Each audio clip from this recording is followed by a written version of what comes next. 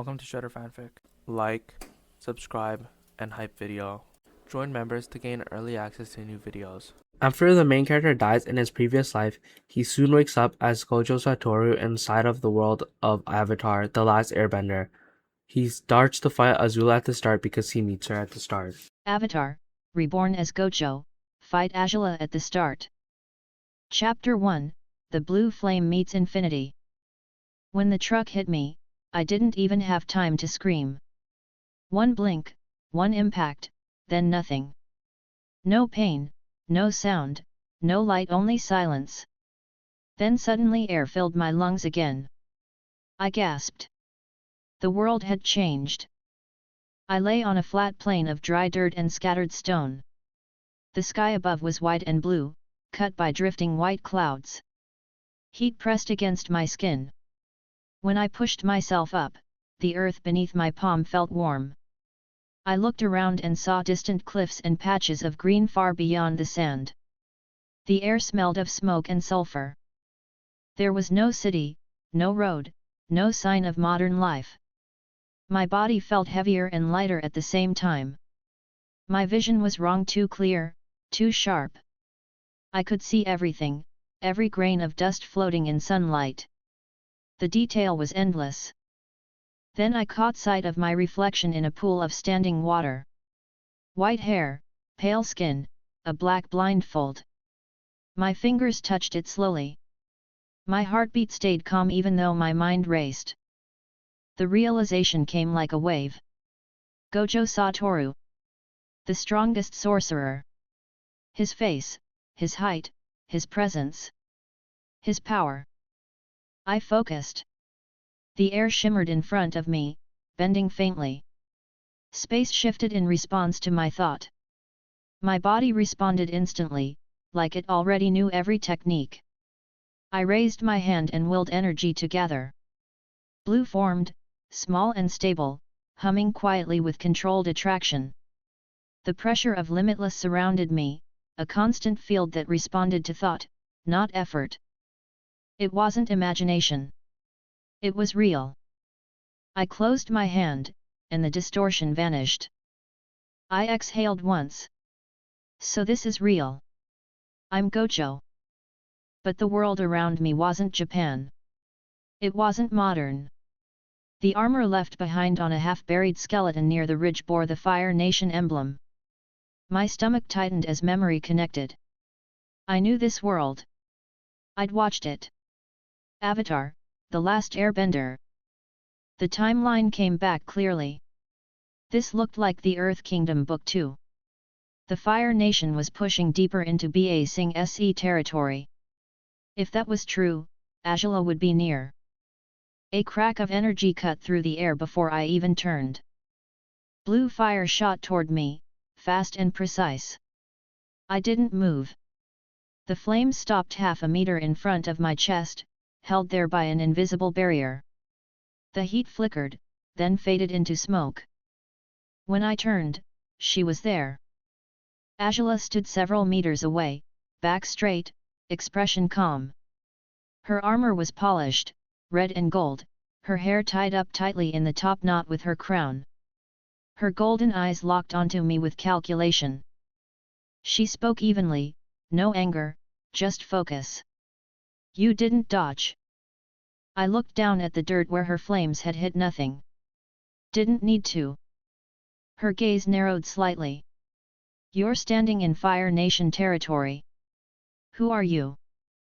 I tilted my head. Let's just say. I'm new here. She lifted one hand again, palm out. Blue flame formed instantly. Then you'll explain yourself after I bring you in. I smiled. You can try. The fire burst forward. I raised my hand and the space between us bent. The flames split, veering off to either side. They hit the ground behind me harmlessly. Azula's feet shifted slightly. She adjusted her stance without breaking her calm. You redirected it. Something like that, I said. Want to go again? Her jaw tightened faintly. Then she moved fast. Blue fire spread from her feet as she launched forward, closing the distance. Her strikes came in sharp bursts, each motion calculated. The first kick brought a wave of heat. I sidestepped and flicked my fingers. Her flame curled harmlessly around my body, drawn off course by the distortion. She spun, using the momentum to send twin arcs of fire from her hands. The ground hissed as heat burned across it. I let her close in, curious to see how far she'd go before realizing the gap between us. Her next strike came as a narrow spear of flame, condensed lightning at its core. I lifted my hand and caught it midair. The energy stopped in front of my palm, frozen in space. I flicked it aside, and it exploded harmlessly into the dirt. Azula slid backward several meters, eyes steady.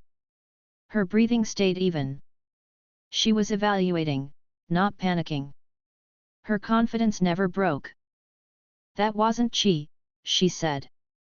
"You're doing something else." "Right," I said lightly. "It's called being me."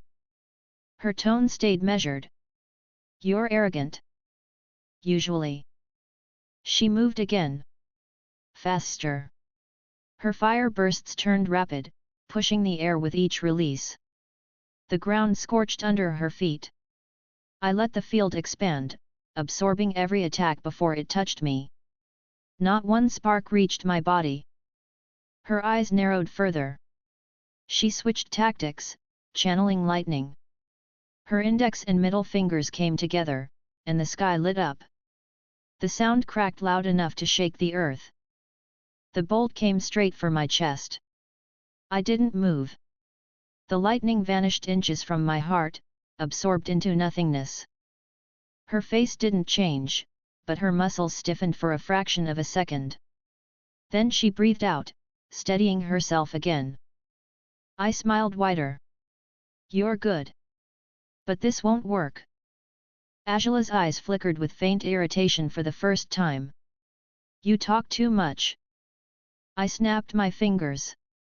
Blue. The gravitational pull formed instantly, dragging the air forward. Dust, pebbles, even bits of metal from her armor strained toward the sphere. Azula crossed her arms, fire blasting from her hands to counter the pull. The heat forced the debris back. Her stance was strong, knees bent, control perfect. I cancelled Blue and stepped forward once. "You have control.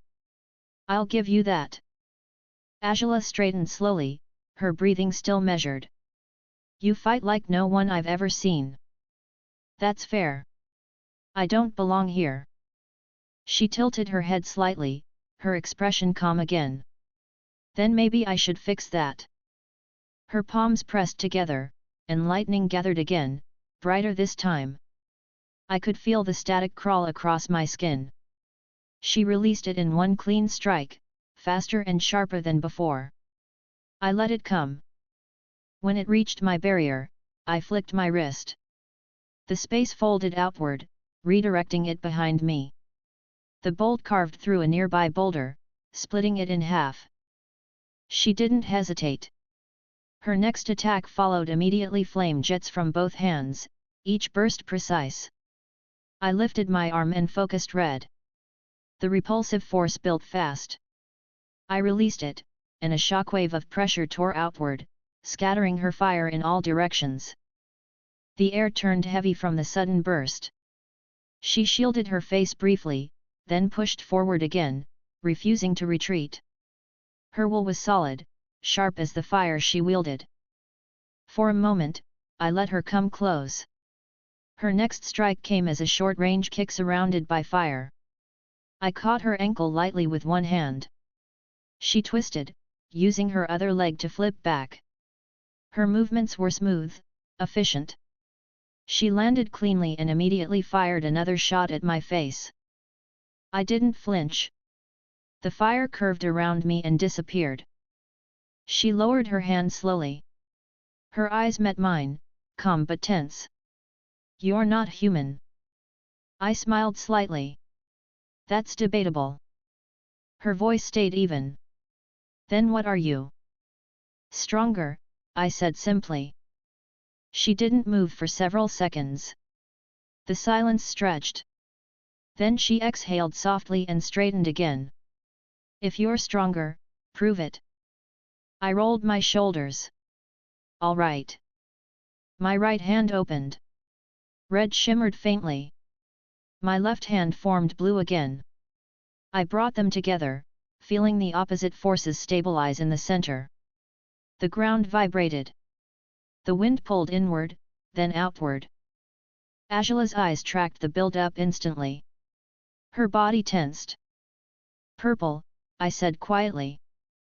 The combined energy surged forward in a straight line. The ground tore open under it. The air cracked with the sound of collapsing pressure. Azula threw herself aside, flames bursting from her feet to propel her faster. The beam grazed her shoulder armor, melting the edge before it vanished into the distance. She landed hard, rolling once before coming back to her feet. Her left pauldron smoked faintly, half melted. Her breathing quickened slightly, but her focus didn't break. She adjusted her stance again, hands ready, eyes locked. That power, she said under her breath. It isn't bending. Nope. She looked at the line carved into the ground where purple had passed. The dirt still smoked. The smell of ozone filled the air. You could destroy armies with that. I tilted my head. Could. But that'd be boring. Azula's expression didn't shift, but her eyes moved sharply. Calculation again. She wasn't afraid, she was thinking. Every second of this fight, she analyzed my movements, the timing, the limits she couldn't see. She didn't understand the mechanics, but she knew overwhelming strength when she saw it. Finally, she lowered her hands slowly. The flames faded. You're not my enemy. Not yet. I relaxed my stance. That's generous of you. It's practical, she said. I don't fight battles I can't win. Her tone was steady, not defeated. Just realistic. She brushed soot from her sleeve, straightened her armor, and met my eyes again. If you're not against the Fire Nation, you should come with me. You might be useful. I smiled faintly. You don't waste time, do you? No, she said. I don't. The wind moved between us, hot and dry. The horizon shimmered from the lingering heat of both our powers. I lowered my hand. All right. Lead the way. She nodded once, short and confident, then turned.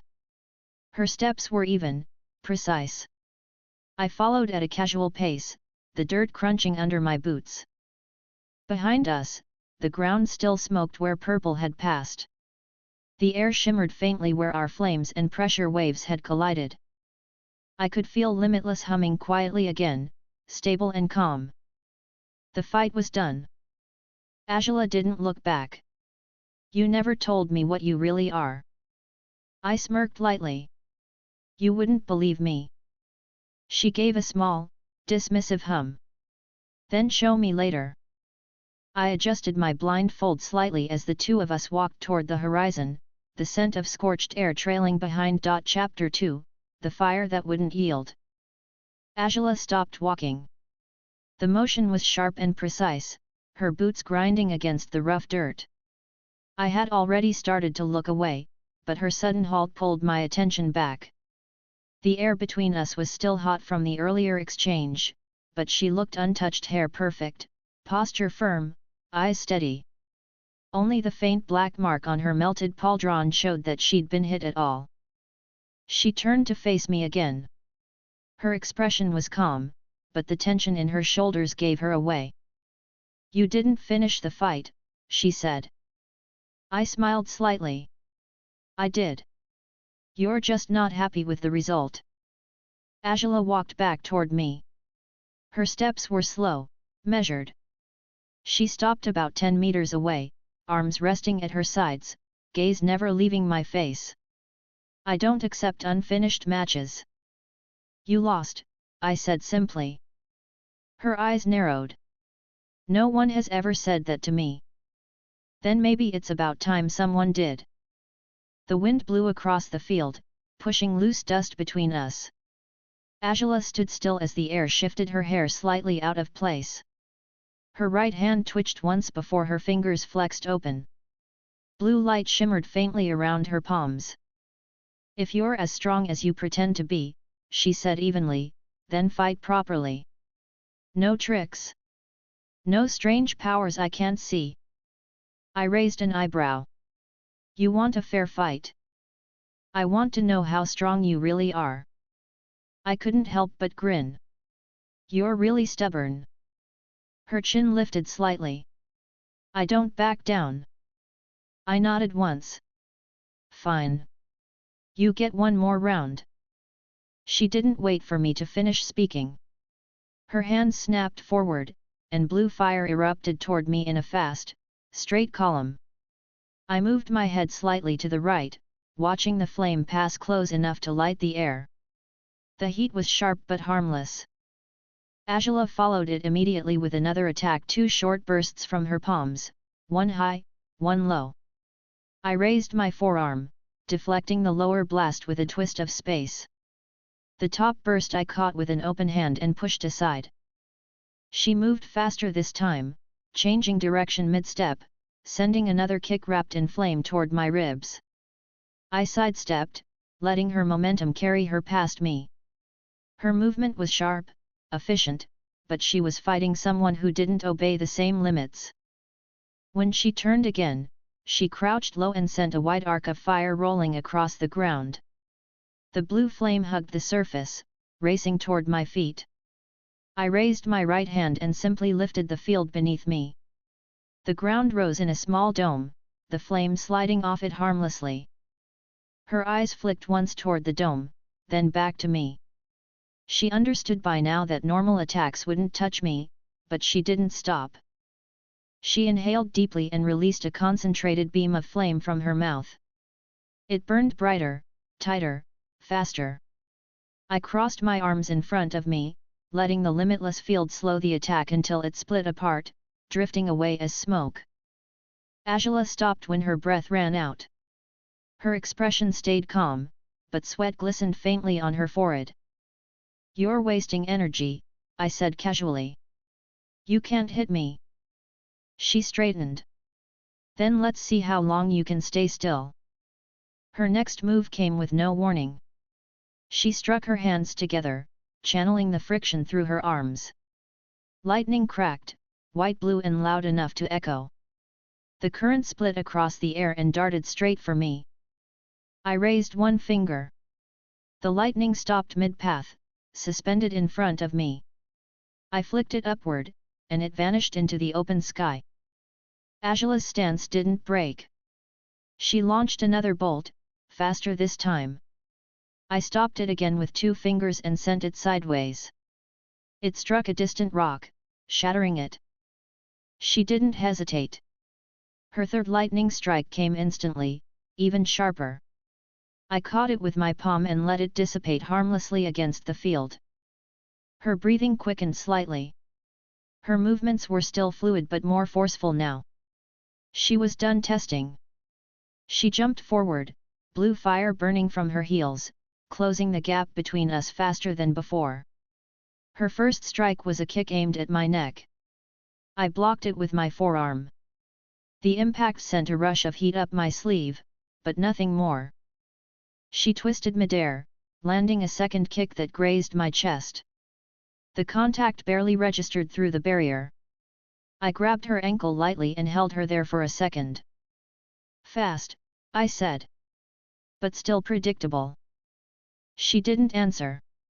She used the hold against me, spinning her entire body and breaking free. She landed behind me and immediately released a burst of fire toward my back. The explosion sent dust flying, but I stepped through it untouched. When the air cleared, she saw I was standing where I'd been before, completely unharmed. Her jaw clenched. You're mocking me. A little, I admitted. Her next attacks came in rapid succession: fists, elbows, and fire in tight rhythm. I let her push the pace, my body moving just enough to avoid every hit. Her technique was flawless, her control over her flames precise to the smallest movement. She wasn't fighting recklessly. She was thinking, adjusting with every motion. When she finally tried to sweep my leg, I raised my foot slightly, catching her shin with perfect timing. She stumbled just enough for me to catch her wrist and twist lightly. She used her other hand to launch another burst of flame at close range. The fire curled around my chest and vanished. I released her wrist and stepped back. You don't need to prove anything. You're good. She exhaled sharply, lowering her arms. You're infuriating. I get that a lot. Azula's eyes focused, sharp again. You said earlier that you didn't fight seriously. Do it now. I tilted my head. If I did that, you'd disappear. Then I'll stop you before that happens. The way she said it was steady, almost quiet. There was no fear in her tone, only certainty. She moved again before I could respond, flame jetting from her feet as she charged straight toward me. I didn't move until she was a breath away. Then I lifted my hand and extended my fingers slightly. She froze mid-motion. Her body stopped in front of me, her flames still burning but unable to reach closer. Her eyes widened faintly, the first real sign of surprise I'd seen from her. She struggled against the invisible wall, her arms trembling slightly with effort. This is what you're up against, I said evenly. You can't close the distance because the space between us won't let you. She gritted her teeth. Nothing can hold forever. I smiled. Want to test that? Her jaw tightened. She forced her flames hotter, brighter, feeding more energy into them. The blue turned almost white. The air shimmered with heat. But the flames stayed fixed in front of me, unable to bridge the gap. When I finally released her, she stumbled back, breathing hard. Her armor steamed faintly from the heat. She straightened immediately, regaining composure, refusing to show weakness. You said you wouldn't use those tricks, she said. I said I wouldn't end it instantly, I corrected. You're doing fine. Her voice was sharp. You're insufferable. I try. Azula raised her hands again, smaller flames flickering between her fingers. She didn't attack right away this time. She was thinking, watching me, searching for any visible sign of weakness. I crossed my arms and waited. The silence stretched between us. A few distant soldiers were visible on the ridge far behind her, but none dared approach. Then she moved. The next series of strikes was the fastest yet. She launched a short burst toward my chest, then immediately followed with a sweeping kick surrounded by flame. I leaned aside to let both miss, then countered by tapping the air in front of me. The field pushed outward just enough to throw off her balance. She slid back a few meters, boots dragging lines in the dirt. Her lips pressed into a thin line. She gathered lightning again, but this time she didn't release it straight. She threw it toward the ground. The electricity scattered across the earth, splitting into several branching lines. I saw what she was doing, immediately using the conductive path to attack from multiple angles. Smart. The lines arced upward, striking from below. I raised my hand and created a small barrier dome. The lightning hit the invisible wall and dispersed into sparks. When the air cleared, she was already moving again. She jumped through the fading smoke, one arm extended, blue fire wrapped around her palm. I blocked it with an open hand, the flames crawling harmlessly over my fingers. Persistent, I said quietly. Always, she replied. She swung again. I parried with my forearm. Her fist met my palm, and I caught it lightly, holding her there. For a brief moment, her eyes met mine. The gold in them burned as bright as her flames. Then I twisted slightly, letting go. She staggered one step back, then steadied herself again. Her breathing was deeper now, her chest rising and falling quickly. I lowered my arm. You've proven enough. You're strong. Her voice came low, even but edged. You haven't even tried. I nodded once. You're right. Azula didn't speak again. She moved suddenly, both hands forward, releasing one final lightning strike. The flash was brighter than before. The sound cracked loud enough to shake the air. I lifted my hand, index and middle finger extended. The bolt stopped in front of me, frozen midair. For a moment, the light from it reflected in her eyes. Your control is perfect, I said. But this isn't your fight. I flicked my finger. The lightning shattered like glass, vanishing into harmless static. Azula lowered her arms slowly. Her breathing steadied, though her gaze remained sharp. She looked at the ground, then back at me. You win, she said simply. I smiled faintly. I always do. Azula exhaled once through her nose, brushing ash from her armor. You're dangerous. Only when I'm bored. She didn't answer. She turned, straightened her shoulders, and started walking away again, the same calm precision in every step. I watched her go. The field around me quieted. The faint shimmer of energy faded until the air felt still again. I rolled my shoulders once and glanced toward the horizon. Azula stopped briefly and looked back. If you stay in the Earth Kingdom, you'll see me again. I smiled. I'll look forward to it. She said nothing more. Her silhouette moved farther down the ridge until the heat blurred her outline. I stood there for a while longer, the ground still warm under my boots, the faint smell of scorched air around me. Chapter 3, The Exiled Prince. The heat from Azula's last fire wave still lingered in the air when I turned away from the scorched ground. She was gone now, back toward her ship, toward her soldiers, pretending the fight hadn't shaken her. I didn't blame her. Pride like hers didn't bend easily. The wind rolled through the grass. The world was quiet again. I stretched my arms above my head, letting out a soft yawn. The horizon stretched far and open. For a second, I wondered what to do next. There wasn't anyone here worth fighting. I'd already seen what Azula could do, and the Fire Nation soldiers around her were hardly interesting. My eyes followed the thin trail of smoke drifting far to the west. I remembered something. Somewhere out there, a banished prince was wandering with his uncle, chasing a goal he didn't understand. I smiled faintly. Zuko, hey. It wasn't much of a plan, but I didn't have anything better to do. I could see the whole path ahead of me with the six eyes, the heat patterns stretching across the landscape. Their trail wouldn't be hard to find. Zuko was running from Azula now, trying to hold on to pride that had already been broken. Maybe it'd be fun to see what happened if I nudged things a little. I started walking. The ground crunched under my boots.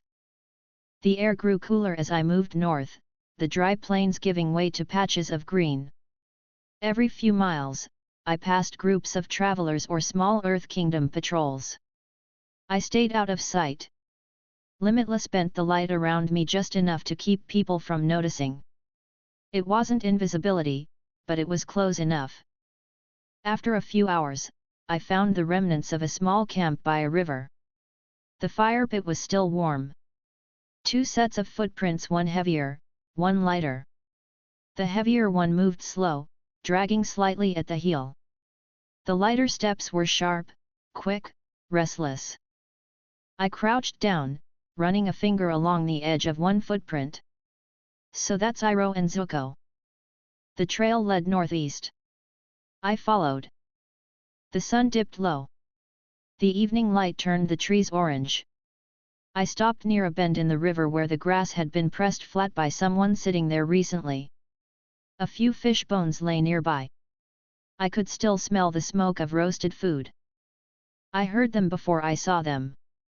Iroha's voice was low and calm, a steady rumble of warmth. Zuko's voice cut sharper, irritated and defensive. I don't need to rest, Zuko said.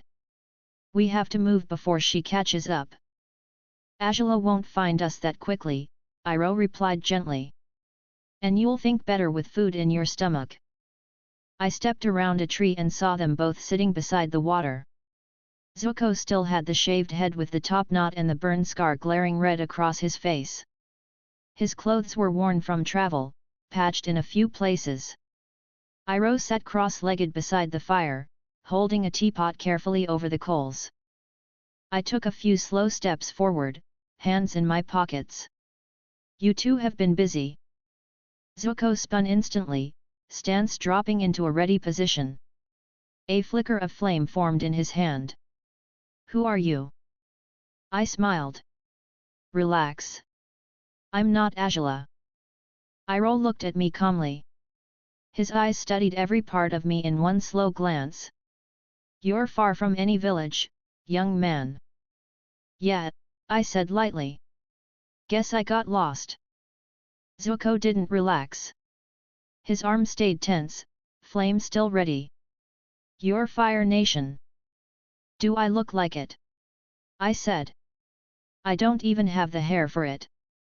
He frowned, confused but still wary. I could see the exhaustion under his eyes.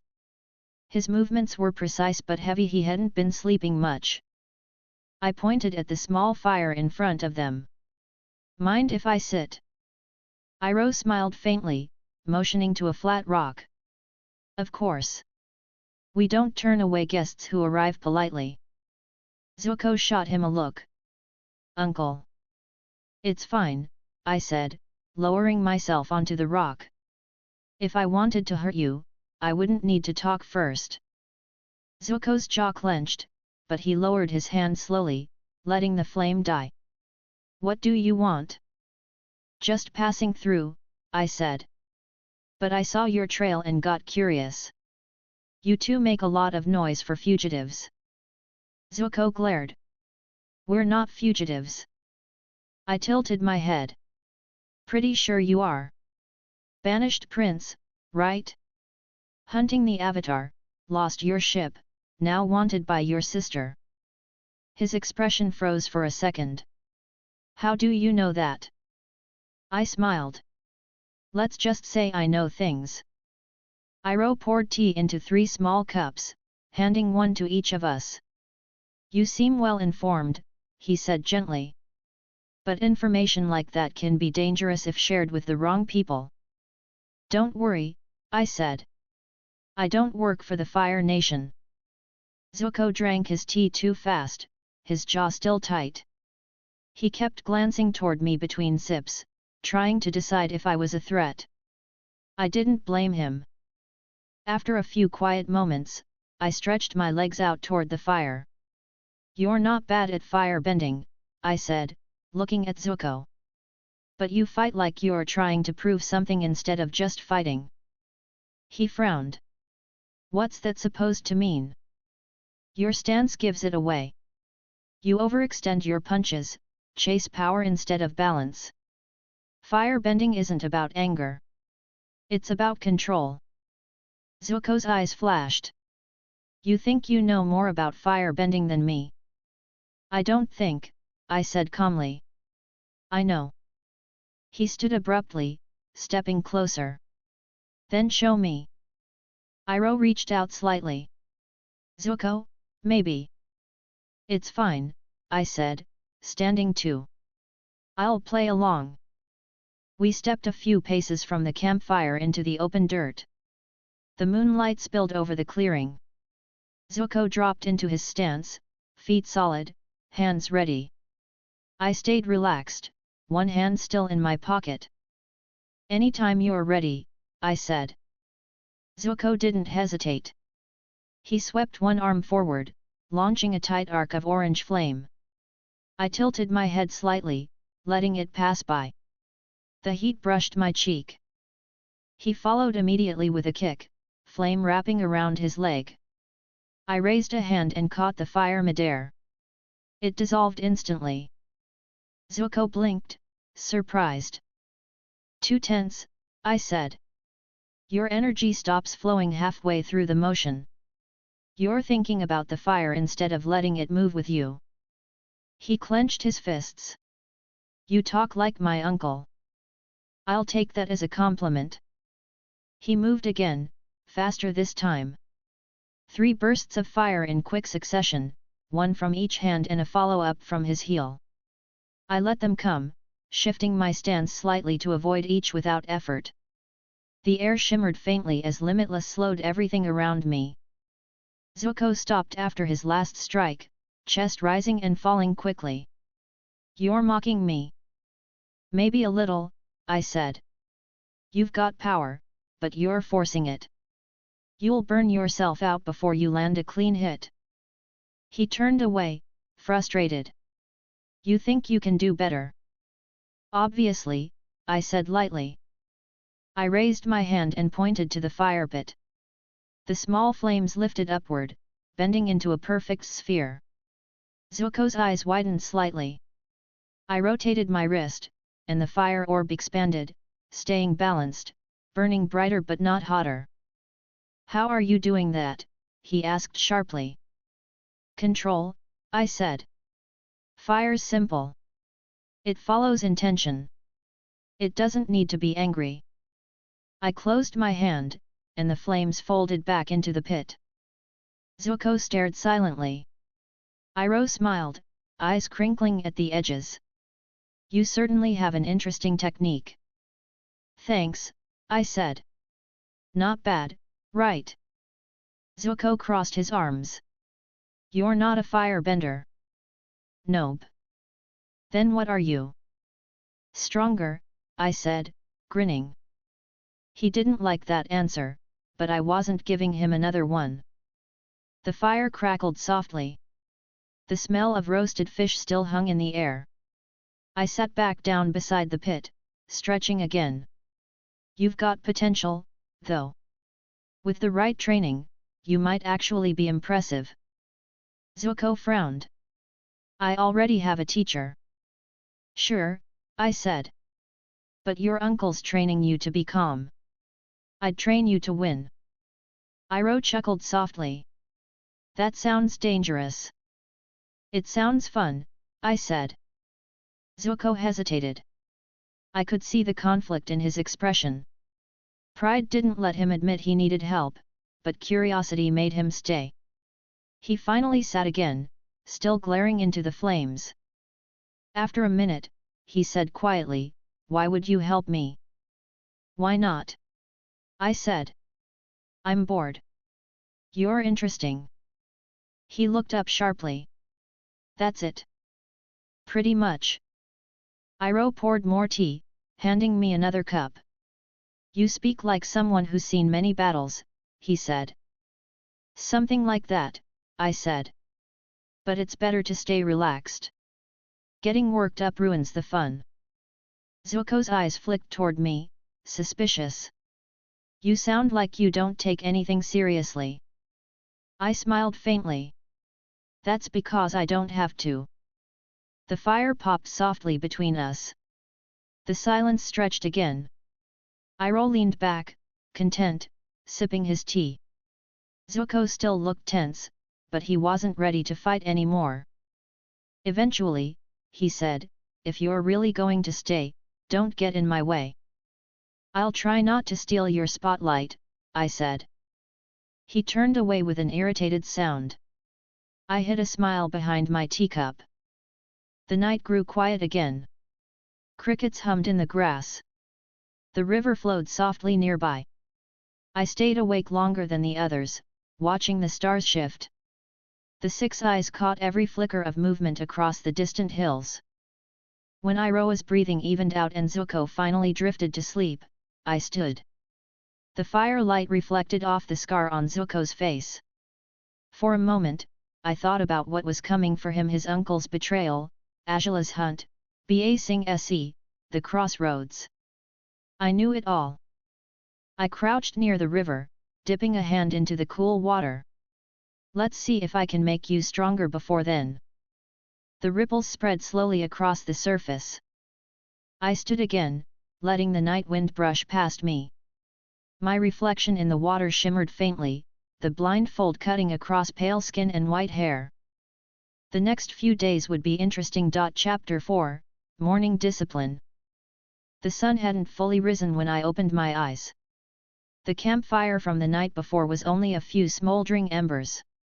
A faint mist drifted over the river. The air was cold enough to bite at the skin. I sat up, rolling my shoulders. Iroh and Zuko were still asleep on the other side of the camp. Zuko had kicked one leg out of his bedroll in his sleep, the blanket half tangled around him. Iroh slept perfectly still, hands folded over his chest, calm as always. I stood, stretching until my joints cracked. "All right," I said quietly. "Time to wake the kids." There was an empty bucket near the river bank. I grabbed it, walked to the water, and dunked it in. The river was cold, so cold it numbed my fingers immediately. I pulled the bucket out, water sloshing at the edges, and looked back toward the camp. I walked up beside Iroh first. He was awake already, eyes half open, smiling faintly. "Good morning," he said. "You wake up early for an old man," I said. He chuckled softly. "Habit. Soldiers learn to rise before the Sunday." I lifted the bucket slightly. "You might want to move." He laughed again and rolled his blanket aside. "I assume the prince isn't so lucky." "Exactly," I said, grinning. Zuko was still asleep, face turned toward the fire pit. His expression was calm for once, less scowl, more exhausted rest. That lasted about 3 more seconds. I raised the bucket and poured the entire thing over him. The sound was immediate. Zuko shot up with a shout, flailing as cold water drenched his hair and soaked his blanket. What was that for?" I smiled, setting the bucket down. "Rise and shine, sunshine." He stared at me, dripping wet, teeth clenched. "You think that's funny?" "Very." Iroh covered his mouth, trying not to laugh. "A bit of cold water is good for waking the body, Prince Zuko." Zuko glared at both of us. "You could have just said something." "Wouldn't be as effective," I said. "Now hurry up. You've got training to do." His irritation turned into confusion. "Training? You said you wanted to get stronger, didn't you?" I said. "Well, here's your chance." He hesitated, then pushed himself to his feet, wringing water from his sleeve. "Fine." Iroh smiled faintly. "I'll prepare breakfast, then." "Make it big," I said. "He'll need it later." Zuko frowned. "I'll be fine." "Sure you will," I said lightly. He glared again, but it didn't bother me. I started walking toward the open area near the river bank. The dirt was flat, the perfect spot for a spar. Zuko followed reluctantly, still dripping. When we reached the center of the clearing, I turned to face him. "You're already warmed up thanks to your little swim," I said. "That saves time." He crossed his arms. "You're impossible. Flattery won't get you out of this." He exhaled through his nose. "Fine. What are we doing?" "Sparring," I said. "Hand to hand. No firebending for now." His eyes widened slightly. "What? That's pointless." "Not really," I said. "You depend too much on fire. You lose rhythm when it's gone. If you want control, you have to move clean without relying on power." He hesitated, then slowly dropped into a stance. "All right." I adjusted my blindfold slightly, grinning. "Try to hit me." Zuko moved first. His first punch came straight for my chest. I shifted just enough for it to pass through air. He followed with a kick, low and fast. I stepped aside again. He spun, sending another strike toward my ribs. I blocked it with my forearm. He grunted and tried again. Each movement was strong but rushed. His form was tight, but the anger behind it made him stiff. I didn't counterattack. I let him throw every punch, every kick. My feet barely moved, my body adjusting just enough to avoid contact. "You're too tense," I said. "Relax your shoulders." He ignored me, swinging faster. I ducked under his next strike, grabbed his wrist lightly, and twisted. He stumbled forward. I let him go immediately. "See?" I said. "You're not moving with your own weight. You're fighting like you're trying to prove something." "I don't need your advice," he said sharply, stepping back. "Then stop missing." His glare deepened. He rushed forward again, this time faster. His movements were more aggressive now, punches sharp enough to push air. I tilted aside from each, my expression calm. "Better," I said. He kicked toward my head. I leaned just enough for it to miss by inches. His heel brushed my hair. When he landed, I tapped his shoulder lightly with 2 fingers. "Off balance again," I said. He spun, trying to sweep my legs, but the field stopped his kick short before it could touch me. He didn't notice the distortion, just that his leg refused to connect. He fell back a step, frustrated. "What was that?" "Gravity," I said. "You lost your center." "Stop mocking me. I'm helping." Zuko clenched his fists and lunged forward again. His strikes came faster, his breathing harder. Sweat started forming on his forehead despite the morning chill. I let him continue. Every time he got close, I shifted my weight, sidestepped, or raised a single hand to block him. Minutes passed. The rhythm repeated, Zuko attacking, me dodging. His movements grew heavier. His breathing turned ragged. "You'll never win if you burn out this fast," I said. He stopped for a second, chest rising quickly.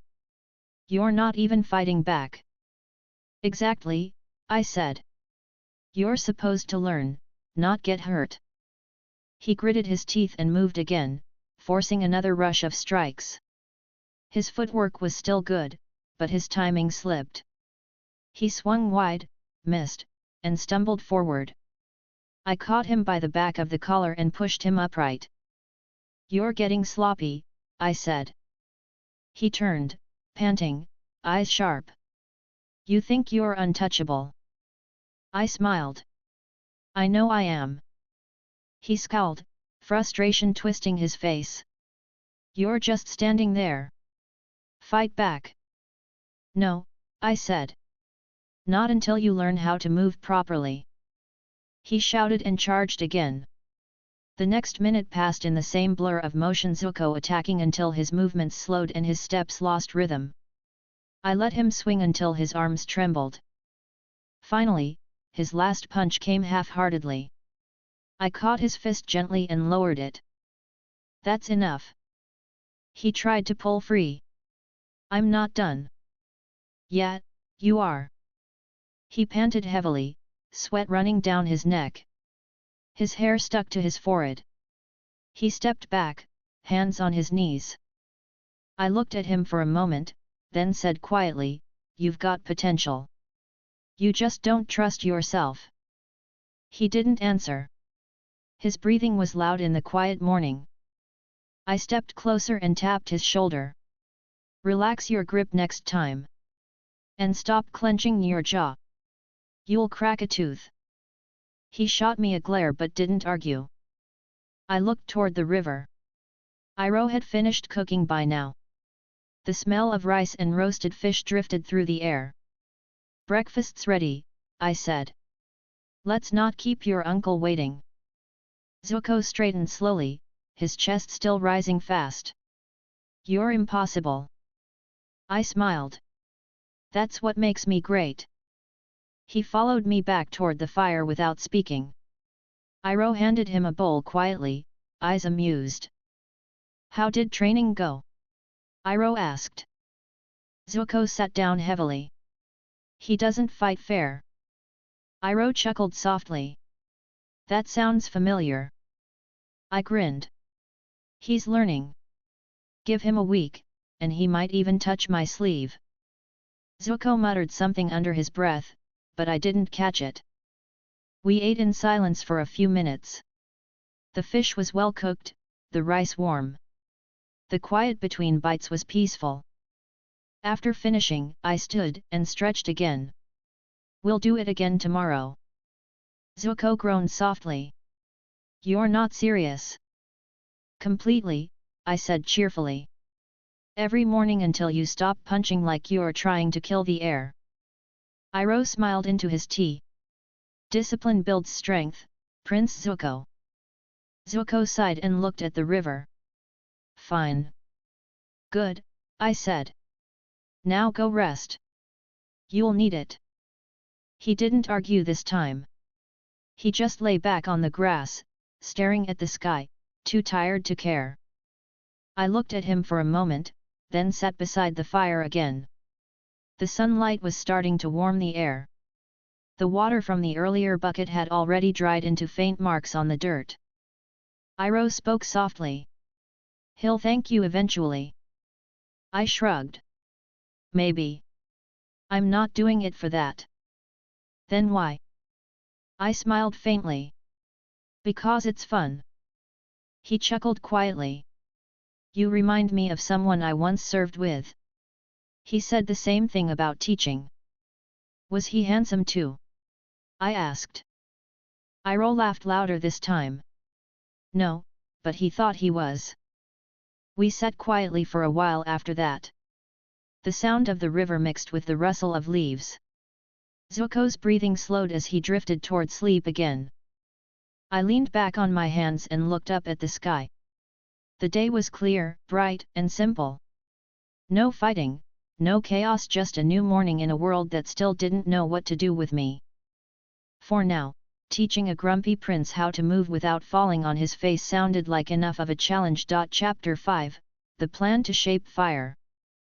The sun was higher than usual when I woke again.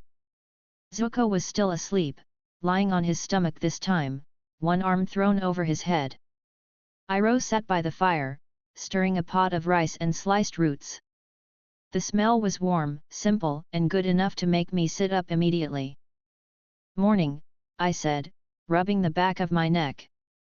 Iroh looked over and smiled. You let yourself rest longer than yesterday. I earned it, I said. Your nephew hits a lot, even if it doesn't land. He laughed softly. He has energy, I'll give him that. Energy's one thing, I said, standing and stretching until my shoulders cracked, control's another. I walked toward the river, splashed my face with cold water, and came back. Iroh had already poured me a bowl of food. I sat down across from him, the fire crackling between us. Zuko groaned somewhere behind the camp. I heard him roll over. You two are too loud. I smiled. Good, you're awake. He pushed himself up slowly, moving stiffly. The look on his face told me his muscles were sore. Iroh passed him a bowl, but he only stared at it. Eat, I said. You're going to need it. Zuko frowned but took the bowl. He ate in silence, the irritation in his expression plain. Iroh watched us both for a while before speaking again. You plan to continue his training? Of course, I said. Can't waste potential like that. He gave a small nod. May I ask something? Sure. You're clearly powerful, Iroh said calmly, stirring his tea. But you're not a firebender. How do you plan to teach him properly? I smiled, leaning back on my hands. That's easy. Firebending or not, the body works the same. He fights like he's chasing something he can't catch. I can fix that. Iroh raised an eyebrow slightly. How? Hand to hand first, I said. No bending until he learns to move right. The rest will fall into place once he stops fighting his own weight. Zuko looked up from his bowl. That makes no sense. I shrugged.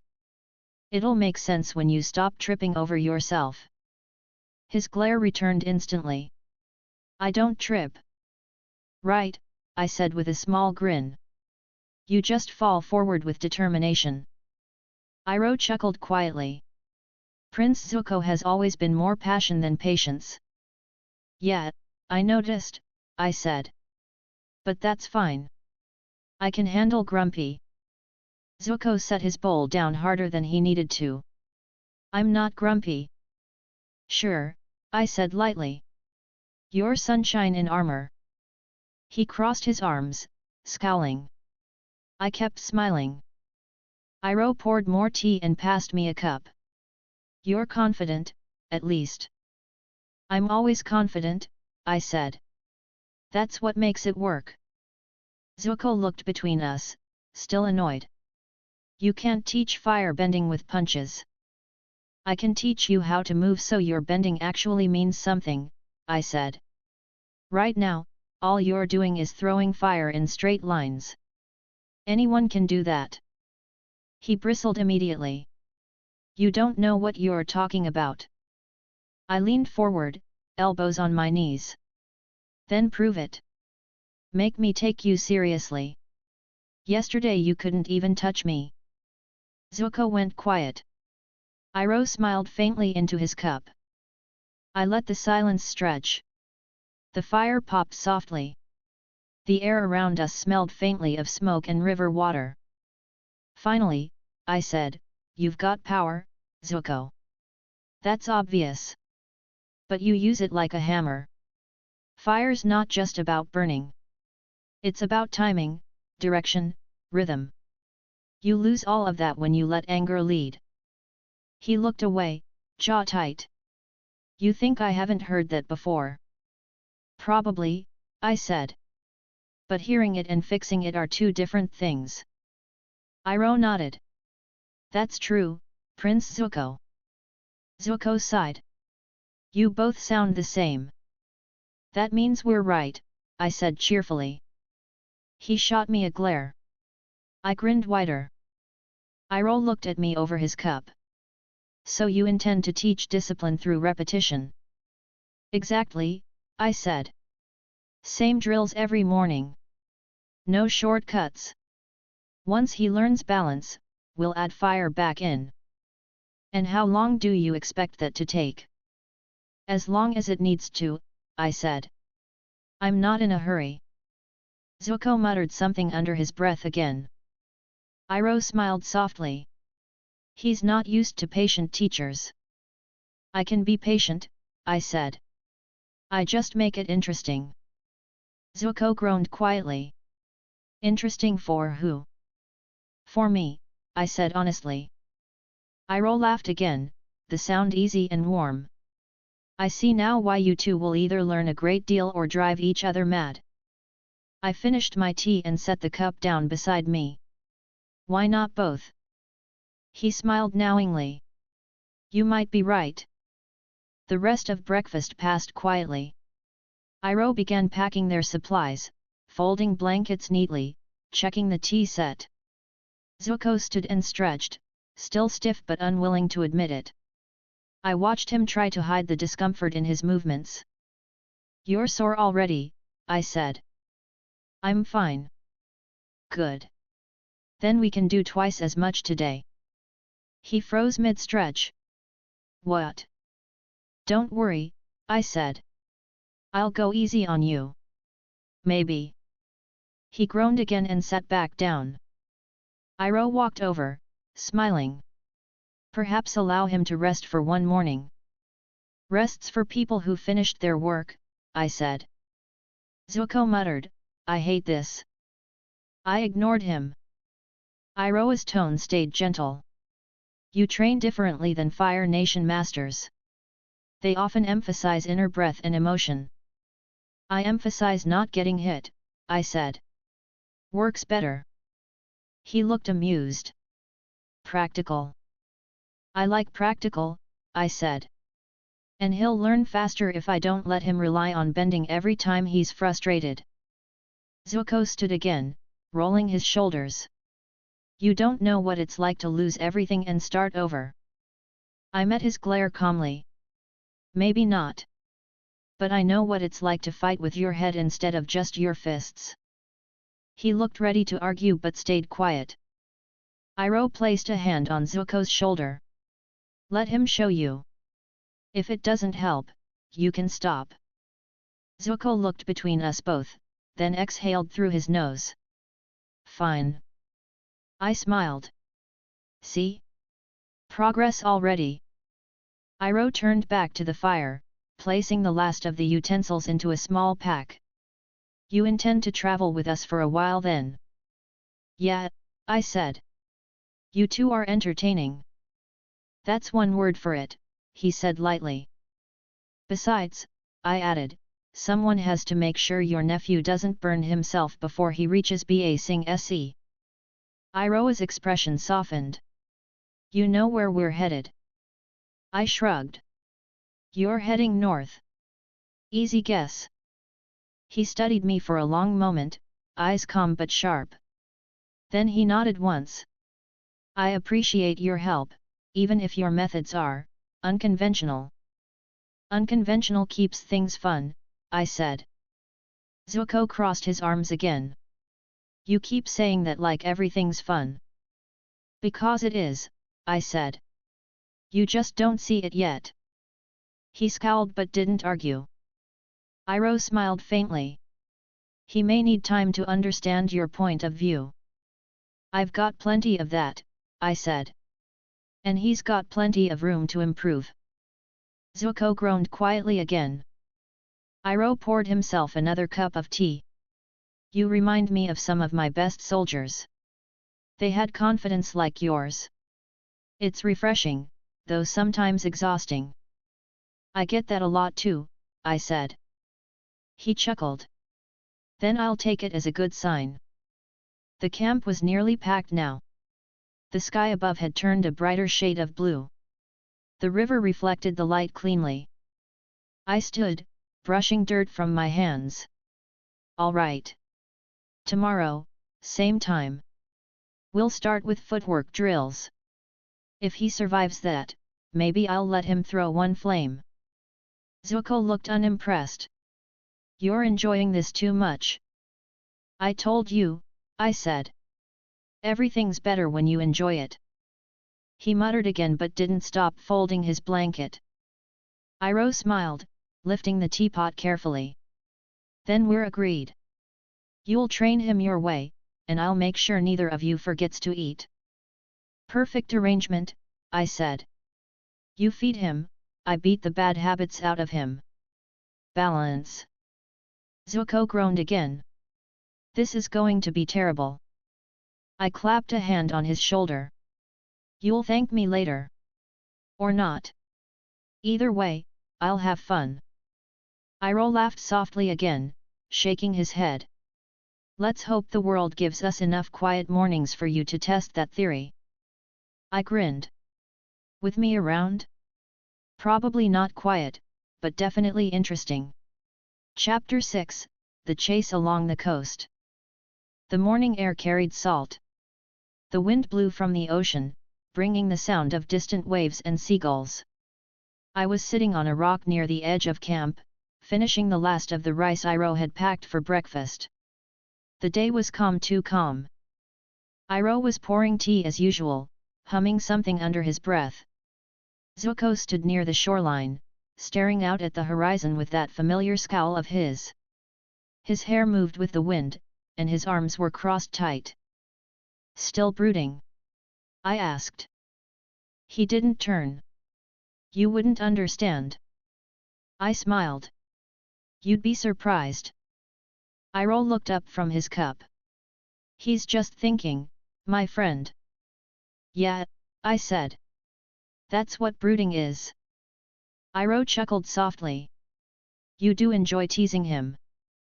It's healthy, I said. Keeps the blood moving. Zuko sighed and turned around.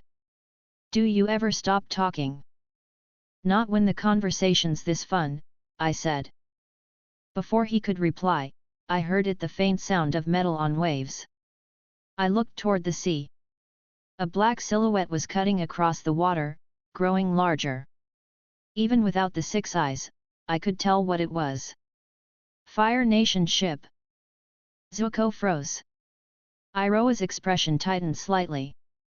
I stood and shaded my eyes with one hand, pretending to squint. Well, that's not subtle. Zuko's voice was tense. They found us. Looks like it, I said lightly. Guess Azula didn't forget me. Iroha set down his teapot calmly. We should move inland. Agreed, I said, brushing my hands off. All right, kids. Time for a morning jog. Zuko didn't waste time. He grabbed his pack and slung it over his shoulder. Iroha gathered what he could carry easily. I waited until they were ready, then nodded toward the line of cliffs leading east. That way. Zuko started running. I followed behind, walking at first just to annoy him. The six eyes tracked the ship as it came closer. Blue flame flickered near its deck. Azula. She'd already spotted us. Run faster! Zuko shouted. I smiled and finally started running, though not as fast as I could. The coast stretched long and uneven, sand giving way to rough stone. The air was filled with the distant hiss of fire being launched from the ship. Blue fireballs hit the shore behind us, exploding against the rocks. Zuko stumbled once, catching himself. I kept pace easily. Iroha's breathing stayed calm despite his age. She's close, Zuko said, looking back. I know, I said. She's good at this. A loud crack echoed through the air. Azula's fire hit closer this time, spraying sparks over the sand. The wind carried her voice faintly calm, commanding, confident. Still as dramatic as ever, I muttered. Iroha gave me a glance. Can you do something about that? Sure, I said. But where's the fun in stopping early? Zuko shot me a glare over his shoulder. This isn't funny. Then why am I smiling? I asked. He groaned in frustration and pushed himself harder. His movements were sharper than yesterday, still stiff, but faster. I kept a light jog, hands in my pockets. The ship was almost parallel to us now. Azula stood on the deck, her form distinct even from this distance. She raised one arm, blue lightning starting to gather. All right, I said. Time for a shortcut. I reached out with one hand, touching Iroha's shoulder. Space folded around us, the horizon bending. The world shifted in a blink. The beach disappeared, replaced by a ridge of tall grass farther inland. Iroha blinked once, regaining his bearings instantly. Remarkable. I grinned. You get used to it. Zuko was still running along the beach below, unaware. I watched him for a moment. He'd stopped briefly, realizing we'd vanished, then started running again in the same direction, confusion written all over his face. I cupped my hands around my mouth and called out, "Keep running. You're doing great." His glare from down below was visible even from here. Where are you? Ahead. I shouted back. He groaned but didn't stop. Azula's ship adjusted course, following his movement. I could see her directing the crew. Her voice carried faintly over the waves. He's not alone. They're nearby. Her precision was impressive. Iroha was watching her too, his expression unreadable. She's very focused, he said softly. She always is, I said. You have to respect that. Another burst of blue fire erupted from the ship, hitting the rocks near Zuko's path. The heat rolled across the shore, sending up waves of steam. I sighed. She's really trying today. You can help him, can't you? Iroh asked calmly. Of course, I said, stretching my neck. Just wanted to see how far he'd get on his own. I watched Zuko running full speed, the sand kicking up under his boots. His determination was obvious, stubborn, but admirable. Azula was already closing the distance from the ship's bow, her flames cutting through the air with precision. All right, I said finally. Playtime's over. I vanished. The air rippled as I reappeared beside Zuko. He didn't slow down, just looked sideways, surprised and breathless. Where were you? Right behind you, I said casually. Nice form, by the way. He glared, panting. This isn't a game. It's kind of a game, I said. You're doing great. Keep it up. Another explosion hit near the cliff wall beside us. The shockwave pushed sand into the air. Zuko stumbled but didn't fall. I matched his pace easily, walking backward now. Azula's voice carried through the wind. Why are you helping him? I turned my head toward her. She was close enough now that I could see the sharp lines of her face, the calm concentration in her eyes. She looked exactly as she had during our fight, focused, unshaken. I smiled. Because it's fun. Her expression didn't change. She raised both hands, blue flame flaring again. I reached out and placed a hand on Zuko's shoulder. Catch up later, okay? Before he could answer, I twisted space. The world blinked. I appeared several hundred meters ahead with Iroh again, the smell of salt still in the air. Zuko was still running, far behind now, his steps heavy but determined. I let him go for a bit longer, watching how far he'd push himself. He's not slowing down, Iroh said quietly. Yeah, I said. He really doesn't know when to quit. That's his strength, Iroh said. I smiled faintly. And his problem? Azula's next wave of fire hit the cliffs below him, forcing him to veer right. His footing slipped once, and he went down on one knee. I sighed and disappeared again. I appeared beside him just as he pushed himself back up. He looked up, panting hard, anger and exhaustion mixing in his eyes. I said I'd catch up, he shouted. Yeah, I said, grabbing his arm. You're too slow. I twisted space again. The next blink of light dropped us beside Iroh once more. Zuko staggered when we landed, still breathing heavily. Warn me next time. I did, I said cheerfully. You just didn't hear it. Azula's ship was still far out at sea now, the size shrinking as distance grew. She was still on deck, watching, arms crossed. Even from here, I could tell she was trying to track our movements. She's persistent, I said. She always has been, Iroh replied quietly. The wind carried the faintest echo of her voice again, calm and sharp. He's using tricks. Keep firing.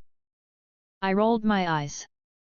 She's really obsessed with winning, hey. Zuko collapsed onto the grass, breathing hard. You think this is funny? I think you should stretch more, I said. He glared up at me. We almost got caught. Almost, I said. Keyword. He sat up slowly, brushing sand off his sleeve. You're impossible. I laughed softly. You keep saying that like it's an insult. Iroh was watching the horizon. She won't stop. Azula's determined when she wants something. Yeah, I know, I said. That's what makes her dangerous. Zuko frowned. Then why help me? Because, I said simply, you're more interesting. He stared at me like he wanted to argue but couldn't find the words. Iroh sighed softly. We should move farther inland. She'll circle back once she loses sight. Or, I said, we could skip the running part. Zuko looked suspicious. What are you talking about now? I smiled, lifting one hand. Trust me. Before either of them could respond, the space around us warped. The light bent, and the air snapped once. The next instant, the sound of the ocean was gone. The ground beneath us was soft, covered in leaves. The air was thicker, humid. We were surrounded by tall trees, the edge of a small island forest. Zuko stumbled again, catching himself on a tree trunk. What just happened? Shortcut, I said. Iroh took a slow breath, looking around calmly. An island. Yep, I said. Nice view, no ships, good hiding spot. Zuko looked at the trees, then at me. You could have done that the whole time. Of course, I said. But you needed the cardio. He groaned loudly. You're unbelievable. I grinned. That's the spirit. Iroh chuckled quietly. At least we're safe for the moment. See? I said. Everything works out. Zuko sat down hard on a nearby rock, still glaring. You let her get that close on purpose, didn't you? Maybe, I said. You run faster when you're motivated. He muttered something under his breath again, but I didn't catch it. Iroh smiled faintly. It seems your methods are effective, if unconventional. Always, I said. Now let's find some shade. He'll need a nap. Zuko didn't even argue. He leaned back against the rock, breathing slowly. I looked toward the distant line of the ocean. The horizon shimmered faintly. Azula's ship was somewhere far beyond it, still searching. I could almost hear her frustration from here. I yawned. That was a good morning workout. Iroh smiled. For you, maybe. For him too, I said. He just doesn't know it yet. Chapter 7, Quiet Under Fire. By the next morning, the island air felt heavier. The waves against the rocks below our camp were slow and steady, the sound mixing with the cries of distant seabirds. I was sitting on a log, tying my hair back loosely while Zuko practiced basic movements near the tree line. Iroh was making tea again. He always made tea. Zuko's kicks were sharp but impatient. His shoulders were still tense from yesterday's run. I watched him miss the balance on his third swing and lower his arm with a sigh. You're still fighting yourself, I said. He turned, already frowning. I'm trying. Trying's not the same as doing, I said. Loosen your stance. You move like you're about to punch the ground. Iroh glanced up from the kettle. He's improving. I smiled faintly. Barely. Zuko glared at me, jaw tight. You really don't stop, do you? Not when it's this fun, I said easily. He grumbled under his breath but adjusted his feet. I could see the control starting to show, the small corrections that came from repetition. Iroh poured tea into 3 cups and handed me one. You're very persistent with him, he said kindly. I like projects, I said. He's rough, but he learns fast when he's not angry. Zuko didn't look up. I'm not angry. I laughed. Sure you're not. The rest of the morning passed without much noise. When the sun climbed high enough to warm the sand, I stretched and looked inland. The faint column of smoke in the distance caught my attention. Thin, steady, human-made. Village, I said. Iroh followed my gaze. Fire Nation outpost, most likely. Then let's visit, I said. Zuko looked up quickly. That's a bad idea. Only if you make it one, I said. We need supplies anyway. You can't live on fish and tea forever. Iroh smiled slightly. Some variety wouldn't hurt. Zuko exhaled sharply. Fine. But we stay quiet. I'm always quiet, I said, standing. He gave me a look that said otherwise. We packed quickly and started moving inland. The island's center flattened into farmland, dry fields of green roots, a few water wheels turning slowly beside small wooden houses. The smell of smoke and ash drifted faintly through the air. I saw the red flags first. The Fire Nation's emblem hung from wooden poles at the edge of the village. Soldiers walked the dirt road in groups of 3 or 4, armor bright under the sun. Villagers moved around them with lowered heads, carrying baskets or pulling carts. Nobody spoke loudly. The silence was heavy, broken only by boots hitting the ground and the creak of wheels. Iroha's expression stayed neutral. They've been here for a while. Zuko clenched his fists slightly. We should help them. By getting caught? I asked. You really don't think ahead, do you? He glared at me again. They don't deserve this. I know, I said. But burning a few soldiers won't change the war. You want to fix things? Then you start small. He didn't answer, but his shoulders tensed again. We walked farther into the village. I kept the blindfold loose, letting the 6 eyes adjust. I could see the heat signatures of every soldier, every small spark of chi that ran through the area. The Fire Nation kept about a dozen guards stationed near the central storehouse. Iroh stopped at a small stall where an older woman was selling dried vegetables. She looked up nervously when she saw the 3 of us. I smiled to ease her worry. Morning, I said. Got anything fresh? Her hands trembled slightly. And no. Only this, sir. I leaned forward, lowering my tone. Relax. We're just travelers. She looked uncertain but nodded. Iroh handed her a few coins quietly and took a small bundle of food. Zuko's eyes followed 2 soldiers walking past us. They were laughing about something, talking loud enough to be heard. The woman flinched when they passed. I watched Zuko's hands twitch at his sides. His expression darkened. Don't, I said softly. He turned his head sharply. They're treating people like slaves. And you'll make it worse if you attack now, I said. They'll come down on everyone here. He didn't answer. His jaw locked tight. Iroh placed a hand on his shoulder. Listen to him, Prince Zuko. There's a time to act and a time to observe. Zuko pulled away slightly but didn't argue. We moved to a shaded bench near a well. From there, we could see most of the main road.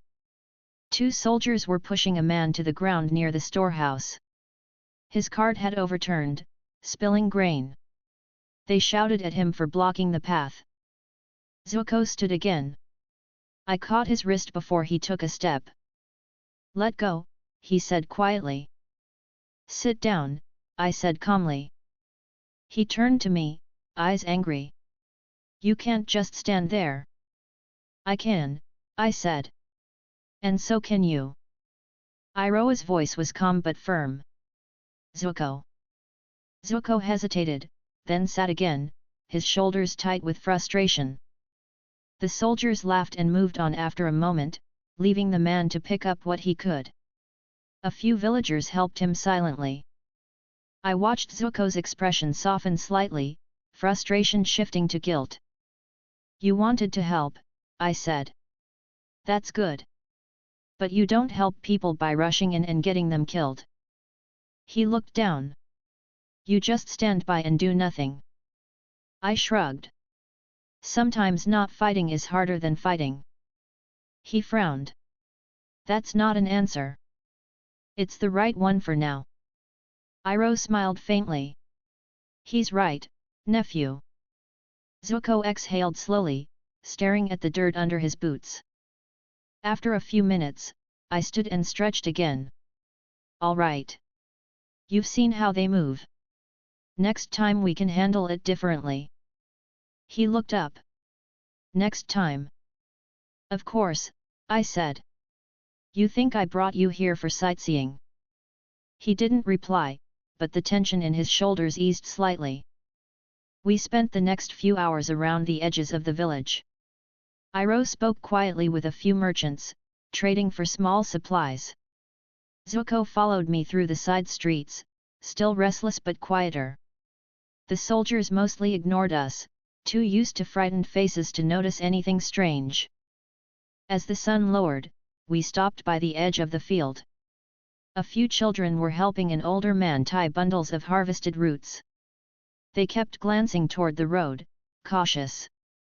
I watched them for a while. Then I said quietly, "See? Even with soldiers around, life keeps moving. You just have to know when to push back." Zuko folded his arms. "I hate feeling helpless." "Good," I said. "That's where change starts." He looked at me sharply, unsure if I was mocking him again. I wasn't. Iroh approached with a small sack of food. "We should camp on the ridge tonight. It's safer." "Fine by me," I said. We turned to leave, but movement near the road caught my attention. 3 soldiers were dragging a man out of a small house, shouting about unpaid tax. The villagers nearby froze. Zuko's hands clenched again. "That's enough." "Zuko," I said quietly. "I can't just watch this," he snapped. The soldiers shoved the man to the ground. Iroh's face stayed calm but serious. "If we intervene, the entire garrison will come." "I know," I said. "Which is why we don't make it obvious." Zuko turned to me, confused. "What?" I stepped forward, smiling faintly. "You stay here." Before he could protest, I disappeared. The soldiers didn't see me arrive. I was behind them before their next shout. One reached for his spear. I grabbed it lightly and twisted. The weapon slipped from his hand before he realized it was gone. "What?" he started, but I tapped his helmet with one finger. The pressure field knocked him unconscious instantly. The other 2 turned, startled. I flicked my wrist, and their boots stuck to the ground, space bending just enough to hold them there. They struggled, confused. "Gentlemen," I said lightly. "Maybe find someone else to bother." They didn't hear the words properly, just felt a sudden wave of disorientation before collapsing. I straightened the man they'd been dragging and brushed dust off his shoulder. "You're fine now," I said quietly. He stared at me, too shocked to speak. I stepped back and disappeared again before anyone else could see. When I reappeared beside Zuko and Iroh, both were staring at the road. The soldiers were out cold, the villagers rushing to help the man. Zuko looked at me sharply. "What did you do?" "Handled it," I said simply. "That was dangerous." "For them, maybe," I said with a grin. Iroh sighed softly. "You took care not to draw attention, I hope." "Always," I said. "No one saw a thing." Zuko was still staring. "You could have done that the whole time." "Yeah," I said. "But you needed to see the right moment first." He didn't answer. His eyes went back to the villagers helping the injured man. We left before the soldiers woke. The climb up the ridge was quiet. The air cooled quickly as the sun sank. When we reached the top, the view stretched wide, the small village below, smoke curling slowly from its chimneys. Iroh set down the supplies. "You were careful." "That's good." I smiled. "Always careful." Zuko stood a few steps away, looking back toward the lights below. "You could have done more." "Maybe," I said. "But this was enough for today." He frowned. "You always act like it's a game." "It's not," I said calmly. "But getting angry every time you see injustice won't make you stronger. Learning when to move will." He didn't answer, but I could tell he understood even if he didn't want to admit it. I sat down on a flat rock, looking at the stars starting to show through the clouds. Iroh poured more tea, his movements steady. Zuko stayed standing, still watching the village. "You'll get your chance," I said quietly. He glanced back at me, confused. I smiled slightly. "But for now, eat. You'll need the energy for tomorrow." Chapter 8, The Fire at Their Backs. The first sound was a horn. It echoed from the direction of the village, low and sharp, cutting through the quiet of the forest. I looked up from the small campfire we'd built near the ridge. Iroh's hand paused mid-pour above his teacup. Zuko froze halfway through eating. I smiled slightly. "Well, that didn't take long." Zuko stood quickly. "They found the soldiers you knocked out." "Probably," I said. "You really should have seen your face when I did that, though." "This isn't funny," he snapped. I stood, dusting off my hands. "Relax. We're fine."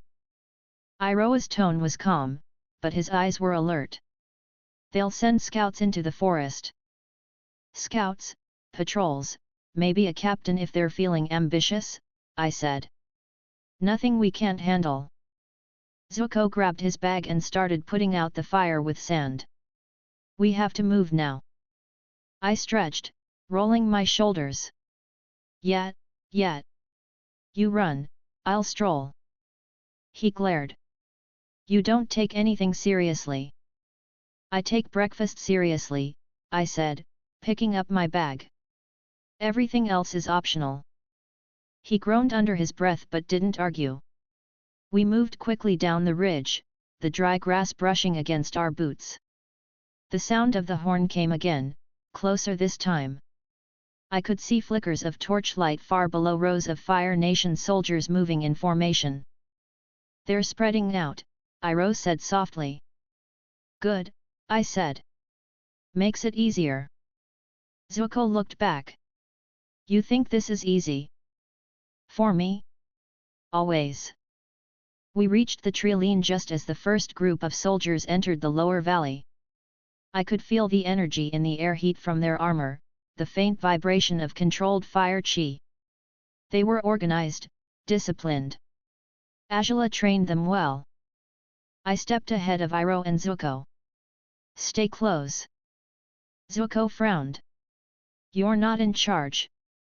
"Then lead the way," I said cheerfully. "Go ahead."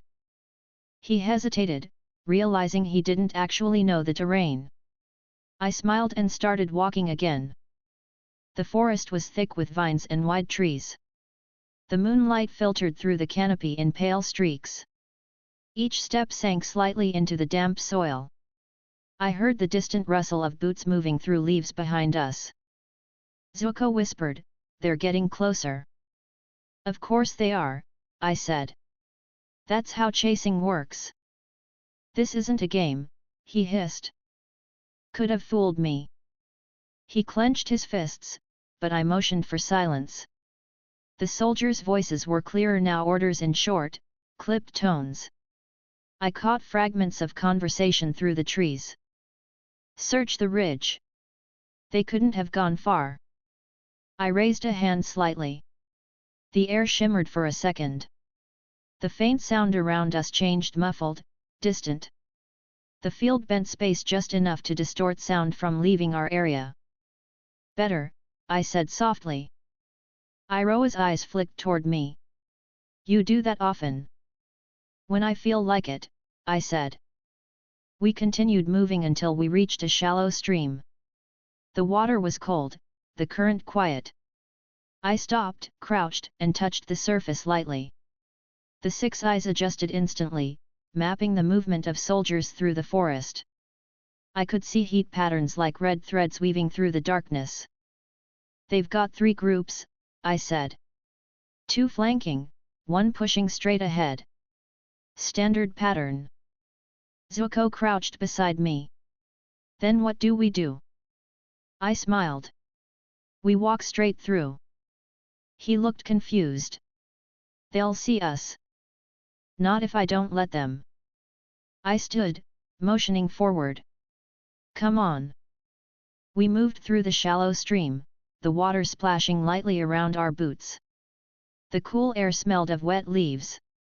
The forest stretched wide ahead, but the flickers of light from the soldiers were everywhere now, torches weaving through the dark like slow-moving fireflies. Zuko glanced back again. They're right behind us. Almost makes it exciting, I said. He glared. You're insane. Just confident. The first group of soldiers appeared from the right, maybe 20 meters away. Their leader raised a hand, signaling for the others to spread out. I could see the moment his eyes passed over us and failed to register anything. The limitless field around us bent light just enough to blur our forms. To him, the space looked empty. They passed within 10 meters, weapons ready, completely unaware. Iroha's eyes followed them quietly. Impressive. I'm full of surprises, I said. Zuko stayed still, barely breathing until the last soldier disappeared into the trees. When he finally exhaled, it came out shaky. That shouldn't even be possible. It is when you're me, I said lightly. He frowned. You're impossible. I grinned. I get that a lot. We moved on. The stream curved deeper into the forest. I could still sense the other groups adjusting their formation. One was coming from the north, moving faster than expected. They'd realized the ridge was empty. They're adapting, I said. Smart. Iroh looked thoughtful.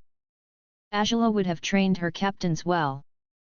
Yet, she doesn't like lazy soldiers, I said. Makes them harder to play with. Zuko's steps quickened. They'll surround us if we stay here. Then we don't stay, I said. I snapped my fingers lightly. The space around us shifted once, barely noticeable. The air rippled. The next second, we were standing several hundred meters ahead, still in the same forest, but the voices behind us had turned faint. Zuko stumbled slightly. You keep doing that without warning. I warned you once, I said. That's enough. Iroh chuckled softly. You handle pressure well.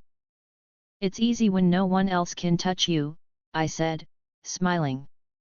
The sound of pursuit returned faintly behind us. A flare of blue light shot into the air from the direction of the village, a signal. Zuko looked up. That means they found something. Probably their unconscious friends, I said.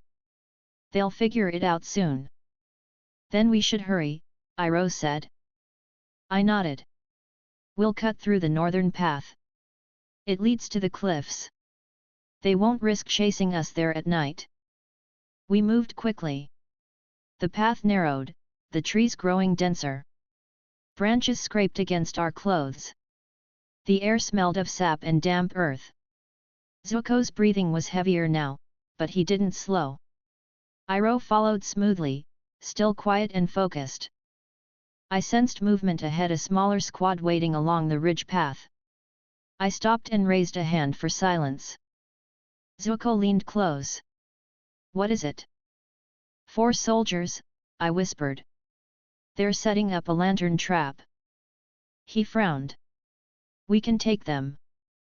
You could, I said. But you'd set half the forest on fire. He glared.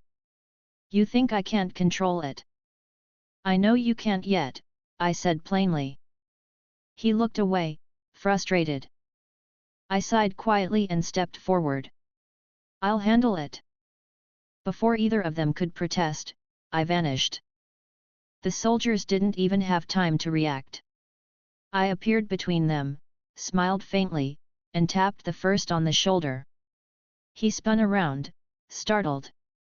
The air bent slightly, and his spear hit the ground before he realized he'd dropped it. Hi, I said. He blinked once, confused, then collapsed unconscious as I flicked my wrist. The other 3 reached for their weapons, but the field warped each of them, frozen mid-motion as the space around their limbs tightened. I knocked them out one by one, quiet and efficient. When I returned to Zuko and Iroh, Zuko was already pacing. What did you do? Cleaned up, I said casually. We're good. He stared at me. You make it look easy. It is, I said with a grin. You'll get there in a few decades. He frowned but didn't argue.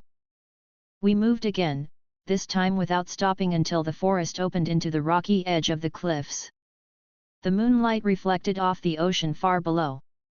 The sound of the waves was steady and low. I looked back toward the trees. The faint glow of torches moved through the forest still, but slower now. They'd lost our trail. See? I said. Easy. Zuko sank down onto a rock, catching his breath. You're insane. I smiled. You keep saying that like it's a bad thing. Iroh sat beside him, setting his bag down. They won't give up soon. We'll have to move again at dawn. Yeah, I said. They'll spread their search by morning. We'll be gone by then. Zuko looked out at the sea, still breathing hard. You think Azula's still chasing us? Of course she is, I said. She doesn't quit. He sighed. Great. Don't worry, I said. She's persistent, but she's predictable. Iroh smiled faintly. You seem to know her well. I've seen her work, I said. She's careful, methodical. Doesn't act without a plan. But she also likes control too much. That's how she loses. Zuko glanced up at me. You talk about her like you respect her. I do, I said honestly. She's sharp. Makes the chase more interesting. He shook his head. You really are crazy. Maybe, I said. But you're still alive because of it. He didn't respond, but the corner of his mouth twitched like he wanted to argue and couldn't find a reason to. The night grew quieter. The sound of the ocean filled the space between us. Iroh poured what was left of the tea, the aroma of jasmine cutting through the salt air. He handed me a cup. You've done well keeping us safe. Of course I have, I said. I'm amazing. He chuckled softly. Confidence suits you. It's called being right, I said, sipping the tea. Zuko leaned back, staring at the stars. We can't keep running forever. Sure we can, I said. It builds character. He gave me a tired look. You don't take anything seriously. I take survival seriously, I said. And keeping you alive qualifies. He muttered, You're impossible. I grinned. You're finally catching on. The forest behind us glowed faintly with moving lights.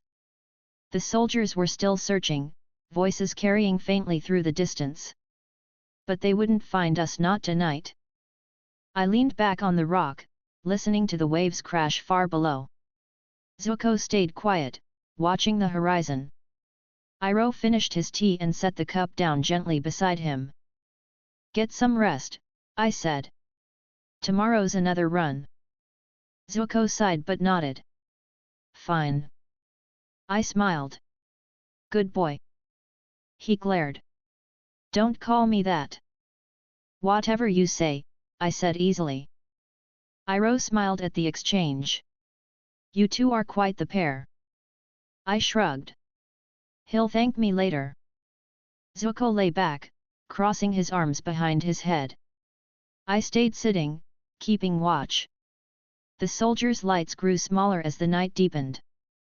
I took another sip of tea and looked out over the sea. The sky was clear now. The world was quiet again. Chapter 9, The Lesson in Restraint. The wind changed before dawn. I could smell it before I heard its smoke, sweat, and the faint scent of burning wood. The forest below the cliffs was quiet, but not naturally so. There was a pattern in the silence, a kind of pause that came before trouble. Iroh was already awake, sitting cross-legged near the embers of our small fire. Zuko was still lying under his blanket, one arm draped across his eyes. The kid slept like he fought uneasy. I crouched beside Iroh and glanced toward the horizon. You smell that? He nodded slowly. Fire Nation troops. The smoke's too controlled for wild flame. Yeah, I said. And their clothes. Zuko groaned softly, rolling over. You two whisper like old women. I smiled. Rise and shine, sleeping beauty. He sat up instantly, scowling. What is it now? Company, I said. And not the fun kind. He rubbed his eyes, trying to wake himself. How many? I adjusted my blindfold slightly. The 6 eyes traced heat through the trees, a dozen distinct flares of chi, each moving in pairs. There were civilians too, smaller signatures, slower, panicked. About 12 soldiers, I said. And some villagers with them. Looks like a forced march. Iroh's expression darkened. Refugees. Yeah, I said. Heading north, but they're being herded. Zuko stood immediately. We can't just sit here. I sighed. Here we go again. He glared. You're really going to stand by and watch? No, I said easily. I'm going to fix it. You're going to stay here and watch me do it right. He frowned. You're not my commander. I'm everyone's commander when I'm the strongest, I said, grinning. Iroh chuckled softly. He has a point, nephew. Zuko turned away, muttering. You're both impossible. Exactly, I said. Now sit tight. Before either of them could reply, I vanished. The shift in space was instantaneous. The forest below appeared around me, dim and cool under the shade of wide trees. I landed silently on a branch overlooking the dirt path. Below, a line of Earth Kingdom villagers walked with their hands bound loosely in front of them. Most were older men and women, a few children, one young mother carrying a baby against her chest. The soldiers pushed them forward with the flat ends of their spears. Keep moving, one barked. You'll reach the port by nightfall. They weren't cruel for the fun of it. They were bored. That made it worse. I watched for a moment longer, then stepped off the branch. My feet hit the ground softly. The nearest soldier didn't even notice me until my shadow crossed his boots. Morning, I said. He spun, startled. Who? He didn't finish. A light tap to his armor sent him sprawling into the bushes, unconscious before he hit the ground. The other soldiers reacted instantly, fire sparking from their palms. Hold it, I said, raising a hand. They froze automatically. I wasn't using any visible technique, just pressure. The air around us thickened. The faint shimmer of Limitless distorted the light. Their flames flickered out before forming fully. The commander at the back gritted his teeth. What trick is this? Physics, I said, smiling. He shouted an order, but his men couldn't move. Their boots stayed glued to the dirt, trapped in place by invisible resistance. I walked between them slowly. The refugees stared, wide-eyed. I stopped near the front of the line and looked at the woman holding the baby. You can go, I said. She blinked, unsure. Who are you? Someone who hates bullies, I said simply. She nodded once, then started walking. The others followed hesitantly, then faster, moving off the path into the trees. I waited until they were gone before turning back to the frozen soldiers. Here's a tip, I said lightly.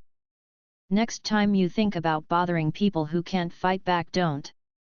They didn't answer. I snapped my fingers once. The pressure released. The men dropped to their knees, gasping for air. I smiled faintly. That's enough excitement for one morning. Then I was gone.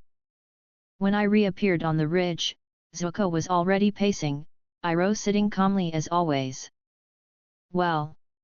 Zuko demanded. All clear, I said. They're safe. He frowned. You took them out that fast.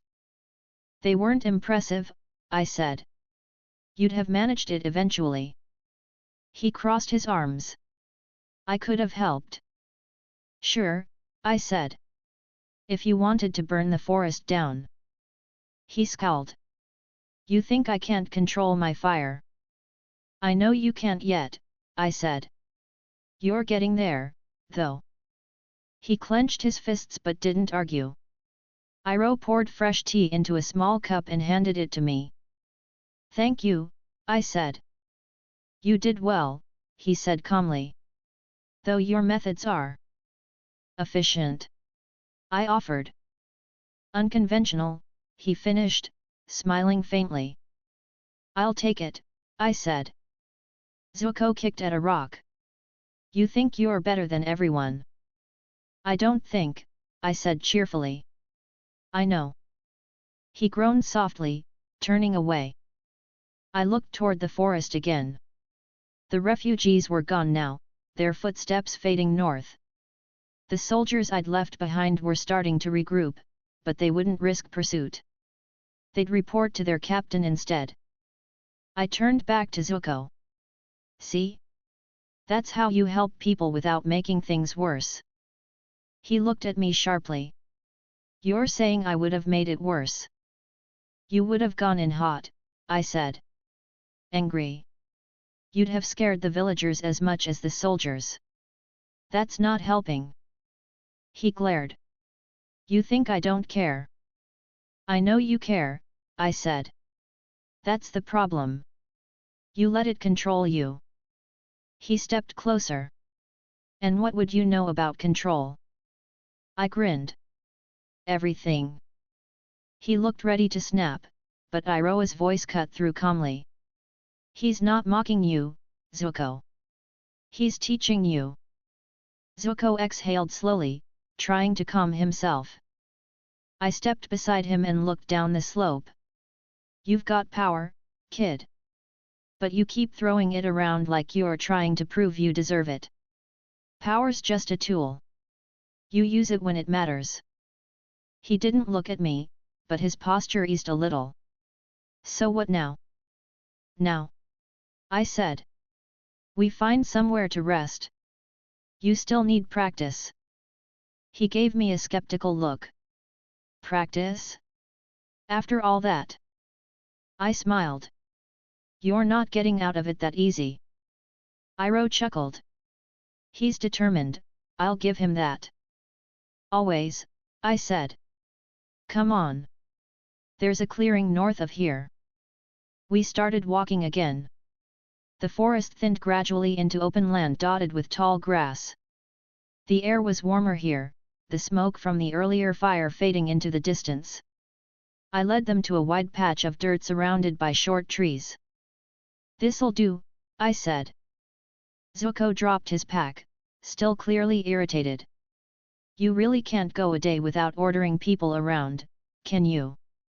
I could, I said. But then you'd never improve. He folded his arms. You don't even know fire bending.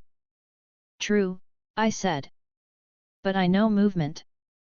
You move wrong. Let's fix it. Iroh smiled faintly. This should be entertaining. Zuko groaned. You're both enjoying this too much. Of course we are, I said. Now show me your stance. He sighed and took position, feet shoulder-width apart, knees bent, hands up. His form was solid but tight, too rigid in the shoulders. Again, I said. Looser this time. He shifted slightly. Better, I said. Now throw a basic strike. No fire. He obeyed, sending a sharp punch through the air. His form was clean, but his follow-through was forced. Too stiff, I said. You're fighting your own body. I'm not stiff, he snapped. Then why does it look like you're wrestling invisible boulders? He glared. You're impossible. Thanks, I said. Iroh hid a smile behind his cup. Try again, I said. Focus on rhythm, not force. Zuko inhaled slowly and moved again. This time his motions were smoother. He didn't punch as hard, but his balance was better. Good, I said. Now do it 50 more times. What? You heard me. He groaned but started repeating the motion. His breathing evened out after the first few strikes. Iroh watched quietly, the small smile still on his face. After the 50th strike, Zuko's arms trembled slightly. I nodded. That's enough for now. He straightened, wiping sweat from his brow. Satisfied? Not yet, I said. But it's a start. Iroh poured him water from a small jug. You're improving. Zuko accepted it grudgingly. I don't feel like it. That's because you're learning, I said. Learning always hurts. He muttered something under his breath again. I didn't catch it, but I smiled anyway. We stayed in the clearing until the sun dipped lower. The sounds of the forest returned, birds calling, insects buzzing softly. Iroh collected firewood while Zuko practiced his movements again, slower this time. When he finally stopped, he looked more relaxed than I'd seen him since we met. I handed him a rice cake from my pack. Eat. He took it silently. Iroh set the fire and looked over. He's improving quickly under you. Of course he is, I said. I'm a great teacher. Zuko rolled his eyes. You're full of yourself. Someone has to be, I said, smiling. The flames crackled between us. The warmth was steady and soft. For a while, none of us spoke. Then I said, tomorrow, we work on control. You'll learn how to hold back without losing power. He frowned. What does that even mean? It means you'll stop lighting everything on fire when you're upset, I said. He glared again, but I could see the faintest hint of a smile tugging at the edge of his mouth. Iroh leaned back, content. It seems you've found your rhythm together. Eventually, I said. Still a long way to go. Zuko looked toward the horizon. The faint glow of the distant village still lingered there. Those people you helped, they'll be okay. Yeah, I said simply. They're free now. He nodded once, silent. The fire popped softly. The night grew darker around us, but for the first time since the chase began, it felt peaceful. Chapter 10, Fire Under Control. The clearing was quiet when I opened my eyes. Morning light bled through the trees in soft lines, catching on the mist that hung over the stream just a few steps away. I stretched, rolling my shoulders slowly. The water's surface was smooth and cold, a good place to keep the flames in check. Zuko stood near the bank already, shoulders squared, arms folded, still wearing that permanent scowl of his. Iroh sat on a flat stone behind him, brewing tea like he always did, calm and unbothered. I walked toward them with my usual grin. Morning, sunshine. Zuko sighed. Why do you always sound like you're enjoying yourself? Because I am, I said. Watching you struggle is fun. He glared. You're unbelievable. Thank you. Iroh chuckled softly, pouring water into the small pot. I think he means it differently. Zuko crossed his arms tighter. Why are we by the water? Because, I said, stepping past him toward the stream, today's lesson involves not turning the forest into barbecue. You're gonna learn how to control your fire instead of screaming at it. He frowned. I don't scream. I looked at him with an exaggerated tilt of my head. Really? He scowled harder. I pointed at the smooth stones by the stream. Stand there. He moved, stepping up onto the stones. The stream lapped gently at the edges. I stood opposite him with my hands in my pockets. "All right," I said. "Let's make something clear. You can throw flames. That's easy. Any loud-mouthed soldier can throw fire. But control? That's different. Today, you're not blasting me with your usual tantrums. You're going to learn how to keep your fire where you want it." He frowned. "I can control it." I raised a brow. "Sure you can. Show me then." He squared his stance and inhaled slowly, pushing one hand forward. A burst of orange flame shot toward me in a wide arc. It was big, hot, and completely unfocused. I didn't move. The limitless field stopped the flames a few inches from my body, the fire warping around the invisible barrier and vanishing into the mist. I smiled. "Yeah, great control there." He clenched his teeth. "You blocked it."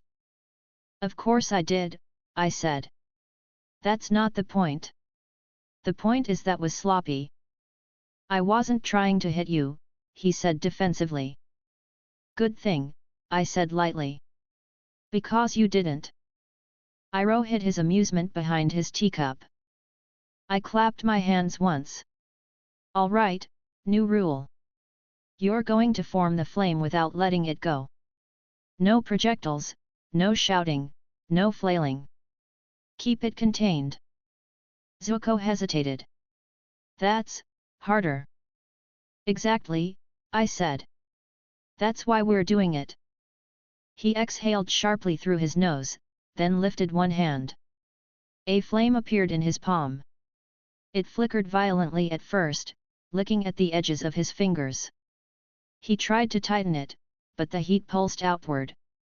I could see every twitch in the movement through the 6 eyes. His control was raw strong, but uneven. His breathing was shallow, forcing the flame to flare instead of flow. "Stop holding your breath," I said calmly. "You look like you're about to pass out." "I'm focusing," he said. "You're strangling it," I replied. "Fire's not a wild animal, but you're treating it like one." He scowled but adjusted his breathing slightly. The flame steadied a little, shrinking in on itself. His shoulders relaxed by a fraction. "There," I said. "Better. See what happens when you stop acting like a volcano."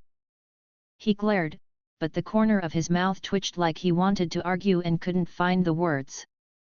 Iroh nodded approvingly. "Much better, Prince Zuko." Zuko's brow furrowed. "It's still too weak." "It's not weak," I said. "It's controlled. Big doesn't mean strong. You'll learn that eventually."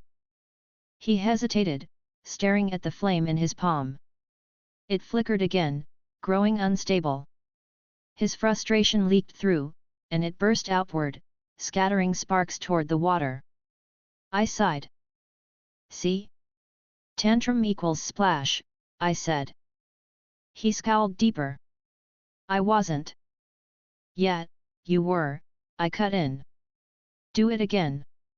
And this time, don't let your emotions blow it up." He exhaled sharply and raised his hand again. Another flame bloomed. He tightened his stance. His breathing steadied faster this time. The flame held. Not perfect, but steadier. "Good," I said. "Now keep it there for a full minute." He stared at me. "A minute? Do you want to get stronger or cry about it?" I said with a grin. He muttered under his breath but didn't stop. I watched carefully. Sweat began to bead at his temple. His arm trembled a little from maintaining the steady output. The flame wavered, but he fought to hold it. Iroh nodded slowly. "He's improving faster." "Of course he is," I said. "I'm amazing at this." Zuko gritted his teeth. "You're insufferable." I smiled wider. "That's my charm." The minute passed. His breathing was ragged by the end, but the flame never burst out again. I tilted my head. Better. But still shaky. Again. What? You heard me. He groaned loudly but repeated the exercise. The next round lasted longer before the flame wavered. By the fifth round, his control was visibly better. The flame stayed tight and small, burning hotter at the center but not spilling outward. His stance didn't crumble. Nice, I said. See? Look at you, being all competent. Zuko dropped his arm, panting lightly. This is exhausting. Control usually is, I said. You can throw a huge fireball all day. But this? This takes actual discipline. Iroh approached, handing him a small cup of tea. It helps to breathe with the flame. Not against it. Zuko drank, catching his breath. I know that. You forget when you're angry, I said. He looked down, not denying it. I stepped closer and crouched near the edge of the stream. I reached a hand into the water and flicked a few droplets upward. Next step. You're going to keep the flame stable while I mess with your concentration. He frowned. What? I smirked. You heard me. He raised his hand again, forming the flame. It came faster this time, steadier from the start. I casually flicked water at him. Droplets hit his face. The flame stuttered slightly. He glared. Stop that. Nope, I said cheerfully. I flicked another handful. The flame trembled again. He clenched his jaw, forcing it steady. His focus narrowed, brow furrowed deeply. Good, I said. Now you're actually trying. Iroh chuckled softly. Unusual training methods. They work, I said. Zuko kept the flame stable longer this time despite the distractions. Sweat ran down his temple. I stepped forward again and tapped the air near his hand. The invisible barrier around my finger brushed the flame without snuffing it out. He flinched but didn't lose it. The flame bent around the field and stayed put. Not bad, I said. Maybe you're actually trainable.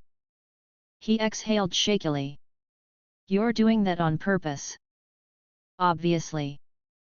The flame finally went out after another minute. He dropped his hand and wiped his forehead. Iroh clapped lightly. Excellent control. I said. Not bad for a moody teenager. Zuko glared, but there wasn't as much bite in it this time. I stretched my arms overhead. All right. Time for part 2. There's a part 2. Of course, I said, amused. We've got all day. I pointed at the stream. Now you'll light the flame and push it forward slowly, just above the water. No splashing, no shouting, no burning fish. He looked skeptical but did as told. A small flame formed in his palm again. He extended his arm forward carefully. The flame hovered over the water's surface. I watched closely. His breathing was steady this time. The flame drifted forward, flickering but not breaking apart. The reflection shimmered on the water. Good, I said quietly. Keep that line straight. He gritted his teeth but kept moving it forward, step by slow step. Iroh's voice was calm. That's it, Prince Zuko. Smooth movements. The flame wavered once when a gust of wind came through the trees. I snapped my fingers lightly. The air stilled around us. Zuko steadied himself again, refusing to let it break. Nice recovery, I said. He didn't answer, too focused. By the time he reached the end of the stream, the flame was still intact. He let it go and collapsed onto the nearest rock, breathing hard. I grinned. You're learning. He wiped sweat off his forehead. That was harder than it looked. Of course it was, I said. Control always is. Anyone can burn something down. Not everyone can hold it together. Iroh handed him another cup of tea. You're improving quickly. Zuko drank without arguing this time. I sat down beside him. Tomorrow, we'll work on changing intensity. Small to big, big to small. Smooth transitions. You're not allowed to blow anything up until I say so. He gave me a look. Why do I feel like you're enjoying this more than I am? Because I am, I said easily. But hey, you're getting stronger. Win-win. Iroh chuckled softly. You make an unusual teacher.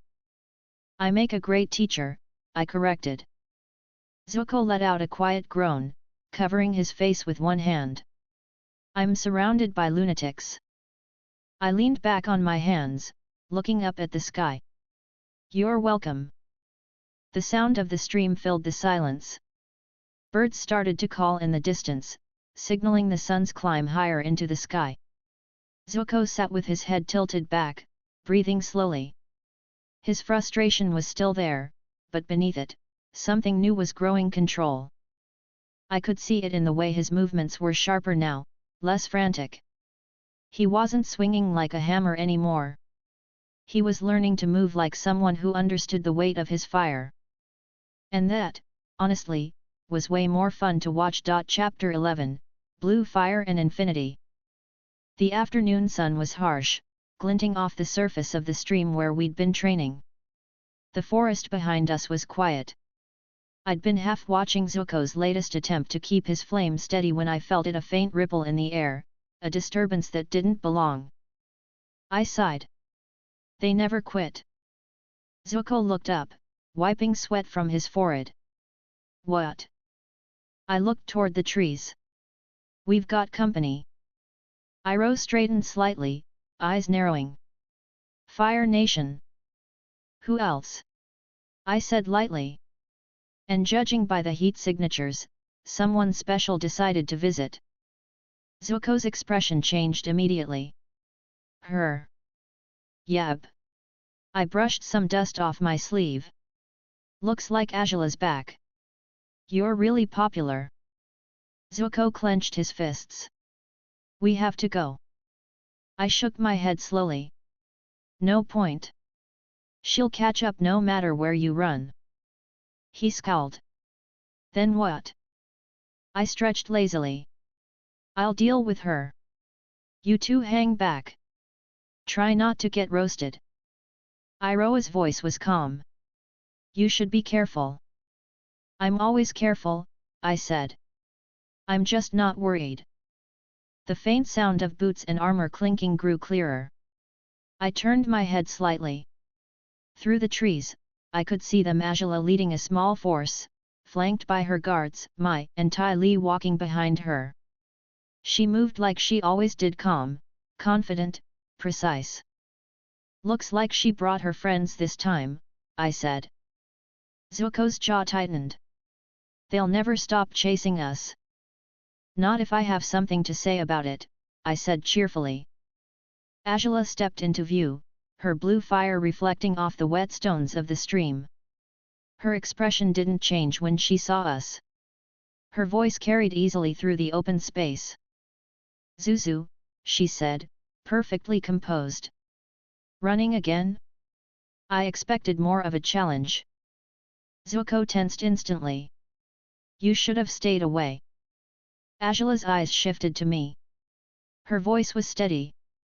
And you're still protecting him. You didn't learn your lesson last time.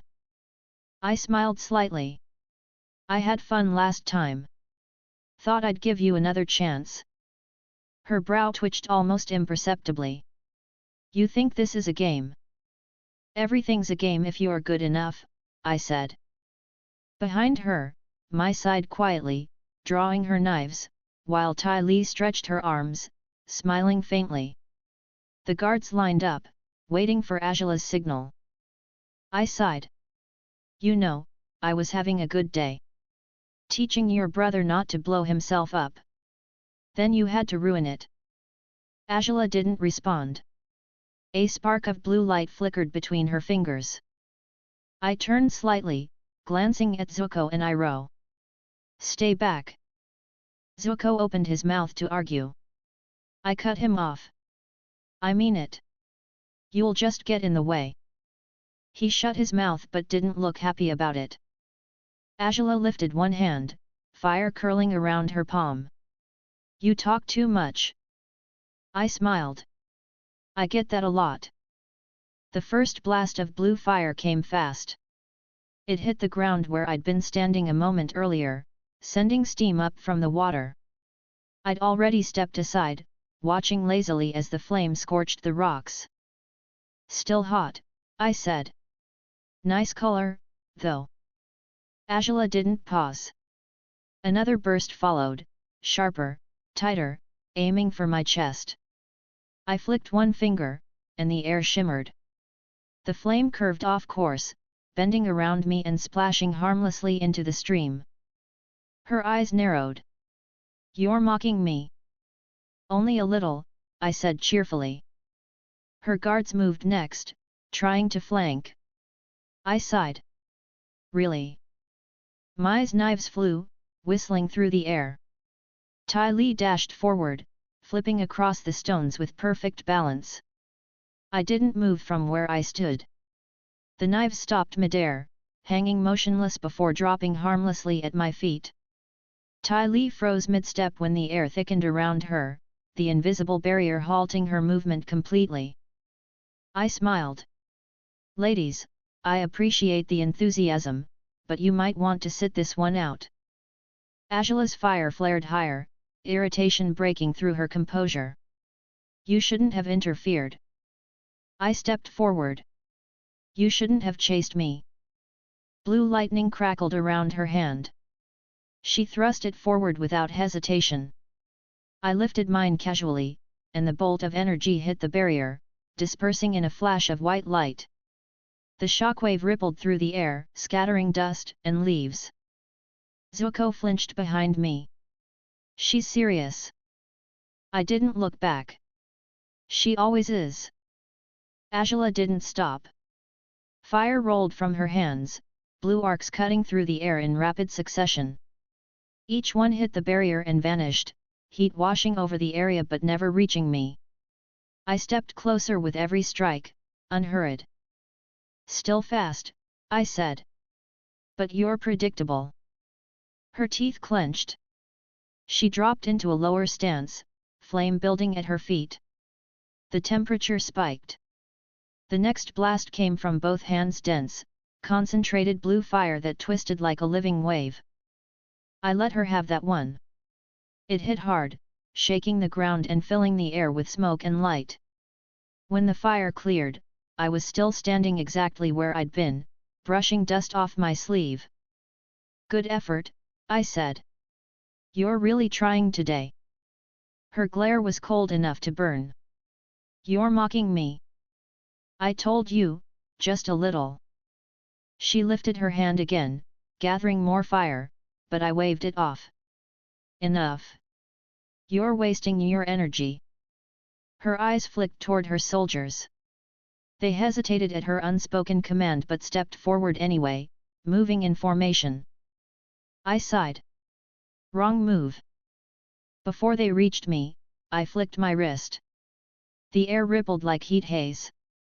In the next instant, the soldiers dropped one by one, unconscious before hitting the ground.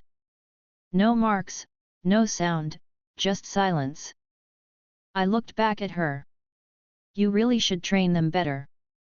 She didn't answer. She just moved fast, precise, closing the distance in an instant. Her kick came aimed at my head, sharp and efficient. I tilted slightly, letting it pass harmlessly. Nice form, I said. She pivoted, spinning into another strike. I caught her wrist with 2 fingers, stopping her motion completely. Her blue fire flared, but it didn't reach me. Careful, I said quietly. You'll burn yourself before you burn me. She twisted, breaking free with a burst of flame. I stepped back, amused. She was good, very good, but every movement followed a pattern. I could read it all. Still all precision, no fun, I said. You need to loosen up. Her expression didn't change, but her breathing quickened slightly. She dropped into another stance, fire swirling around her arms. You're infuriating. I've heard that before. She launched forward again, fire trailing behind her in two sharp arcs. The ground hissed under the heat. I dodged one, caught the second with my barrier, and stepped behind her before she could react. You're fast, I said. But I'm faster. She spun, sending a shockwave of fire outward. I stopped it midair. The flames hung there, suspended, a frozen wave of blue light caught in space. Her eyes widened briefly. I smiled. My turn. I flicked my fingers once. The suspended fire turned back on her guards' fallen forms, not to burn them, just enough to scatter them farther from the field. A warning. Azula's voice was steady again, cold and cutting. You think power makes you untouchable? I tilted my head. In this world? Pretty much. She stepped closer, unflinching. You could have joined me. Together, we could. I cut her off. Nah, teamwork's overrated. Her expression didn't change, but her eyes narrowed. Then you'll regret it. I smiled, genuinely amused. I doubt it. Blue lightning flared again. This time, she aimed for speed, not power. The bolt came faster than most could even see. I didn't block it. I let it reach me, then stopped it inches from my face. The energy crackled in the air, trapped and flickering. Zuko shouted behind me, "That's enough, Azula." She ignored him. I sighed and snapped my fingers. The lightning vanished, the air going still again. That was cute, I said. Her jaw tightened. You mock what you don't understand. I chuckled softly. You have no idea how wrong that is. She took another stance, clearly ready for another round. I held up a hand. Stop. You're done. I don't take orders from you, she said coldly. I wasn't asking, I said. The air around us thickened slightly, invisible force locking her movement. She strained against it, blue fire flashing briefly, but it didn't matter. The space wouldn't yield. Your guards are gone, I said. Your brother's safe. And you're out of options. She met my gaze steadily, unyielding even in defeat. You'll regret humiliating me. I smiled faintly. Maybe. But probably not. I released the pressure. She stumbled half a step but caught herself immediately, still trying to hold on to her composure. I'll find you again, she said. I'm counting on it, I said. She turned sharply, signaling to Mai and Tai Li. They moved quickly, gathering the remaining conscious soldiers. Within moments, they were retreating through the trees, her blue fire flickering in the distance until it vanished entirely. I stretched my neck once. Well, that was fun. Zuko stepped forward, still tense. You could have killed her. Why would I? I said casually. She's entertaining. You're insane, he muttered. Maybe, I said. But you're still alive, so you're welcome. Iroh approached slowly, his voice calm as always. You were merciful. I'm lazy, I corrected. Killing people's too much work. Zuko frowned. She'll just come back. I know, I said with a grin. Keeps things interesting. He shook his head, still frustrated, but I could see the small flicker of relief in his eyes. Iroh smiled faintly. You handled it well. Of course I did, I said. I'm me. The forest was quiet again, save for the soft rush of the stream. Smoke drifted lazily where Azula's fire had burned through the ground. I crouched and touched the damp earth, feeling the residual heat fade under my fingers. "She's getting better," I said softly. "That was fun." Zuko looked at me like he couldn't decide whether to be annoyed or impressed. "You're impossible." "Yep," I said cheerfully. I stood and looked toward the direction Azula had gone. The sun was starting to dip lower, light filtering orange through the trees. I turned back toward them. "All right, where were we?" "Oh right, flame control." Zuko groaned loudly. "You can't be serious." I smiled. "Always." Chapter 12, The Strike and the Stillness. The air still smelled faintly of burned grass. The sunlight filtered through the treetops in thin lines, cutting across the ground where Azula's flames had scorched the soil earlier. Zuko was pacing again, his boots scraping through the dirt with each impatient step. I sat on a flat rock near the stream, hands folded behind my head, watching him with a grin. "You can stop wearing out the ground any time now," I said. He shot me a glare. "You could have ended it right there." "I did end it," I said. She left. "That's not what I mean." "I know what you mean," I said easily. "You wanted me to crush her completely." He clenched his jaw. "She'll come back. She always does." "Good," I said. "Keeps life interesting." He turned sharply toward me. "You think this is a game?" I sat up slightly. "I think you take everything way too seriously."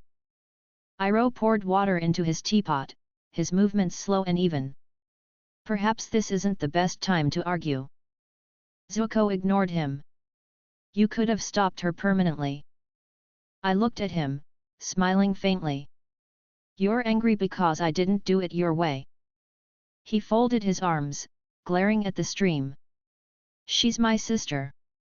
You don't know what she's capable of." I tilted my head.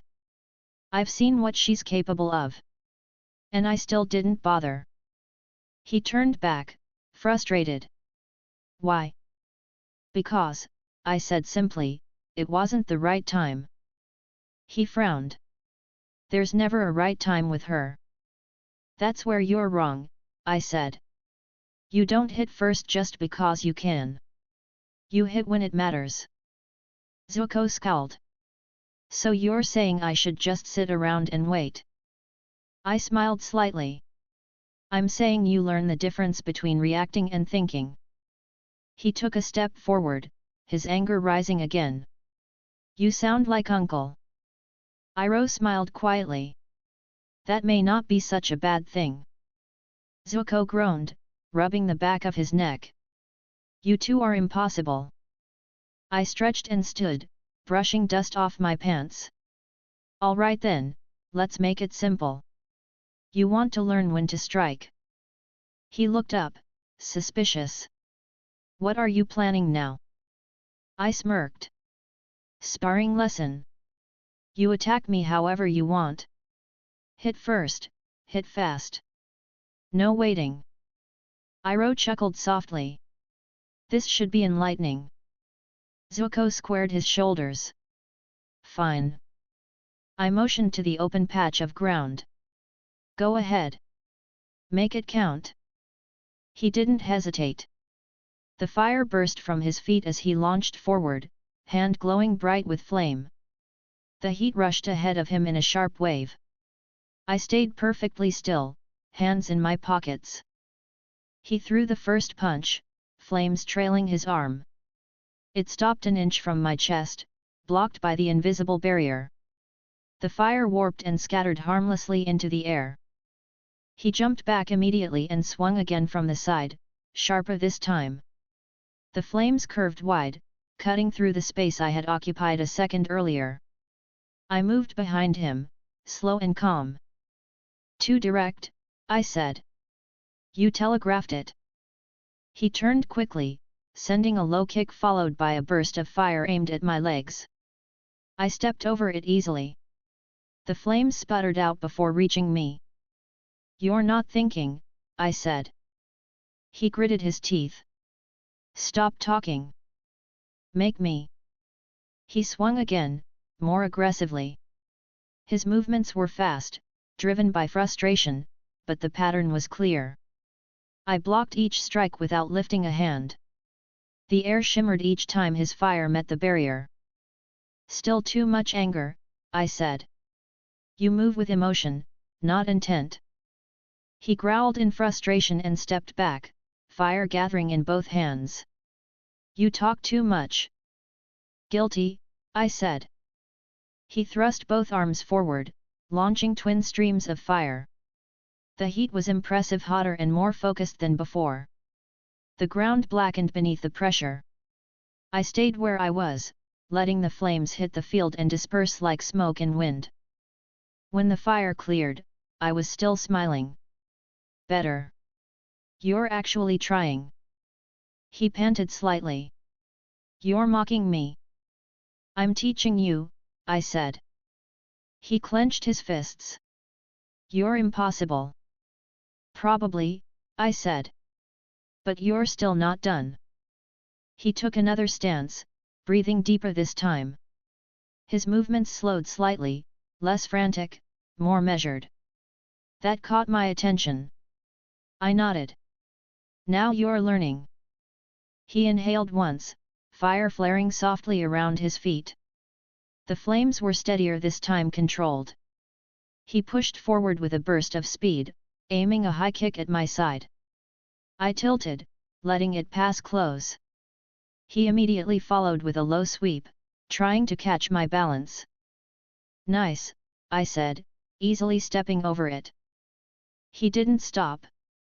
He spun into a roundhouse, releasing a short burst of fire mid-motion. That was better, tight, deliberate, timed correctly. I raised my hand slightly, stopping it inches from my shoulder.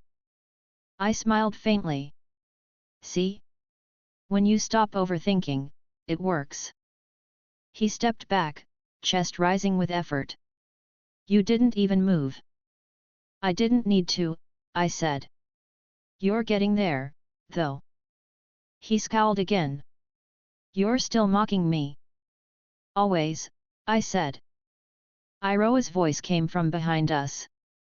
He's showing you something, Prince Zuko. Zuko turned his head slightly. What? That you can't win fights through anger, Iroha said. You win them through patience. I grinned. What he said? Zuko's shoulders slumped slightly. You two really think alike. Terrifying, isn't it? I said. He sighed and dropped his stance. So what was the point of that? To make you think, I said.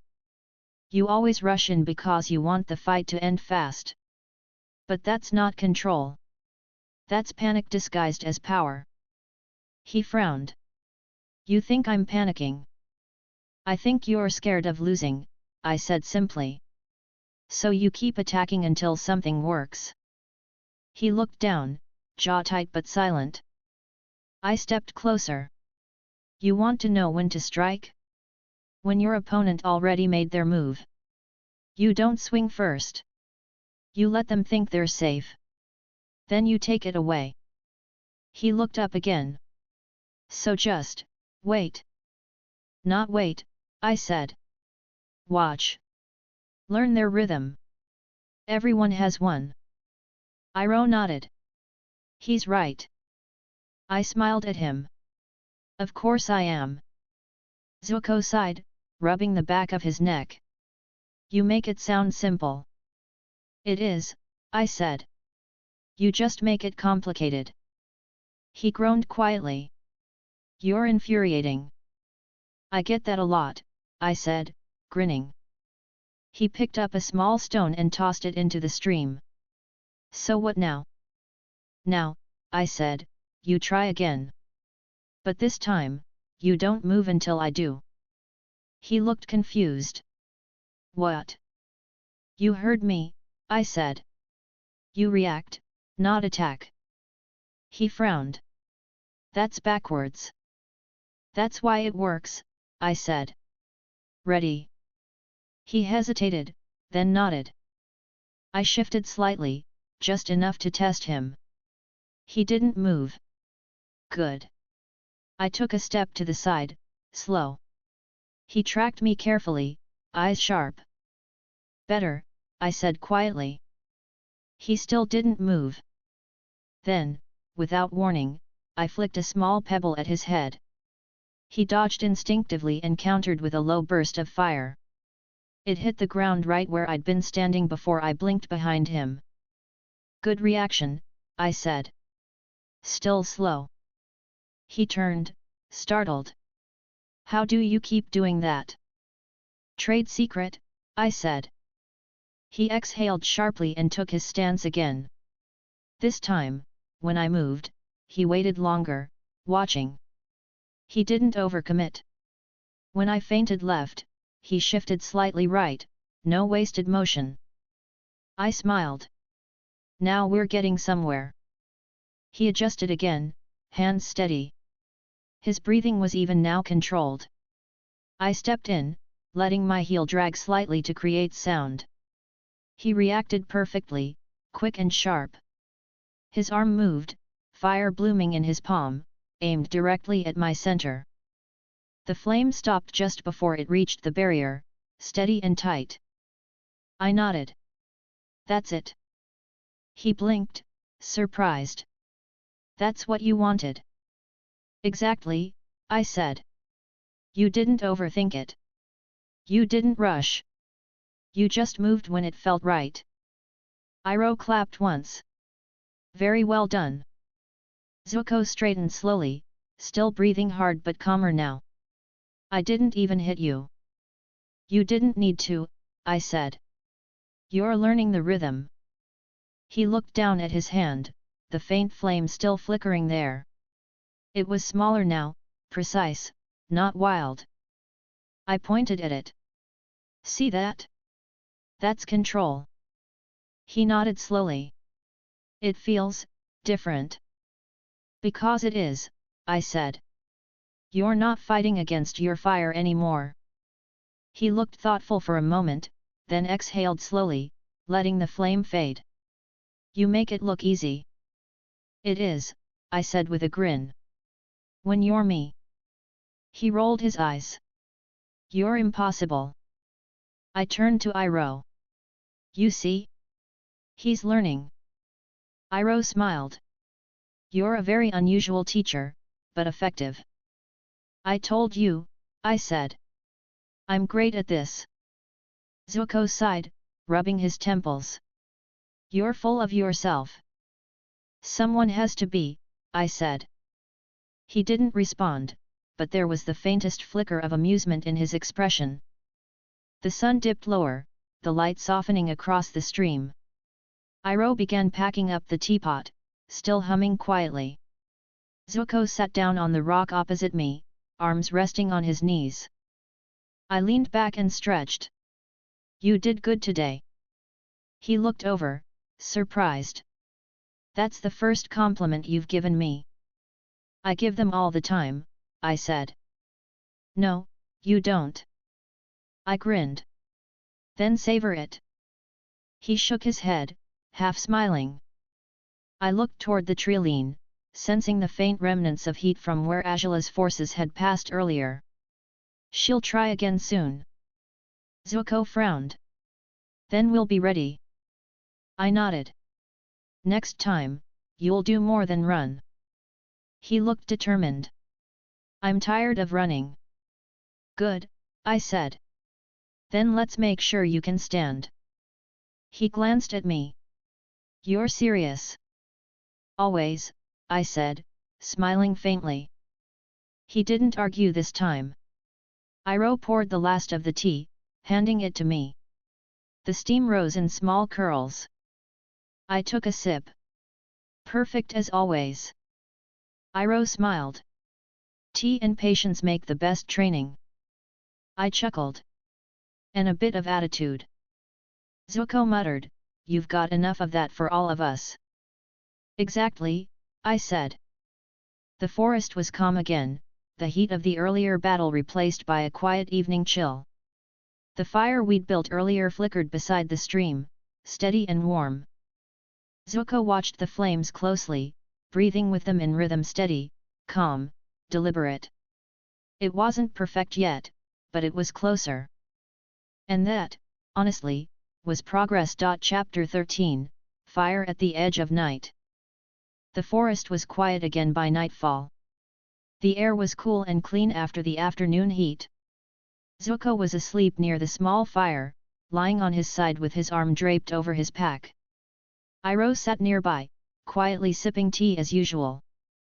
I sat a little apart from them, leaning back against a tree. My blindfold was loose, eyes half open, watching the faint glow of embers reflect off the water.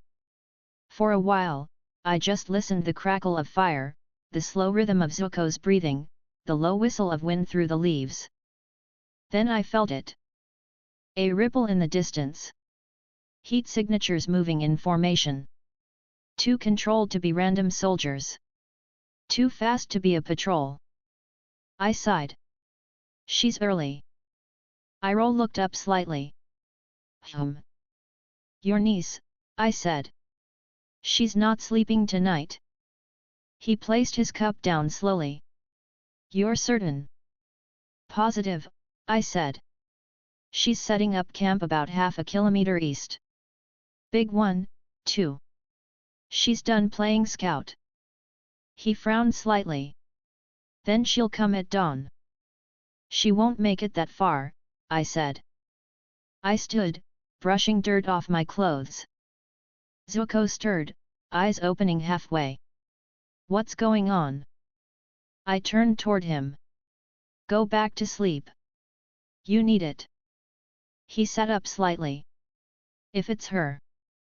It is, I said. And I'll handle it. He frowned. You can't just. Sure I can, I said lightly. I'll be back before breakfast. He looked frustrated but didn't argue. Iroh's gaze followed me calmly. Be careful. I smiled. Always am. The forest swallowed me in seconds. The trees blurred past as I moved, space bending around each step. The ground shifted, air bending in rhythm with my pace. Within moments, I stood at the edge of Azula's new encampment. They'd been efficient. Rows of tents already stood in neat order, Fire Nation banners catching the wind. Soldiers moved between campfires, armor gleaming in the faint orange light. The smell of cooked rations mixed with smoke. At the center of it all, Azula stood beside a map table, hands clasped behind her back. Her expression was calm, unreadable as ever. Mai and Ty Lee were there too, Mai cleaning her knives, Ty Lee sitting cross-legged, humming softly. Azula was giving orders to one of her captains. We'll move before sunrise. They're close. We can corner them at the ridge before they cross the river. The captain bowed sharply. Yes, Princess Azula. I stepped forward into the open. You really don't waste time. The soldiers nearest to me turned instantly, weapons raised. Azula's head lifted slowly, her golden eyes narrowing as they settled on me. I wondered how long you'd wait, she said evenly. I wasn't waiting, I said, smiling. I was hoping you'd stop. You know me better than that, she replied. I do, I said. That's why I'm here. She raised one hand slightly. You came alone. Of course, I said. Why bring company? You'd just burn them. Her expression didn't change. You're confident for someone surrounded.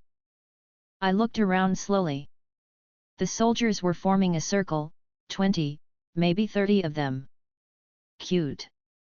Last time you underestimated me, she said. I grinned. Did I? Pretty sure I let you live. Her jaw tightened. You're insufferable. Everyone keeps saying that, I said.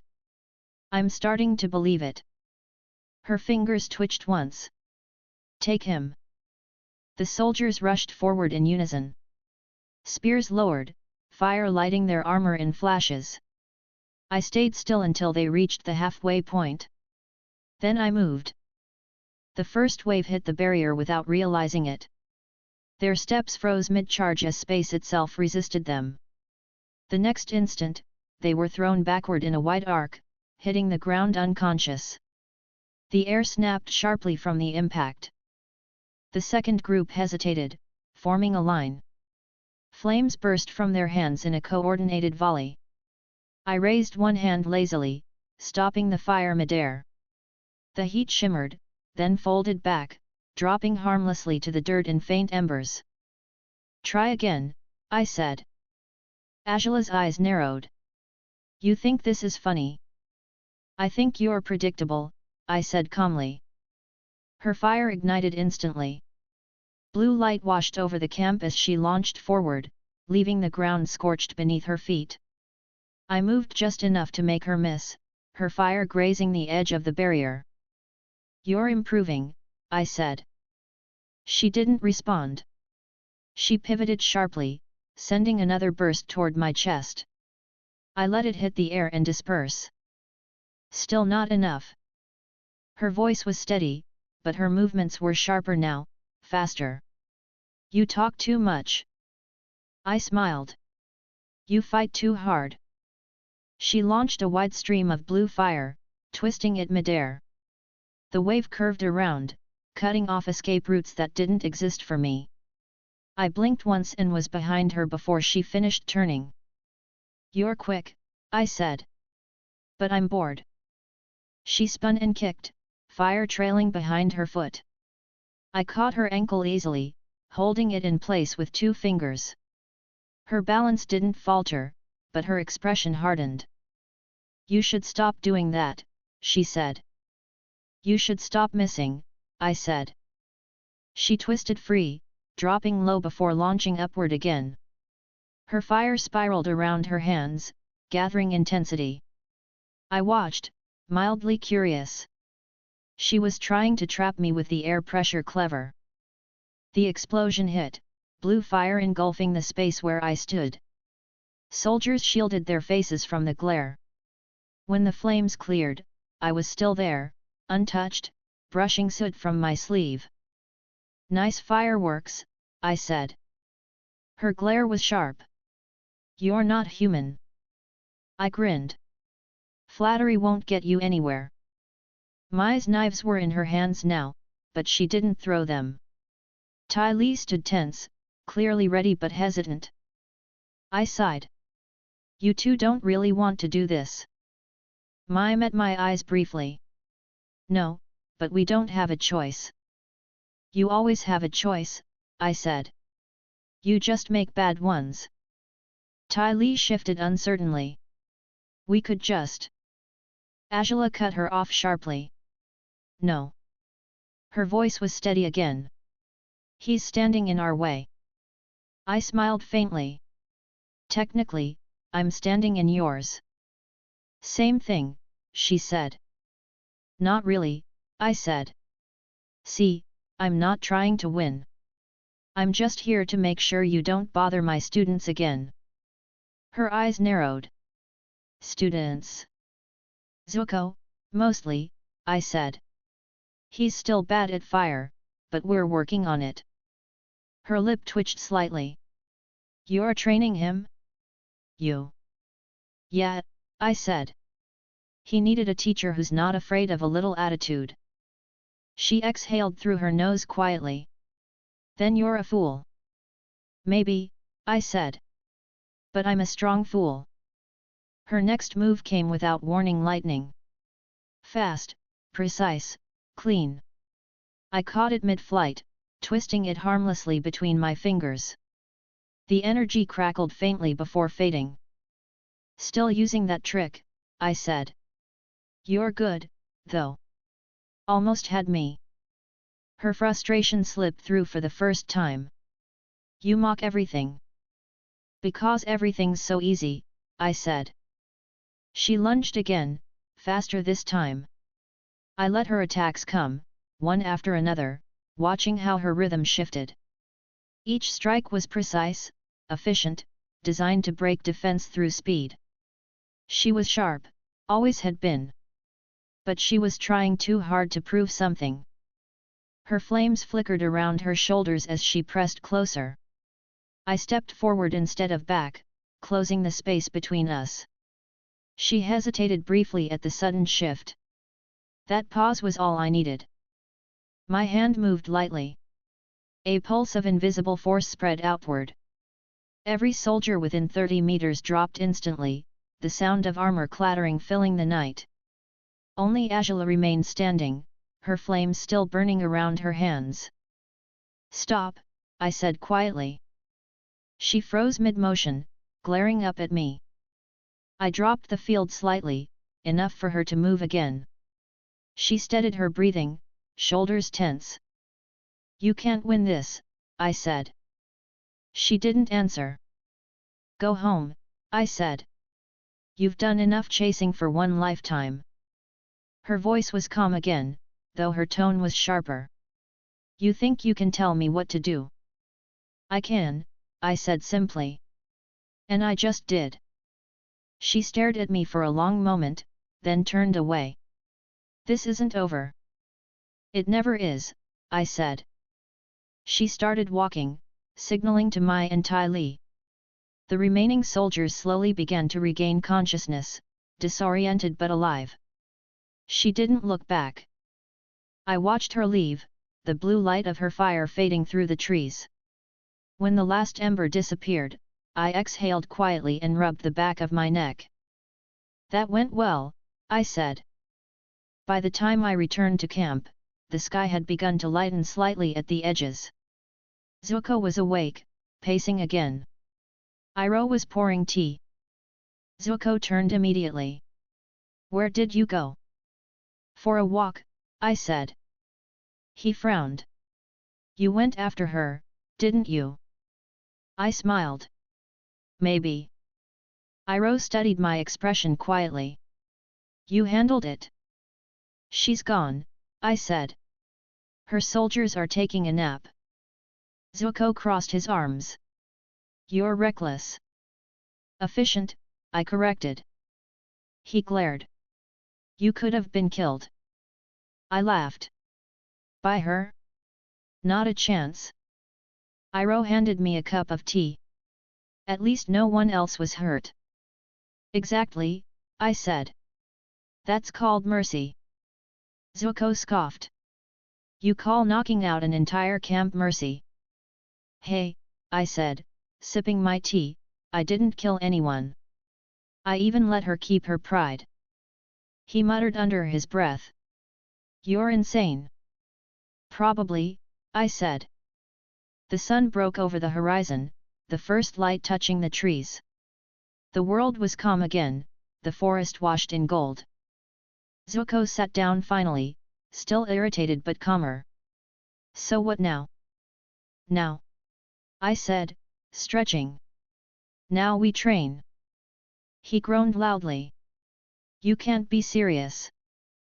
"Always," I said, grinning. "And if we're lucky, your sister won't interrupt breakfast this time." Iroh chuckled softly. "It seems peace is temporary with you around." "Peace is boring," I said cheerfully. Zuko sighed, looking away. "You're impossible." "Exactly," I said. Chapter 14, Smoke in the Market. The road curved through low hills before flattening into open land. The air smelled faintly of dust and cooked grain. We'd been walking for most of the day, the sun heavy on our backs. Zuko kept a steady pace ahead, carrying the small pack over his shoulder. Iroh followed behind, humming quietly. I stretched my arms over my head. "You know," I said, "for a prince, you make a good pack mule." Zuko scowled without turning. "You could carry it." "I could," I said cheerfully. "But I won't." Iroh chuckled softly. "He prefers to supervise." "Exactly," I said. "Leadership through observation." Zuko groaned. "You just like being lazy." "Smart and lazy," I said. "It's an art form." The dirt path widened as we neared the edge of a small town. Clay walls surrounded clusters of low buildings. Wooden stalls lined the main road ahead, smoke rising from cooking fires. The noise of merchants and travelers echoed through the open gates. I looked around as we entered. Earth Kingdom villagers moved between stalls carrying baskets of fruit, bundles of fabric, and clay jars. There were a few Fire Nation refugees too, keeping to themselves under white hats. Finally, I said. Civilization. Iroh smiled. Perhaps they have tea. Zuko adjusted his cloak, pulling the hood lower. We shouldn't stay long. Relax, I said. Nobody's looking for us here. He muttered quietly, they always find us. I smirked. Not when I'm around. We passed through the market slowly. The scent of grilled meat and sweet buns mixed in the air. Iroh stopped to buy a small pot of tea from an old woman while I looked over the crowd. That's when I noticed them 6 young people moving together through the stalls, dressed in worn forest green and brown. They weren't locals. Their posture was too alert, too deliberate. Freedom fighters, I said quietly. Iroh followed my gaze. I see them. Zuko glanced up. Who? Rebels, I said. They attack Fire Nation troops. Usually noble intentions, bad execution. His shoulders tensed. We should leave. Too late, I said. The leader spotted us. Jet. He looked exactly like I remembered from the stories, tall, lean, straw sticking from his mouth, eyes sharp. He moved with the easy confidence of someone used to command. His group spread out subtly behind him. He walked straight toward us, stopping a few paces away. Haven't seen you 3 around here before. First time, I said casually. He studied us, eyes narrowing slightly. Where you from? Everywhere, I said. His attention shifted to Zuko, lingering for a moment too long. You look familiar. Zuko kept his head down. You're mistaken. Jet smiled faintly. Maybe. Or maybe you've just got that Fire Nation look. I sighed. And here we go. Zuko stiffened. We're travelers. Sure you are, Jet said. He turned his head slightly, addressing his group. Doesn't he look Fire Nation to you? Smellerby nodded. Yeah, the scar gives it away. Longshot said nothing, as usual. I stepped between them, still smiling. Now. Let's not start profiling people based on facial features. Jet looked me up and down. And who exactly are you? Just a guy who hates arguments before lunch, I said. He studied me carefully. You don't sound scared. I don't get scared, I said. Jet's smile faded slightly. You should. I chuckled softly. You have no idea how many people have said that to me. Iroh stepped forward, his tone calm. There's no need for hostility. We're simple travelers passing through. Jet's eyes didn't leave Zuko. Simple travelers don't hide their faces. Zuko muttered, we don't want trouble. Too late, Jet said quietly. I tilted my head. I'm getting bored. Jet motioned to his group. Take them. The movement was quick. 2 of his fighters circled from behind, hands on their weapons. I sighed. You really shouldn't. The first one lunged toward Zuko. I raised my hand slightly. Space compressed for a heartbeat, and he stopped mid-step, frozen in place, eyes wide. I flicked my finger, and he dropped harmlessly to the side, unconscious. Jet's eyes widened. What? Don't worry, I said lightly. He's fine. Just napping. He drew his hook swords. You're Fire Nation. Nobody else fights like that. Incorrect, I said. Nobody fights like me. He lunged forward without warning, blades cutting through the air. I sidestepped easily, watching him move. He was fast and precise, better than I expected but predictable. I let him swing a few more times before catching one blade between my fingers. Nice form, I said. He tried to pull it free, but it didn't move. I released it and stepped back. You're good. Not great, but good. He narrowed his eyes. Who are you? Someone who's trying to enjoy his day, I said. Zuko looked ready to intervene, but I held up a hand. Stay. Jet exhaled sharply. You're protecting him. Obviously. Then you're with the Fire Nation. Or maybe, I said, I just don't like kids with swords pointing them at my friends. Jet didn't back down. You don't understand what they've done. I shrugged. Oh, I do. I just don't care about your moral speeches. He swung again, faster this time. I let the blade pass inches from my shoulder, feeling the rush of air as it cut through nothing. I smiled. You done? He stepped back, panting slightly. You're mocking me. Only a little, I said. His group hesitated, unsure.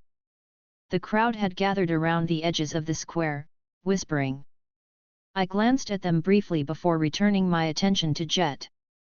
You're scaring the locals. Tell me who you are, Jet demanded. No, I said simply. He glared. You're protecting Fire Nation scum. I sighed. You really like jumping to conclusions. Jet moved again, faster now, spinning low to sweep my legs. I stepped aside easily. He followed with a high slash, then another. I blocked both without effort, using only small shifts of movement. You're not bad, I said. But you fight like someone who thinks every opponent is the same. He gritted his teeth. And what's that supposed to mean? It means you're predictable. I moved before he could answer, closing the distance in an instant. I tapped his chest lightly with 2 fingers. The air shimmered briefly. He staggered back, the wind knocked out of him. I smiled. Now you're done. He coughed, straightening slowly. You think this is over? Yep, I said. Because I said so. Iroh stepped forward again, his tone gentle but firm. Young man, you should listen. There's no victory in starting fights you can't finish. Jet's eyes flicked between us. Who are you people? Travelers, I said. Like we said. He looked unconvinced but hesitated. Smellerby touched his arm. Jet, let it go. He exhaled sharply. Fine. But if I find out you're lying? You won't, I said, smiling faintly. He turned, motioning for his group to follow. They disappeared back into the crowd, murmuring spreading through the square. Zuko let out a slow breath. That could have been worse. It was entertaining, I said. He shot me a glare. You enjoyed that? Of course, I said. He's got spirit. Iroh shook his head, amused. You handled it well. Always do, I said. We walked toward the edge of the market. The noise of the crowd faded behind us. Zuko kept glancing back, still tense. They'll follow us, he said. Probably, I said. He's stubborn. Then we should leave now. Relax, I said. If he comes again, I'll handle it. Iroh adjusted his pack. Perhaps it would be wise to move on before nightfall. Fine, I said. But we're getting food first. I'm not walking hungry. Zuko sighed. You're unbelievable. I get that a lot, I said cheerfully. We found a small food stall near the outskirts of town. I ordered noodles for all three of us while Iroh chatted with the cook. Zuko sat nearby, still watching the crowd. After a while, he asked quietly, "Why didn't you just knock him out like the others?" I twirled the noodles around my chopsticks. "Because he wasn't trying to kill you. Just prove something. No need to break people who don't deserve it." He frowned. "You have a strange idea of restraint." "Thank you," I said. Iroh smiled faintly. "He's learning from you, even when he doesn't admit it." Zuko muttered, "I'm not." "Sure you are," I said, mouth full. He sighed and looked away. The rest of the meal passed quietly. When we finished, we left the town behind, walking back onto the dirt road as the sun dipped low. The hills ahead glowed gold in the fading light. I looked over my shoulder once, sensing faint movement behind us.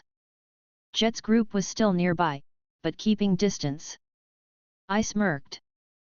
"Persistent kid," I said softly. Zuko glanced at me. "What?" "Nothing," I said. "Just thinking about dessert." He groaned. "You never take anything seriously." "I take everything seriously," I said. "I just don't show it." Iroh chuckled. "That's one way to live." "Exactly," I said. "Now let's find somewhere to camp before he tries round 2. Chapter 15, The Hawk and the Message. The forest road stretched wide and empty. The dirt was dry beneath our feet, the afternoon sun catching on loose dust with every step. I walked at the front, hands in my pockets, humming quietly. Iroh followed at an easy pace, carrying the small pack. Zuko trailed behind us, silent and tense as always. It had been 2 days since the incident with Jet. The kid hadn't shown up again. I wasn't surprised. He wasn't stupid, just stubborn.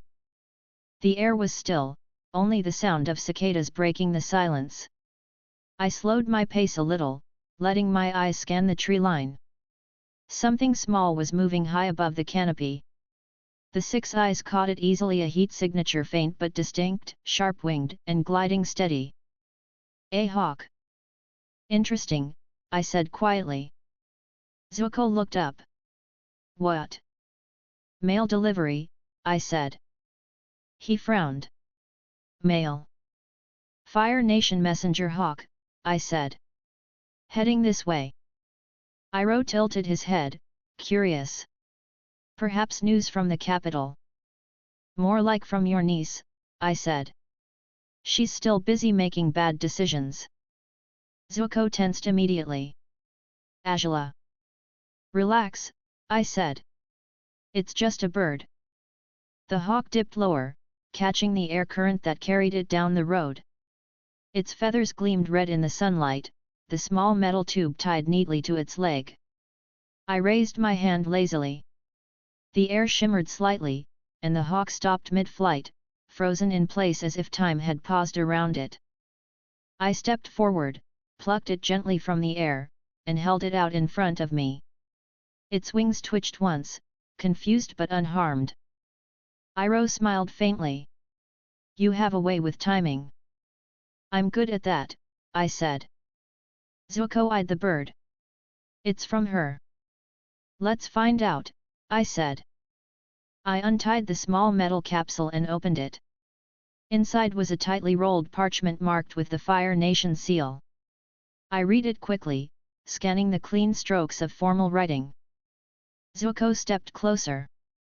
"What does it say?" I said, half amused, half unimpressed. "Looks like Azula made some new friends." Iroh looked thoughtful. "Friends?" "Military ones," I said.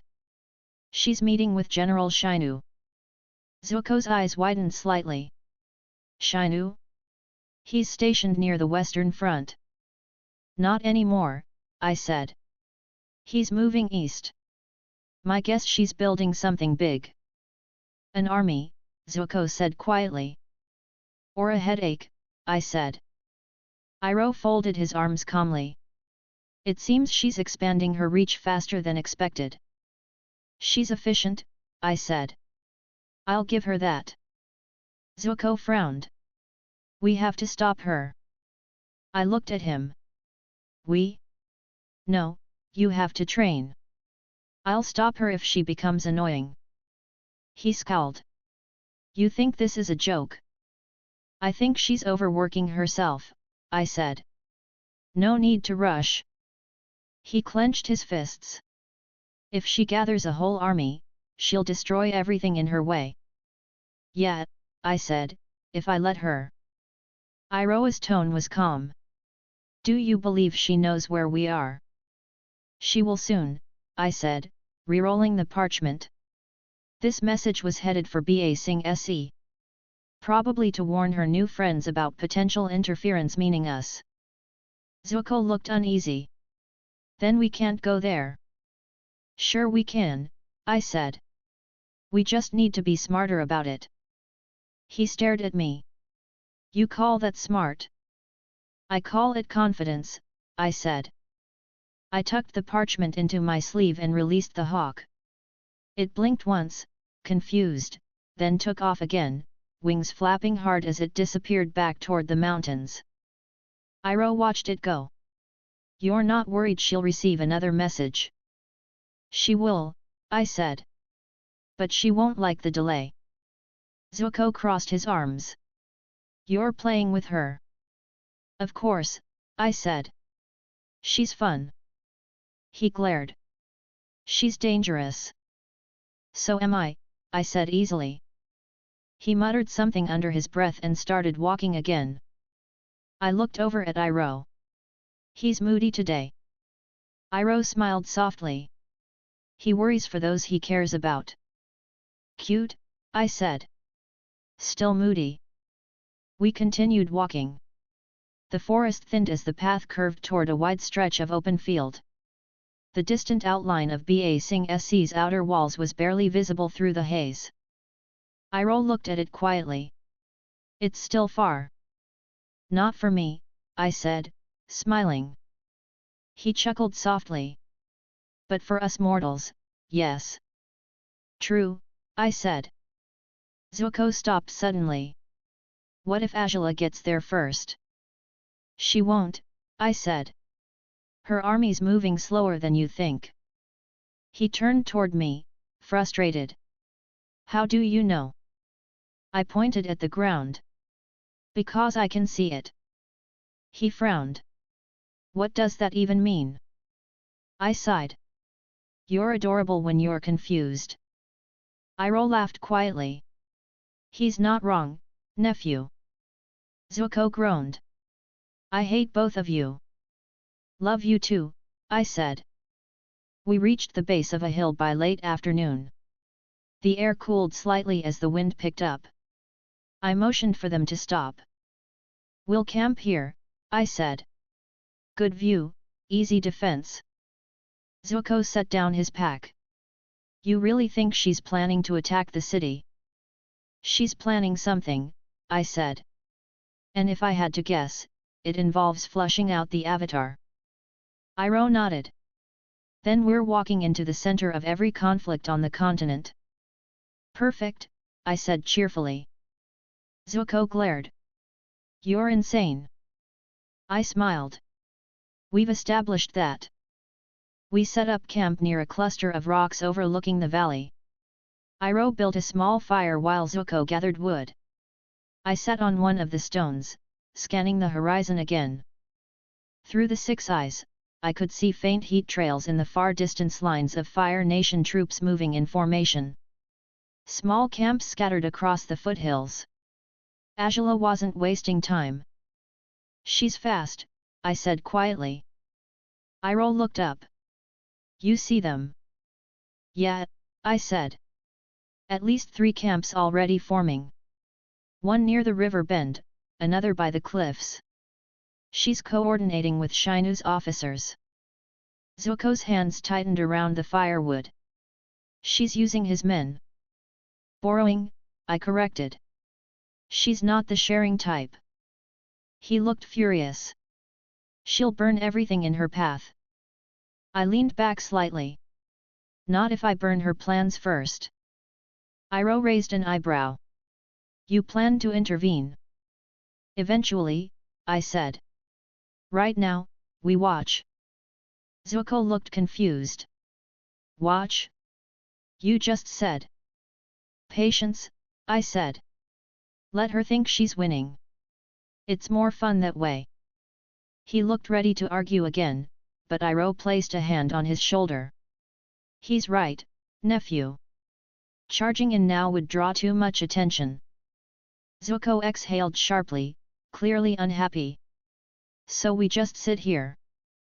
For now, I said. You can train if it makes you feel better.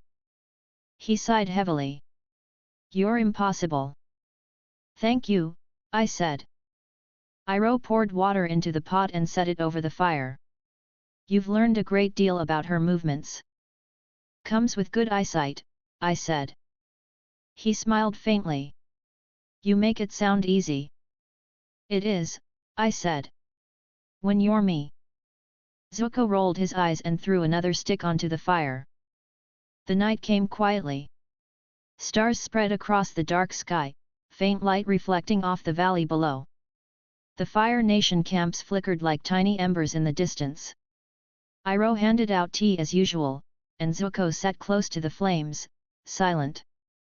After a long pause, he said, She's getting stronger.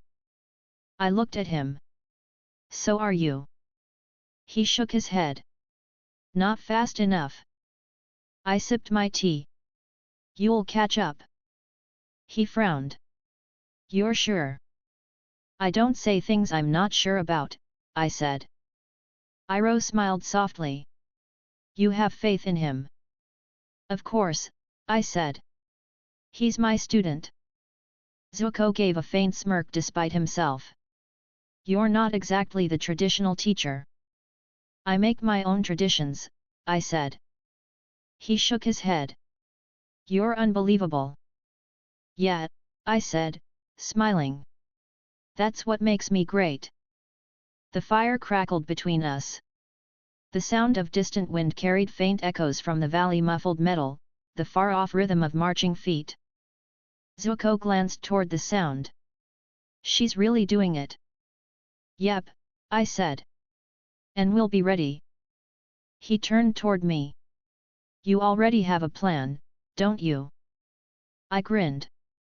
Always. Chapter 16, Faces in the Crowd. We broke camp before the sun rose fully. The valley below was still grey and cold. Iroh packed the last of the tea kit while Zuko tied his bedroll to his pack with quick, tight motions. He was awake in that way he always was before a march, quiet, angry, ready to move. I watched the eastern line turn from grey to pale orange and said, We're going to slip into Ba Sing Se using the refugee stream. No arguing. Zuko straightened with a scowl. I wasn't going to argue. You were, I said, amused. You always do. Don't worry. You'll get your chance to sigh dramatically later. Iroh adjusted his strap and smiled. The refugee roads are safer than wandering blind near Fire Nation patrols. We'll blend more easily. Exactly, I said. You two will change clothes and follow my lead. No bending in public. No speeches. We keep our heads down and let the city swallow us. Zuko muttered, Fine. We set off along the footpath running north. The road bent around low hills and followed a dry stream bed that cut the valley floor. After an hour, the path widened and merged with a larger road. Tracks from carts framed both sides, a steady, pressed pattern from constant use. Voices carried from ahead, wheels creaked, animals grunted, children cried, and parents shushed them with tired warnings. The refugee line was already forming. I slowed long before we reached it. The six eyes mapped the flow without effort. Dozens of families, some single travelers, a few small groups moving together for safety. No soldiers here. Earth Kingdom militia at the far bend, just a checkpoint. Their posture was bored, not hostile. Good. We stopped at the tail of the caravan. Dust hung in the air. I pulled my blindfold slightly lower and regarded Zuko's very not neutral gait. You stand like a prince pretending not to be a prince, I said. He glared. How does a not prince stand then? Slouch more, I said. Drop the shoulders, loosen your hands, stop tracking every sound with your head. Use your eyes before your neck. He adjusted. It helped. He still carried tension, but it read as travel fatigue now instead of martial discipline. I nodded anyway. Iroh smoothed his outer robe and removed the top layer, swapping it for a faded green vest we'd taken from a trading post cloth seller earlier. He looked like a retired farmer again. Calm eyes, simple clothes, nothing to notice. He was good at this. He always had been. I led them toward a stall near the road. A middle-aged woman with rough hands sold bundles of cheap linen and straw hats. I bought one large hat and 2 worn cloaks with a handful of coins I'd quietly acquired from some very careless Fire Nation guards a few days back. Zuko took the hat without comment and tugged it low. The scar disappeared under the rim's shadow. The cloak hid his frame. The change wasn't perfect, but nobody in this crowd was looking for perfection. They were looking for the next step forward. Remember, I said, moving us into the line, we're waiting for contact inside the crowd. Refugee Network couriers watch the road for Fire Nation movements and shepherd people toward safer entries. They'll find us if we look useful and harmless. Zuko glanced my way sharply. Useful. Breathing and able to walk, I said. That qualifies. We settled into the slow push. The road ate time. The line advanced a few paces every few minutes. Cartwheels squeaked. A man with a limp struggled to keep pace with his family and refused help from anyone. A boy stared at Zuko's hat for too long and got yanked forward by his mother.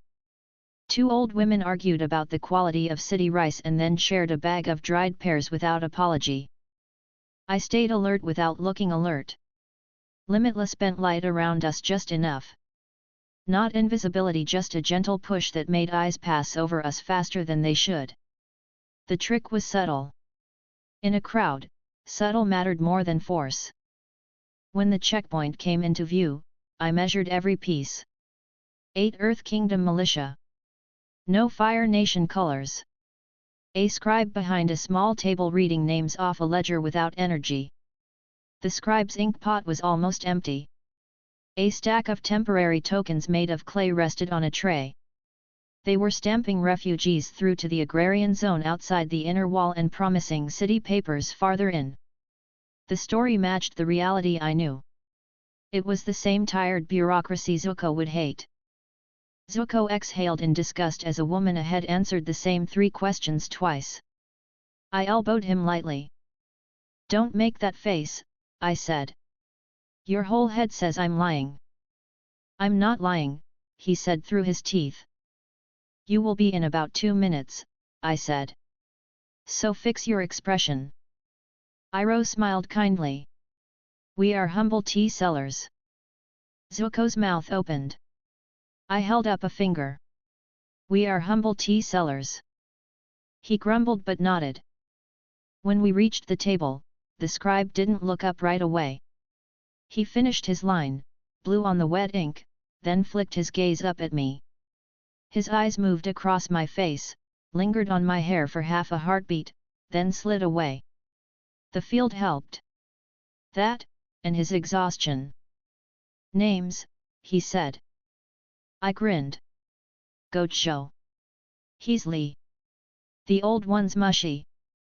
Iroh answered pleasantly, mushy, yes. The scribe scratched the names down, clearly copying 100 other entries he'd done that morning. Origin. Harbor town west of Full Moon Bay, I said. True enough in the way that didn't matter to anyone. Trade, he asked. I said. And personality. He didn't react. He pushed the tray forward. Clay tokens. Keep them on you until you reach the outer agrarian ward. You can request work placement there. If you have relatives in the city, they can vouch for you. Iroh accepted the 3 tokens with a small bow. Thank you. The scribe pointed to the right lane. Next. We moved past the table without being stopped. The militia barely spared us a glance. The crowd funnel opened into a wider tract bordered by small farms. Rows of cabbage. Rows of greens. Irrigation channels cut the fields into neat rectangles. Farther out, the inner wall loomed pale and massive across the haze. The city beyond it was hidden, but its presence pressed across the land. Zuko finally let out the breath he'd been holding. That was easy. It's easier when I'm here, I said. You're impossible. Correct, I said, pleased. We didn't push for the wall yet. I wanted the network to find us first, and they favored the alleys that ran behind the farm plots, away from the militia's eyes.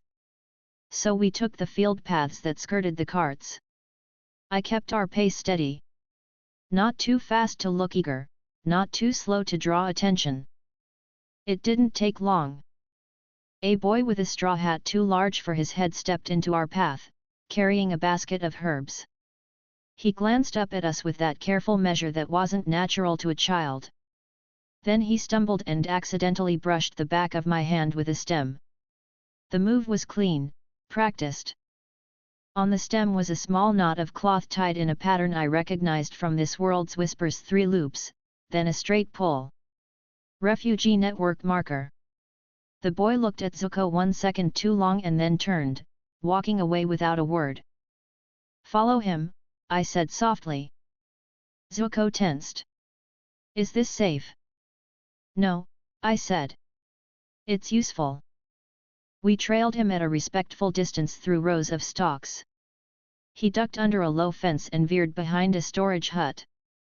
I matched his pace, scanned for watchers, and saw none. 2 turns later he disappeared through a split in a hedgerow.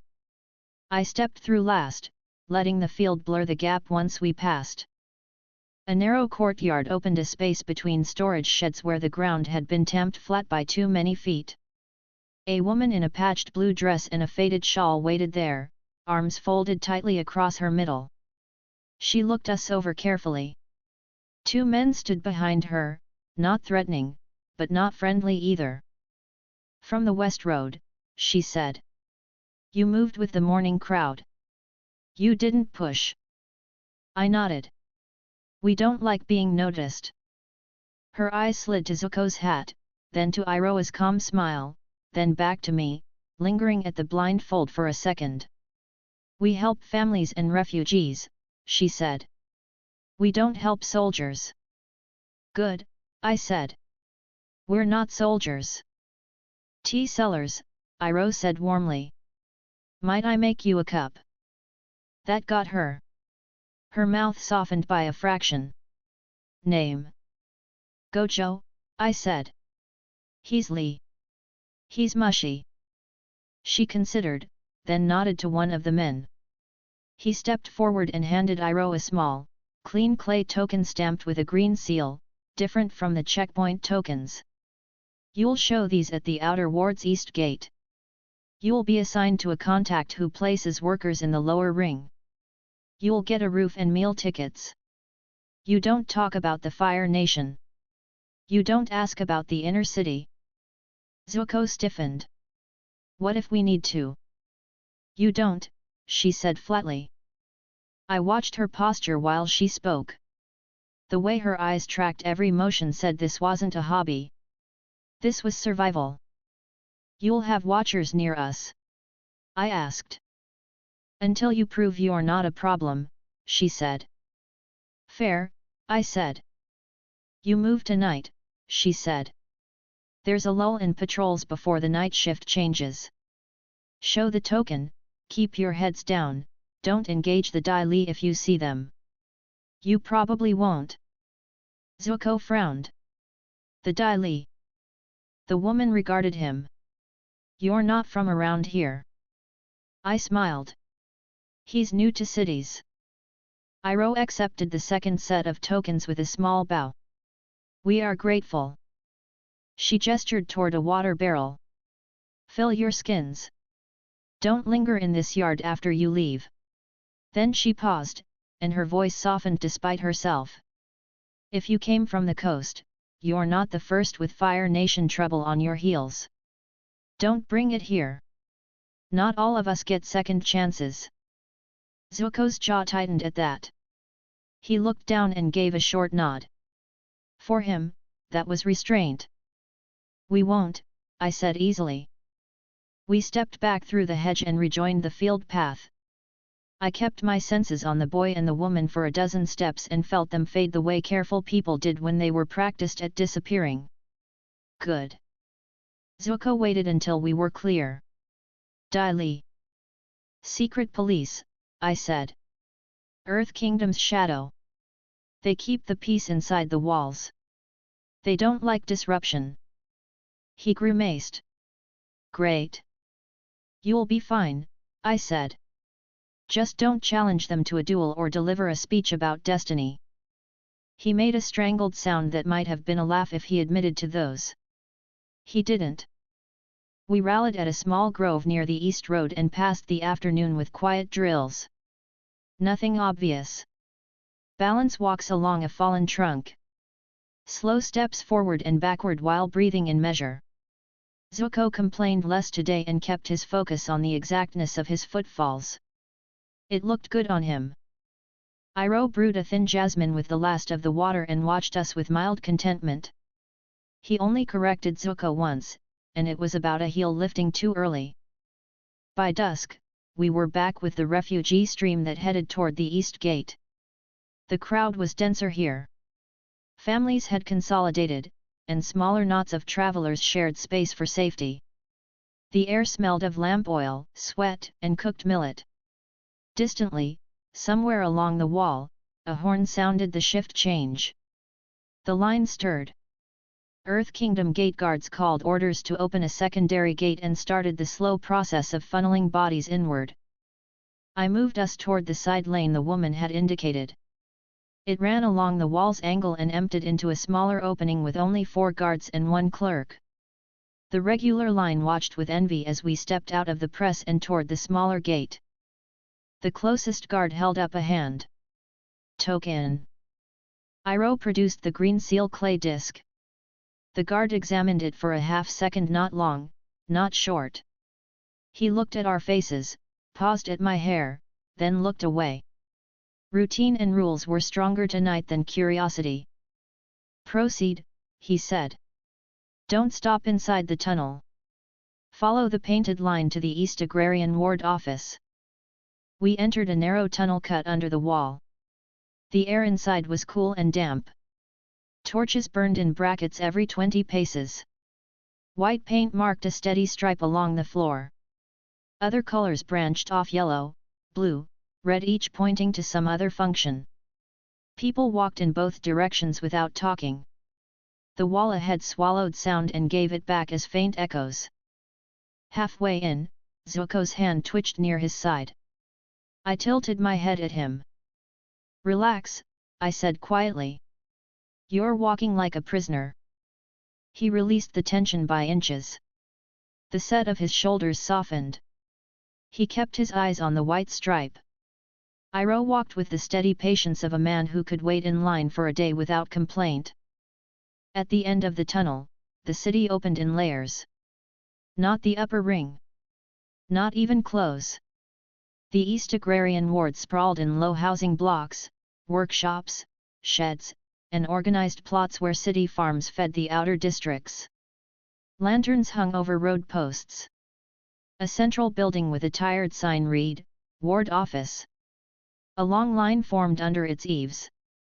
2 men in simple green armbands were guiding the flow away from the main line. They were network. It was obvious from their eyes. One of them lifted a hand slightly when he saw our token. We followed him around the crowd to a side door. Inside, a clerk with a thin mustache sat behind a small desk stacked with forms. He looked up. Work placement. Iroh set the token on the desk. Tea sellers. The clerk took one look at Iroh's hands and believed him. He stamped a small card with a dull thud and pushed it back. Housing block H12, bed space for 2 and 1 roll mat in the common room. Work ticket for kitchen duty at Jade Turtle Hostel tomorrow morning. Show up before dawn if you want to eat. Zuko bristled, but I raised a hand. We'll be there, I said. The clerk scratched our assumed names on a ledger and waved us out. We stepped into the ward's outer lane and followed the chalk marks toward block H12. The housing was basic communal rooms with straw mats, rough walls, clean floors, no space wasted. The mat monitor was a woman with grey hair and a loud voice who didn't take bribes and didn't tolerate arguments. She pointed at 3 spots without ceremony. No fighting. No cooking inside. Wash in the yard. I looked around the room. 2 old men whispered in a corner about a son who might already be in the city. A boy no older than 10 slept dead to the world, curled around a bag of clothes as a pillow. A woman with a bandaged ankle sat quietly with a fixed stare and said nothing to anyone. Everyone looked tired in the same way. We laid our things down. I helped Zuko place his pack so he could grab it quickly without looking hurried if anyone cried alarm. He caught the move and shot me a sideways look that wasn't completely annoyed. You do this often, he said quietly. I'm good at everything, I said, smiling. He snorted under his breath. Iroh sat and began to clean the small kettle with a cloth that always seemed to appear when needed. We should sleep early if Jade Turtle expects us at first light. We will, I said. But I'm going to walk the ward once. Zuko turned sharp. Now, I said. You two stay. If anyone asks, we're cousins and I talk too much. Iroh chuckled. Very believable. I stepped outside and let the ward settle around me. The night air in the East Agrarian smelled of wet earth, cut greens, and wood smoke. People moved between buildings in steady lines. Guard patrols were light. 2 men in green armbands leaned against a wall and watched without interfering. Over the rooftops, farther west, the lower ring's deeper lantern glow pulsed like a steady heartbeat. Above everything, the inner wall's dark shape cut the sky. I didn't aim for trouble. I aimed for information. I counted patrol routes, timed the door shutters on the ward office, watched the rhythm of new caravans arriving from the tunnel, and tracked the subtle hand gestures the network used to funnel people away from questions. It was a clean machine built under pressure by people who'd had to learn. I respected it.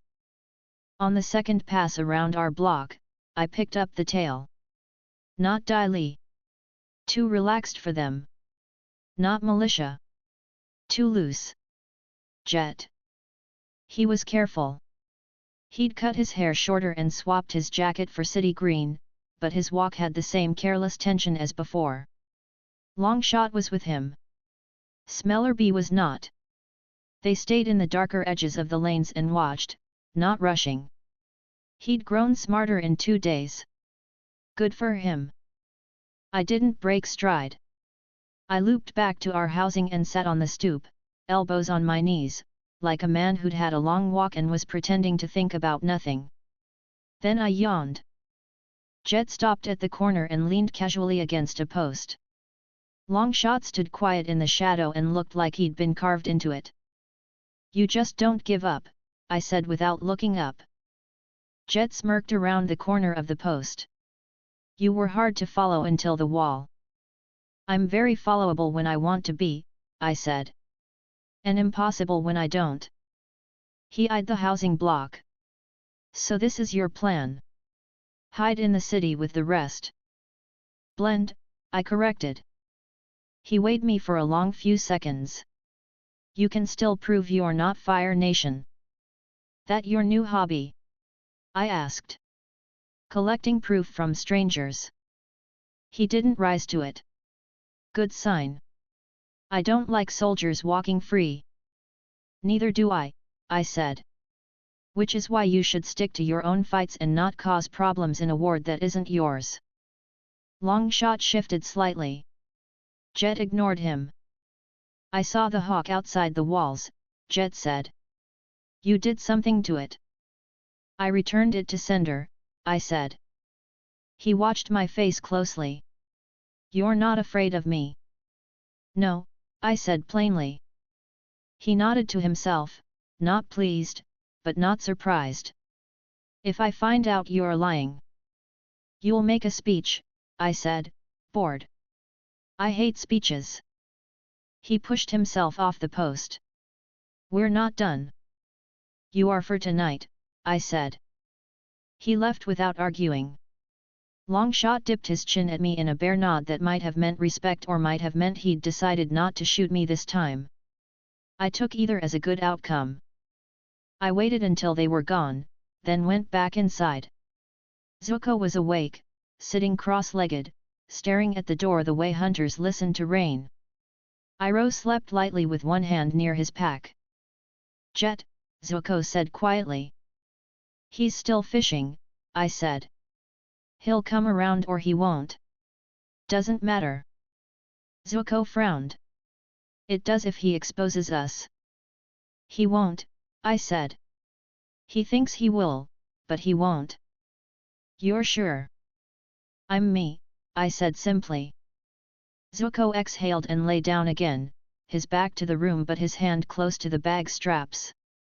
He fell asleep with that stiff kind of rest that passes for sleep when you're young and angry. I watched the room for a while and counted the breaths in the building. Eventually I closed my eyes too. We woke before the ward horn. The sky outside the window was a flat slate that hadn't chosen a color yet. We washed in the yard with cold water from a cracked cistern. Zuko hissed at the shock and then pretended he hadn't. I was polite enough not to laugh out loud. Jade Turtle Hostel sat at the edge of the ward's market lane. A turtle carving with chipped paint hung over the doorway. The kitchen already sounded alive, pots clanked, knives chopped, voices called for deliveries. Iroh went in and, within 30 minutes, was guiding the whole flow with 3 soft suggestions and 2 demonstration pores. He had the staff standing straighter and smiling without knowing why. The owner watched him with wide eyes that said she'd already doubled his hours in her head. I covered counters, moved crates with artful laziness, and blocked 2 idiots from dropping a boiling pot by nudging the air under it before it slipped. They blinked at the sudden stability and chalked it up to their own balance.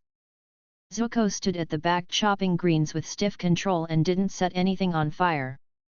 For him, that was excellence. By midday, the ward had accepted us. Jet didn't appear. The Dai Li did not appear either. Azula's army, far beyond the wall, shifted positions in small, unimportant ways that marked logistics rather than attack. She was building something she thought would be elegant. I'd let her finish the outline so I could ruin the whole picture later.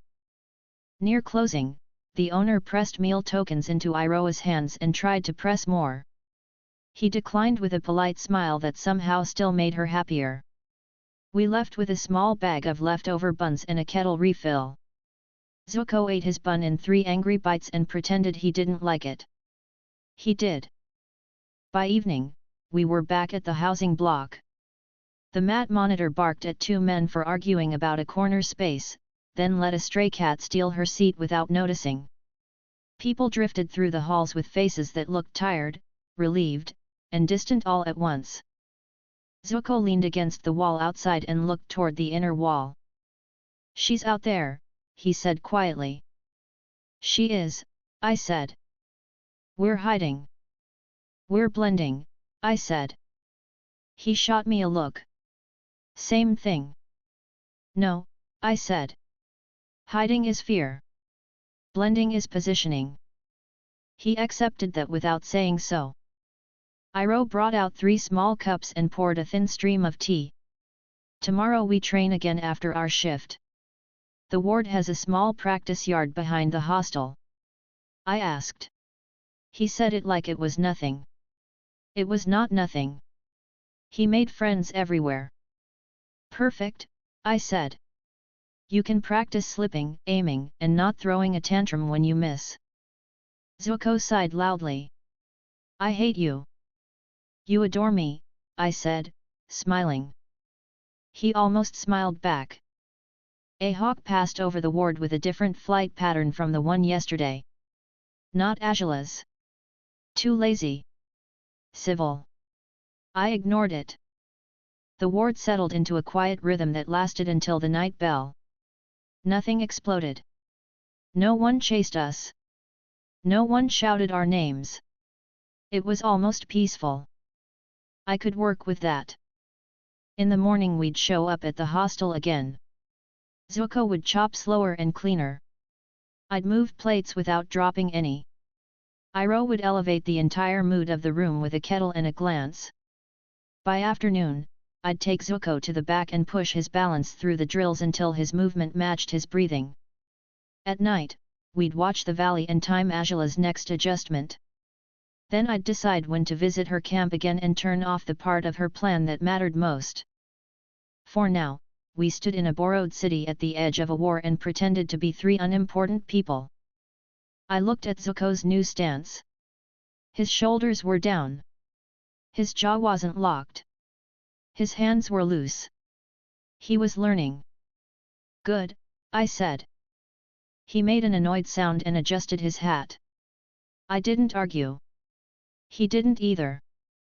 I took another sip of tea and watched the ward lights steady. Chapter 17, The Checkpoint That Didn't Hold. The ward woke before dawn.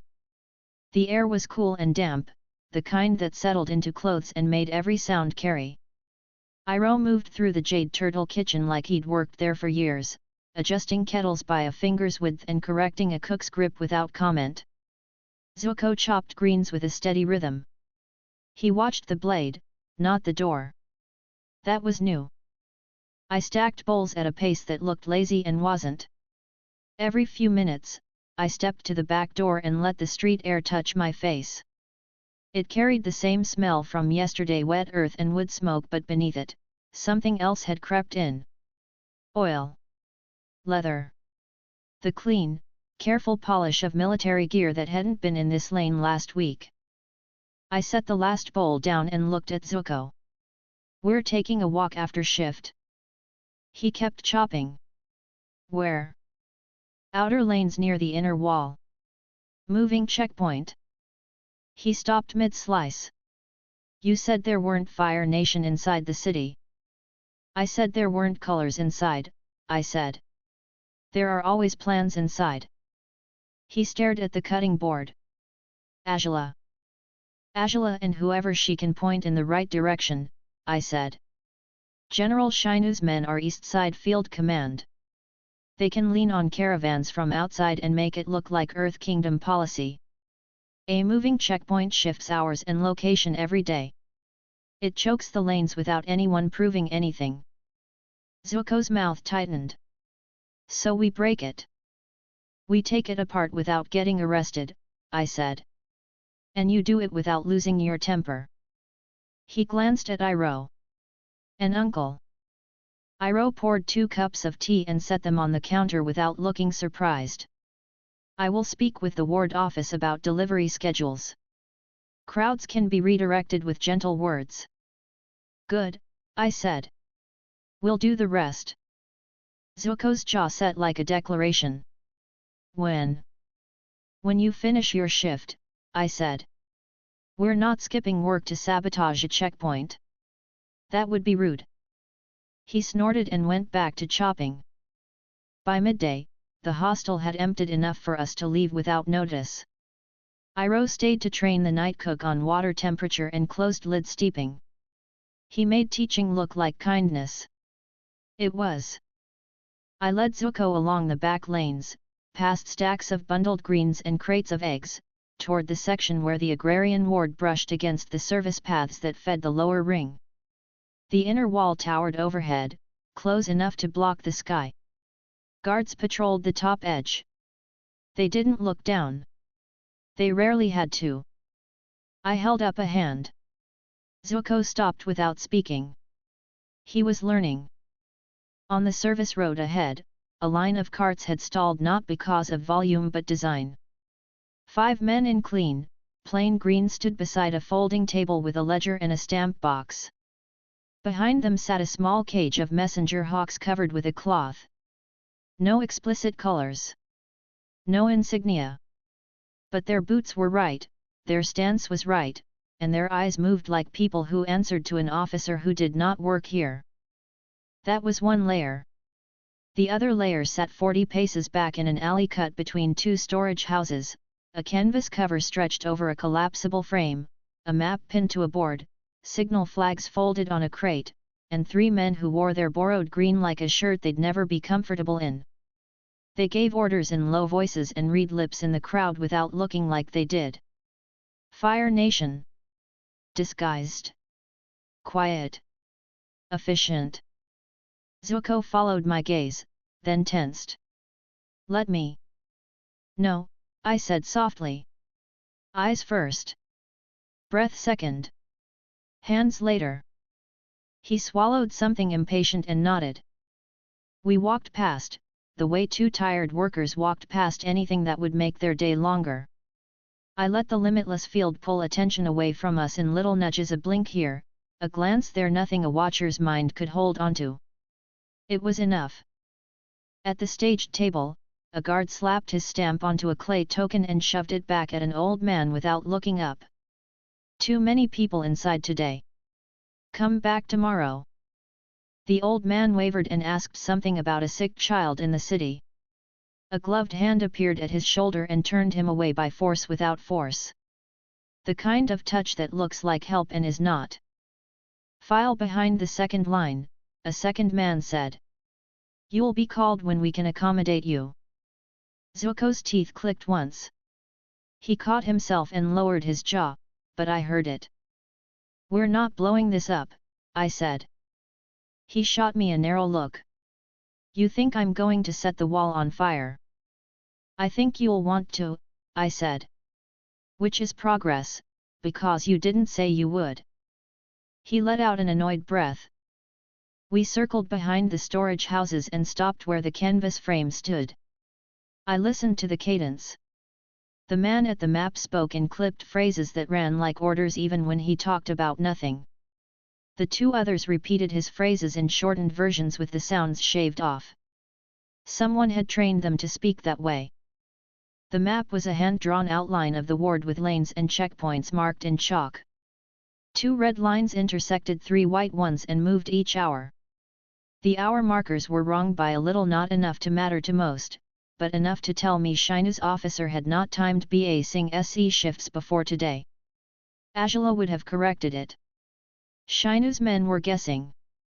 Zuko leaned close enough that I could feel his temper warming the air around us. We take the officer first, he whispered. We take the communications first, I said. Kill a head and another grows. Break the voice and they can't move anything. He frowned. So we smash the hawks. No, I said. We write better letters. He stared like he couldn't tell if I was joking. I wasn't. Ready? I asked. I don't like this. You'll love it, I said, smiling. Stay with me. We didn't walk to the canvas. We were just suddenly inside it, 2 bodies where there had been none. The 3 men startled hard. One reached for his belt where a baton should have been. My hand didn't touch him, but the space around his wrist did. He stopped moving without understanding why. Hi, I said, cheerful. Quick audit. The map man recovered fast, which earned him points. You've got the wrong tent. I never have the wrong tent, I said, then pointed to the chalk lines. Your hour markers are off by 20 minutes. Your east lane shifts 4 times in 3 hours. And your stamp queue is turning people into witnesses. You'll spook the ward office if you keep it this loud. He focused on my face with a cool calculation I recognized. Fire Nation officer. Not high rank, but used to being obeyed. Who are you? Someone who hates boredom, I said. And your checkpoint is boring me. He flicked a quick look at the map again, then up. You're not Earth Kingdom. No, I said pleasantly. And you're not supposed to be here. He set his jaw. We can move this to a secured space if you prefer. It's already secured, I said. By me. Zuko stood half a step behind my shoulder with his hands loose and his weight steady. He looked like a bored assistant. It was funny if you knew him. I pointed to the signal flags. You're using flags and hawks both. Redundant. Slow. That's good for me. Bad for you. The man at the map weighed options and tried to speak to the other two with a brow twitch. I let the field firm around them so that nothing below their throat wanted to work the way it usually did. They went still. You'll let the refugees pass through the white lanes at the posted hours, I said. You'll stamp their tokens without adding a story. You'll cancel the patrol rotation 2 streets over. You'll tell your hawk keepers you're relocating to the north side and send them to a holding yard. The officer kept his face composed. You don't command me. I command everyone when I'm in the room, I said, friendly. It's a talent. You can't shut down an entire operation alone, he said. I already did, I said. He glanced at the map again, then at the open end of the canvas. Nobody had reacted outside because I hadn't let them. It was a small thing to bend the push of sound, the curve of attention.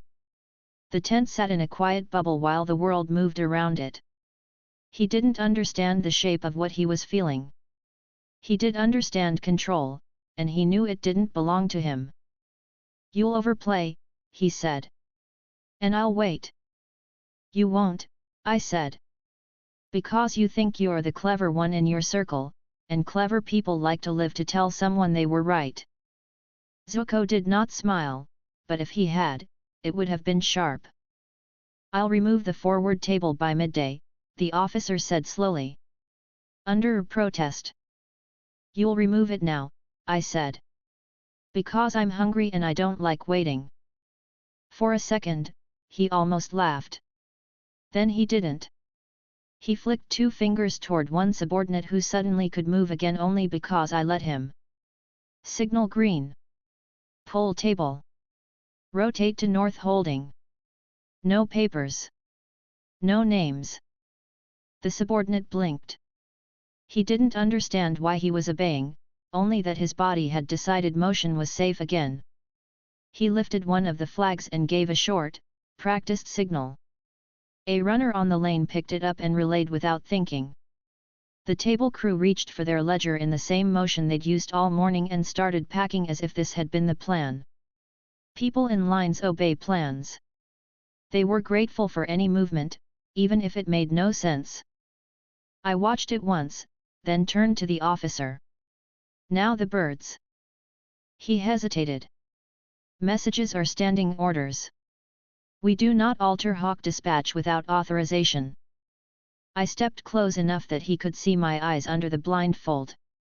I am authorization. He swallowed it because he had no other choice that didn't end with him waking up bruised and without his tent. He nodded at the second man, who slipped outside to the hawk cage. Zuko leaned close to me. What are we sending? A delay and a misdirection, I said quietly. Shinu's relay expects a checkpoint report and markers for placement near 2 more lanes. We'll give them a story about a supply hold in the east. They'll pull a squad from the wrong side to cover a problem that doesn't exist. Zuko's mouth tightened in approval. And if they double-check? They won't, because the officer you're looking at writes words the way he breathes, I said softly. He copies phrases from his last 3 dispatches without knowing he's doing it. People trust predictable hands. The officer blinked once at that, and I smiled. The subordinate returned with a slate and charcoal and waited. He wasn't used to writing messages in front of strangers, but he also wasn't used to a world where space bent and people didn't fall over screaming. He wrote. Read it, I said. East side supply carts delayed by inspection spillover. Relocating north holding to avoid ward office attention. Reserve unit requested at River Gate 2 hours before dusk to manage backlog. Avoid overuse of hawks due to suspicion from Dai Li eyes. Continuing soft checks on labor groups. Add a second, I said. From Shinu's side voice. Confirm. Pulling one unit from Cliff Road to River Gate for relief. Expect new flags at dusk. The officer watched me like he wanted to memorize every angle of my face and use it later. You speak like you've read our exchanges. I read faster than you write, I said. He passed the slate to the hawk keeper through the canvas flap. The man outside tied the small tube to the hawk's leg with practiced, neat movements. The bird launched into the air with a clean push. Another followed with the confirmation. They climbed into the light over the wall and tipped toward the wrong side of the map on purpose. Good, I said. Now stand this tent down and reassign yourselves to a location you won't enjoy. We're not leaving the city, he said. I didn't say you were, I said. There's a patch of lanes near the brick kilns where the wind shifts and the ash gets into everything. I like the image of you coughing while you pretend you have authority. He exhaled and closed his eyes for a breath longer than normal, then opened them. North lanes by the kilns, he told the others. They moved because he told them to and because their bodies still remembered the pressure I'd applied and wanted to avoid it. The canvas came down with a series of pulls and shakes. The map rolled and disappeared into a case. The crate of flags closed. The ledger at the road folded and left in a runner's arms before anyone in line remembered to be angry about it. A street 1 block over opened without warning as the fake guards took their hands off it and walked away like any shift change. A woman in that line cried once because all she could do was cry. Her husband held her shoulder with a hand that said he wanted to thank someone and didn't know how. Zuko watched the whole thing without speaking. He didn't burn. He didn't swing. He learned. When the last of the crew lifted the canvas and cleared the alley, the officer and I were alone with Zuko. You won't always arrive first, he said. I don't have to, I said. I just have to arrive. You'll burn your luck, he said. I don't use luck, I said, smiling. He started to say something else. I lifted one finger. A word of free advice. When you write your next hawk, correct your time markers. Your men mirror your mistakes. He stiffened. Pride hit him and then left. He nodded once. I see it. You will, I said. Now go breathe ash for a day. He held my eyes one more second and then left without apology. I let him keep that much. We stepped onto the service road. The line that had been waiting 10 minutes ago had evaporated into motion. Carts creaked forward. The men in green armbands from the ward network appeared like they had been invited and began directing families toward the newly opened lane as if they'd planned it. The ward office clerk didn't come to check because he didn't want to argue with success even if it was strange. The city accepted function and forgot the rest. Zuko looked sideways at me as we walked. You could have knocked them out. I could have, I said. Then someone else would have come back in 2 hours and done the same thing. Now they'll be busy relieving a fake problem across the ward while the real lanes stay clear and everyone gets used to the feeling of them being clear. He nodded once. That's better. You're learning, I said. He rolled his eyes. Don't get used to saying that. I've already gotten used to it, I said, happy. We cut behind the storage houses and out toward the wider field path that led back to the agrarian blocks. As we passed, the woman from the refugee network who had first handled our tokens stood near a cart with a cracked wheel. She didn't look at us. She didn't have to. She said, to no one at all, the east lane moves smoother than it did yesterday. I answered no one, I like when people do their jobs. Zuko almost smiled. We reached Jade Turtle in time to help close. Iroh had turned the evening shift into a soft murmur of focus. People left with warm cups and softer faces. The owner slipped meal tokens to Iroh without looking like she'd done it. He accepted 2 and set one back on the counter with just enough weight that she didn't argue. We ate quietly in the back. Zuko tore his bun slowly instead of inhaling it. He watched the door because he knew Jet could walk through any time and call him out. He didn't flinch when the door opened for 2 workers from the next lane. He held still. Better. Iroh glanced at me. You were gone longer than a walk. Shinu's men staged a checkpoint, I said. It's gone. Without noise, he said. Without noise, I agreed. Zuko sipped tea like he was trying to teach himself patience with the motion. How long until they try again? They never stopped trying, I said. But they will stop trying here for a while.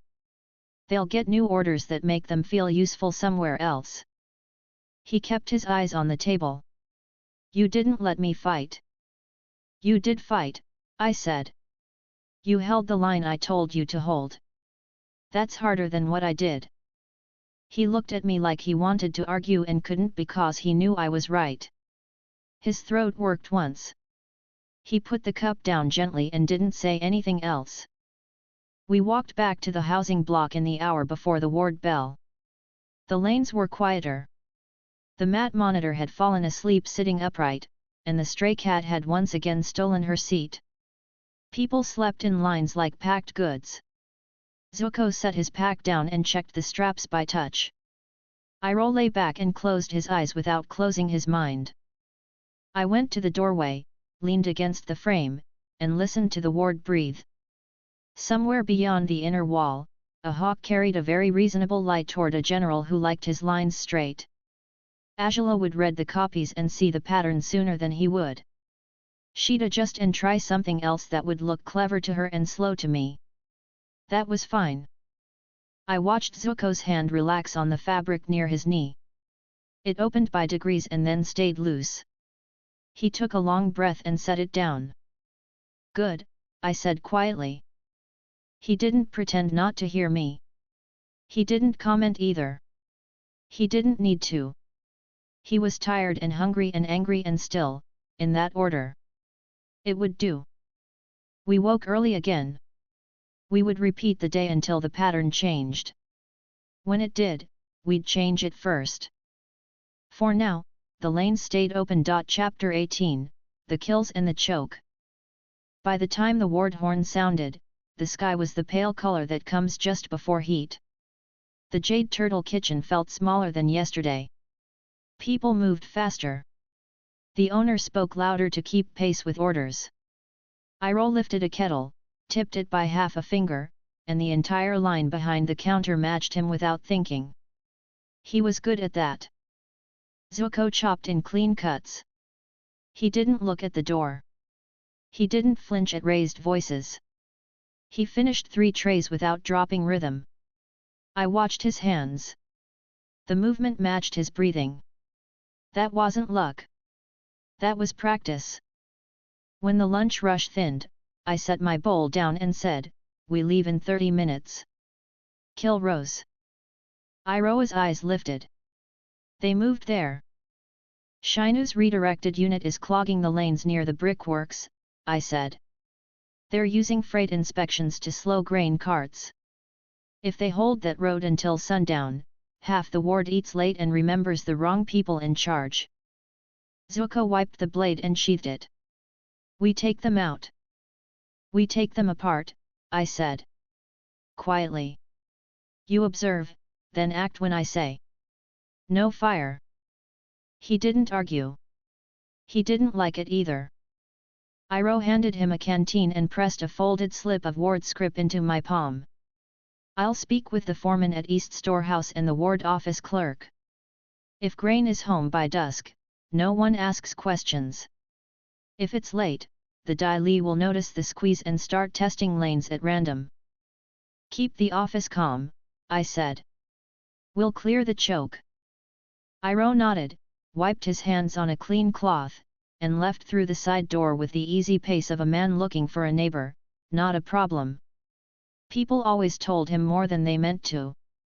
He had that effect. I motioned to Zuko. Hat. Cloak. Hands loose. He pulled the straw hat down low and rolled his shoulders once.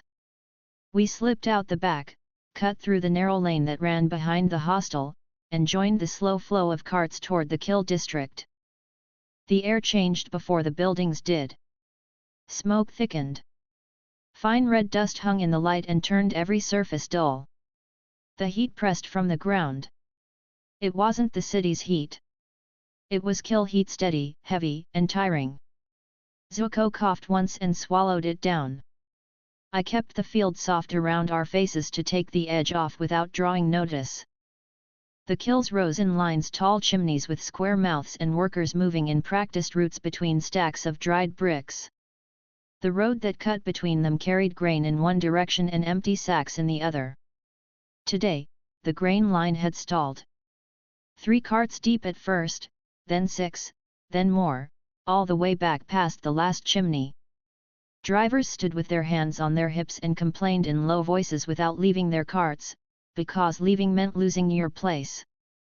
I followed the stoppage to its source. It wasn't at the gate.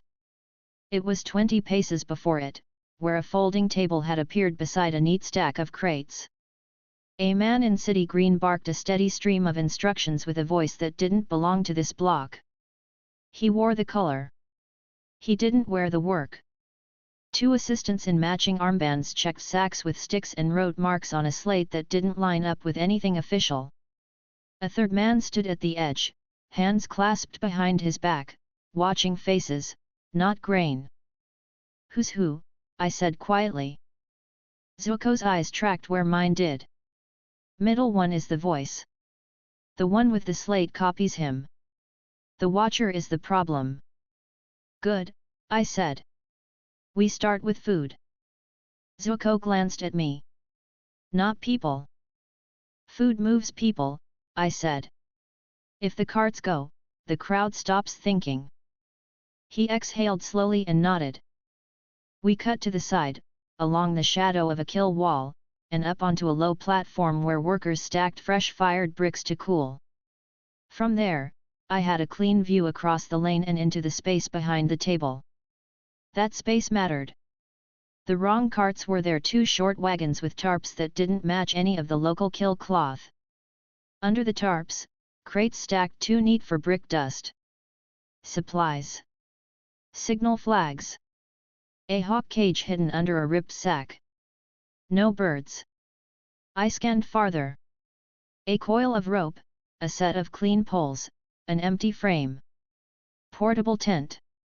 Shinu's men had learned from yesterday. They kept their tools close. A group of laborers fed bricks into a kill mouth nearby. Their foreman watched the hold with a hard set to his jaw. Not network, but not blind either. 2 Earth Kingdom ward stewards argued with a driver in the middle of the line, trying to get him to move back without losing order. They had authority here, but not enough to push a wall that thought it was official. The voice at the table sent a runner down the line with a message to hold for inspection. The runner moved like someone used to orders, not like someone from a kill. He wore a leather strap around his wrist under the armband. The strap was too new for his hands. That was enough. I tapped the platform with my knuckles, felt the vibration, and looked at Zuko. 2 steps plan, I said. You take the runner. No fire. Trip him, lose the message. Then help him up so he thanks you.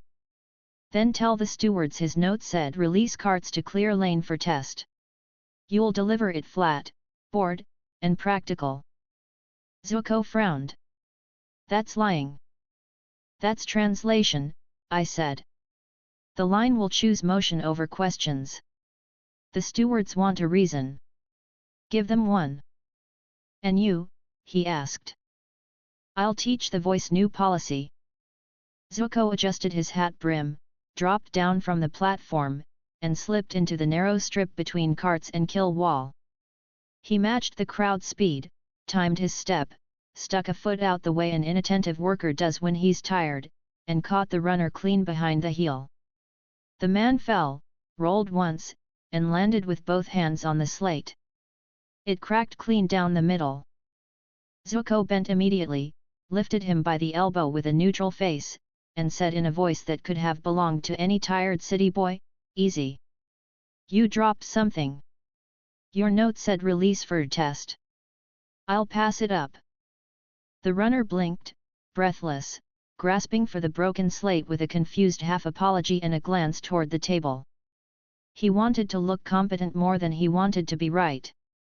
He nodded because nodding made the moment end. "Right. Release carts. For the test." Zuko turned without changing his expression and walked straight to the ward stewards. He didn't look at the table or the watcher. He spoke to the people who actually moved carts. "Release carts forward," he said flatly. "Test needs flow. 2 at a time to the mouth. Move now." The stewards were older.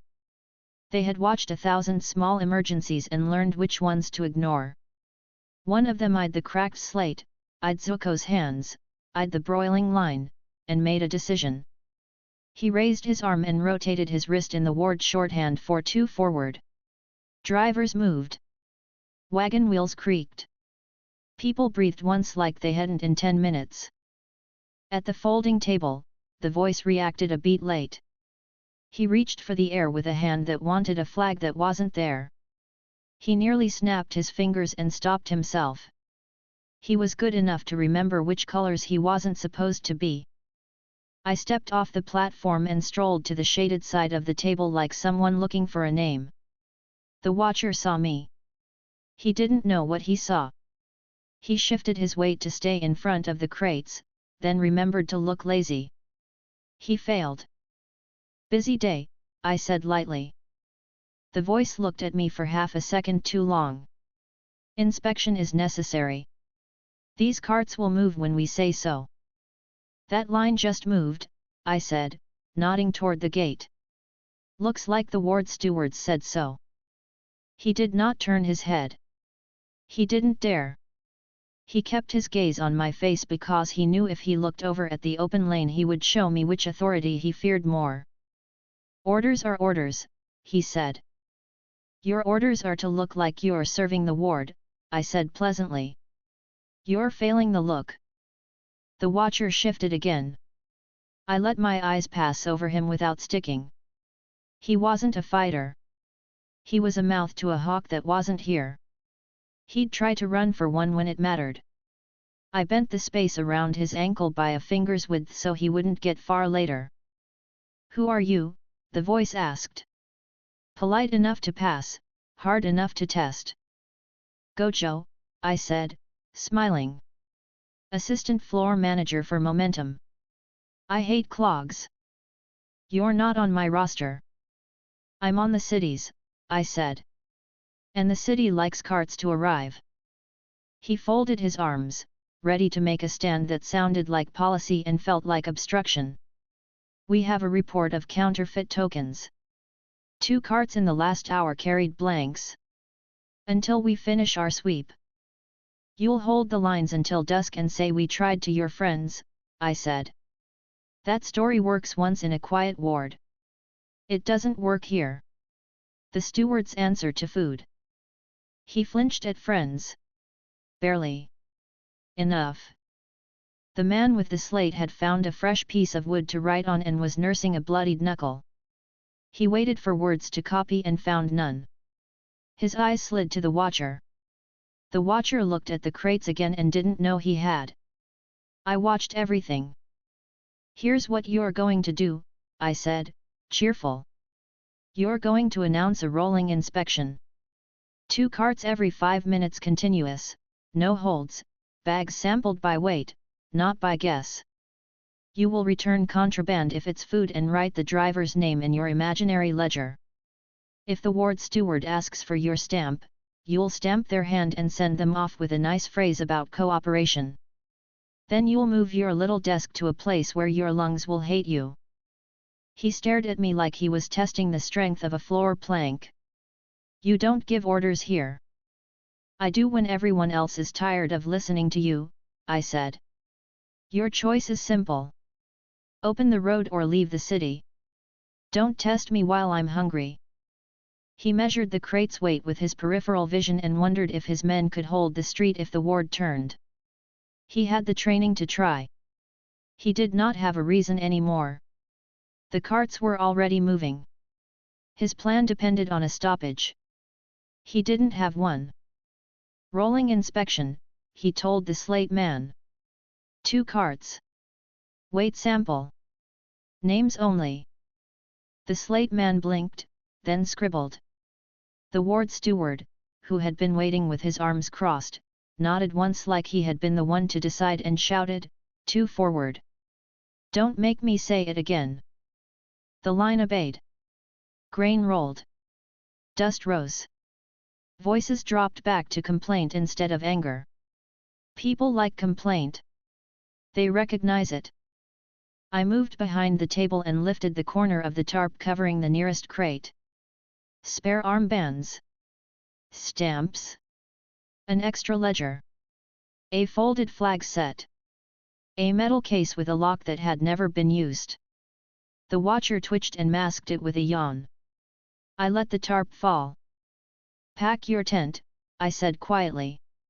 Take it to the kill yard 3 streets north where the smoke cough tastes like old coins. You enjoy that joke, the voice said dryly. I like accuracy, I said. He studied me with a soldier's memory. You are not Earth Kingdom. No, I said, the same way I'd said it yesterday. But I am the reason your plan will fail without a fight. He held my gaze longer than was smart. He wasn't used to losing without a sound. He nodded to his man. Tent. Move it. The watcher edged to the cart, lifted the tarp, and started to slide the folded frame out. The rope coil fell. I let the ankle fold hold. He caught himself clumsily and cursed under his breath. He was learning to hate the road. Good. Zuko reappeared at my shoulder without fuss. He didn't look pleased, but he didn't look explosive either. He scanned the line and then the table and then my hands. Do you need me to? You need to take the 3rd cart to the steward and tell him the scale is off by a notch, I said. He'll know which notch. He'll adjust. It will make them feel like the inspection mattered. Zuko went without comment. He spoke 3 words to the steward, gestured at the weight arm with 2 fingers, and stood back. The steward tapped the scale with a practiced flick, checked the grain bag, and shouted a correction the whole road could hear. Drivers repeated it to drivers. The inspection turned from frustration into routine in under a minute. I watched the shift settle like it had always been this way. I wasn't going to keep this unit here for long. I didn't need to. I needed them to leave the grain lane and spend the rest of the day proving they were busy somewhere else. A ward runner with a green headband approached the table. He moved like a man sent by someone who mattered. He sized the desk up in one pass and turned to the voice. Ward office wants this road clear by the next bell, he said. There's a storehouse delivery waiting. You'll move or you'll move. He wasn't network. He was a clerk who had been told to act like he belonged on a street. He did. Iroh had moved faster than anyone expected. That was his way. The voice inclined his head. We are cooperating. The runner's eyes slid to me, then to Zuko, then to the crates. He didn't ask. He left. Your boss has friends, the voice said. Everyone has friends when they pour tea properly, I said. We stayed until the tent packed. The slate man took the stack of unnecessary ledgers and loaded them onto the wrong cart by mistake. The watcher corrected him, then thought better of correcting anything while I was still standing there and let it go. The desk folded. The imaginary authority dissolved. The men left with the face of people who wanted to look deliberate. They didn't. The road turned back into a road. Zuko stood with his hands behind his back and watched the carts roll. His breathing slowed. He didn't try to set a single sack on fire. He took that win without grinning and without pretending he didn't want to. We waited until the line returned to habit. Then I nodded toward the inner lanes. "We're not finished," he grunted. "Of course not. Shinu's unit needs a staging point while they pretend to be helpful," I said. "They'll choose the first empty lot with a fence on 3 sides and a tap house close enough to lure bad decisions. We'll press it a little so they can't relax." We used the kill shadows to cut north and east, following the rhythm of men who carried crates without knowing why. The staging lot was 3 blocks away, exactly where it should have been. Packed earth, a low fence, a shed with the door open, and a single man counting nothing at a table to look occupied. 2 more men unrolled the canvas skeleton and argued about poles. A third tried to untangle signal flags without smearing brick dust on them. Their voices already had the sour edge of a shift turning long. I didn't announce us. I didn't need to. I stepped through the open gate, stood in the center of the yard, and smiled at the man at the table until he realized I wasn't leaving. "Wrong lot," I said. He stared. "This is requisitioned space." "For whom?" I asked. "Ward relief," he said, "too fast." "Which ward?" I asked. "East," he said. "This is East," I said. "Which office?" He hesitated half a heartbeat. "Office 18. "Office 12, I said. "Try again." He blinked. He knew he'd been tested and didn't know how to fix it. He looked toward a doorway like an answer might walk out and save him. I was bored. I flicked my wrist. The poles tangled in a knot that looked like careless hands had tied it and then forgot how. The flag guy swore and spun the wrong way to fix it. The shed door that had been hanging just so slowly closed by itself and stuck hard on a warped frame. The man at the table put a hand down to push himself up and found his hand had stuck to the surface with the invisible weight of my attention. He tugged once and couldn't pretend he wasn't trapped. "I am a generous teacher." I smiled and lifted the pressure by a finger so he could pull free without hurting his wrist. He did and looked at me like I had rewritten his morning. "Pack it," I said. "You're going to the brick ash lanes. That's where your piece of the city lives today." "We have orders," he said weakly. "You have orders to look busy and make life worse for people who can't read your papers," I said. "Today you will do that somewhere nobody cares about. Tomorrow you will take a day off and write a letter about how cooperative the ward is. You will be very polite in that letter. If you are not, I will read it before your officer does and write a better one with your hand." He swallowed and nodded because his body wanted this to be over.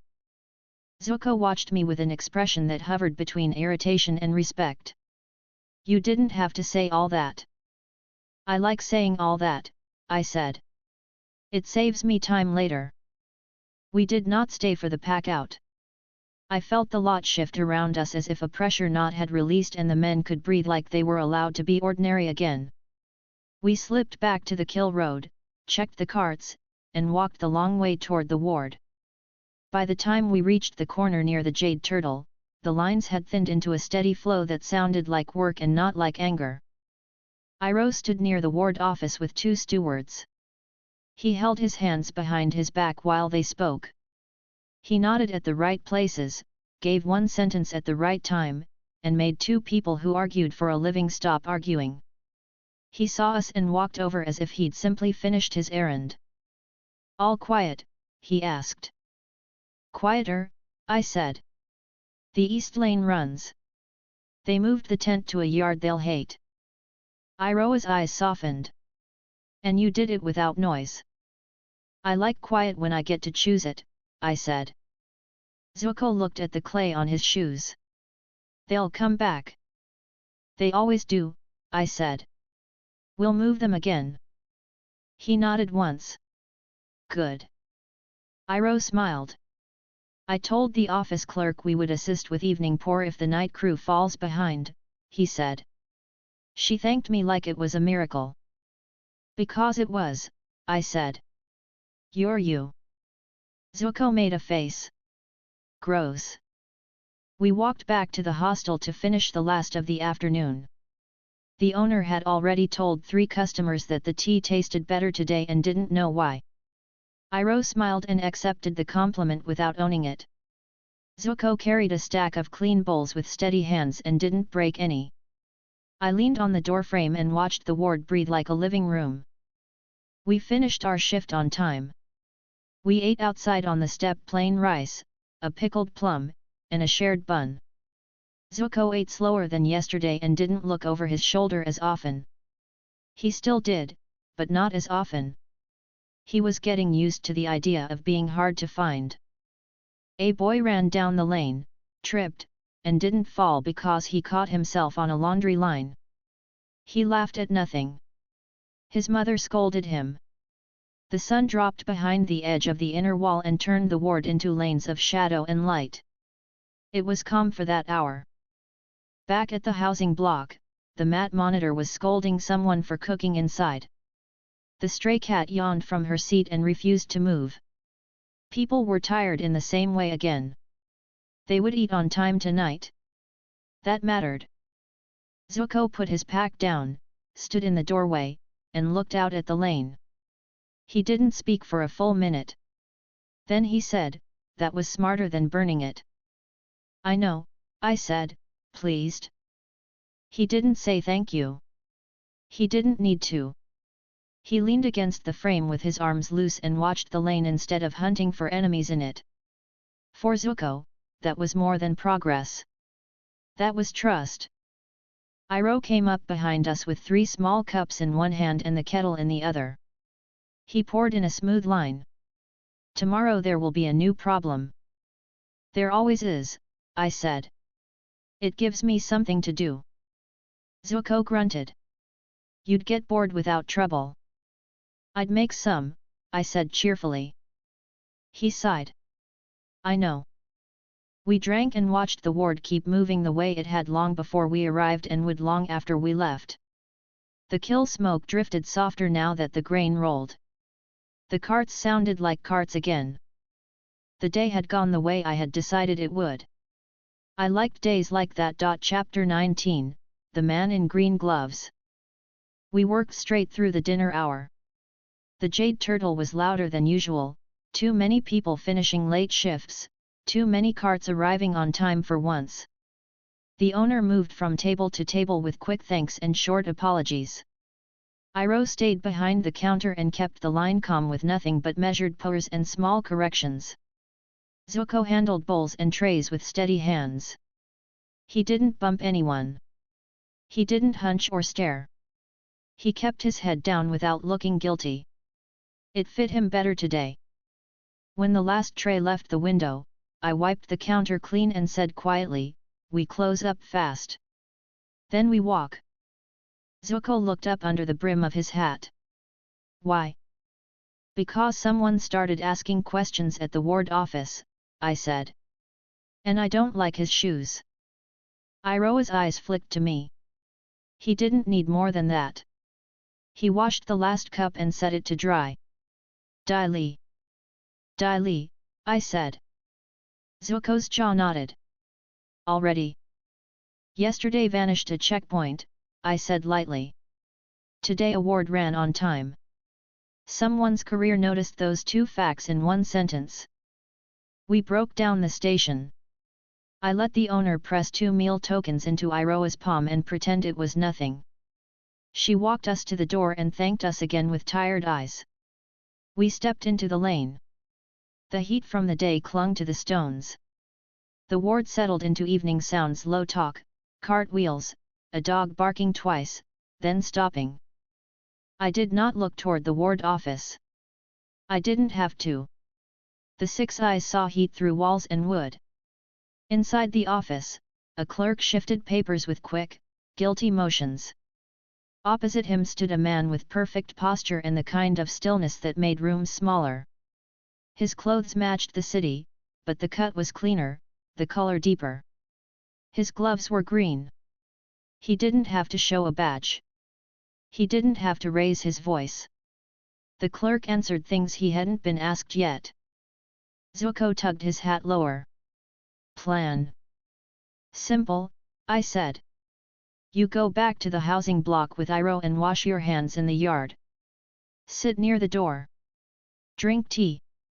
If anyone asks, you had a long shift and your back hurts. My back does hurt, he said flatly. Good, I said. You'll be very convincing. I should be with you, he said. No, I said.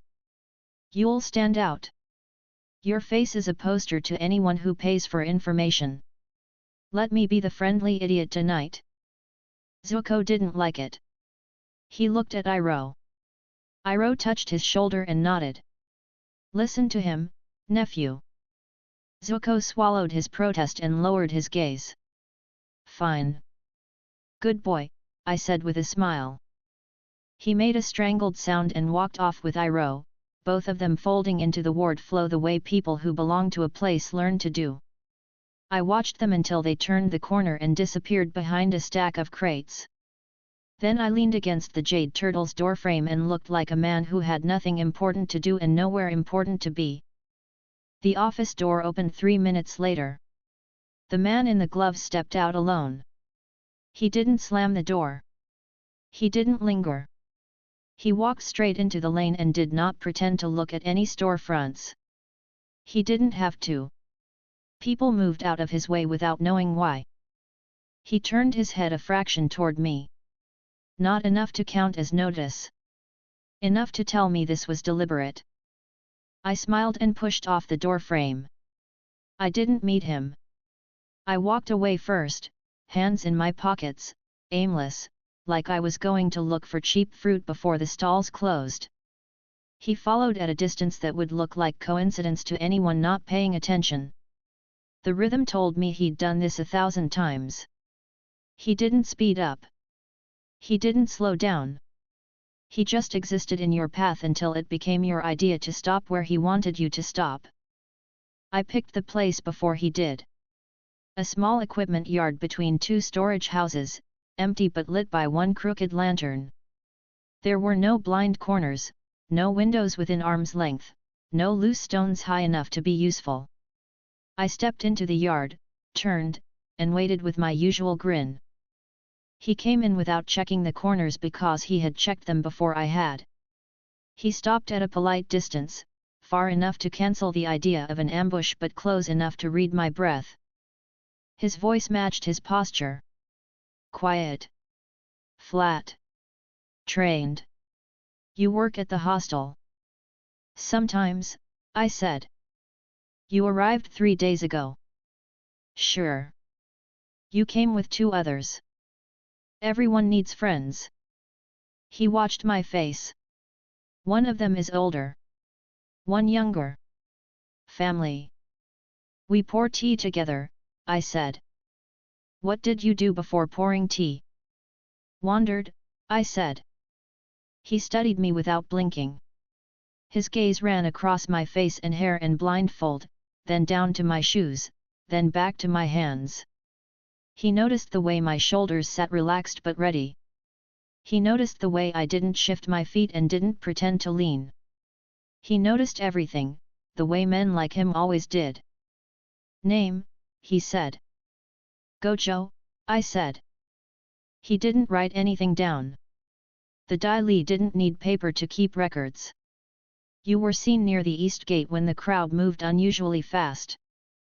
I was seen in a crowd, I said.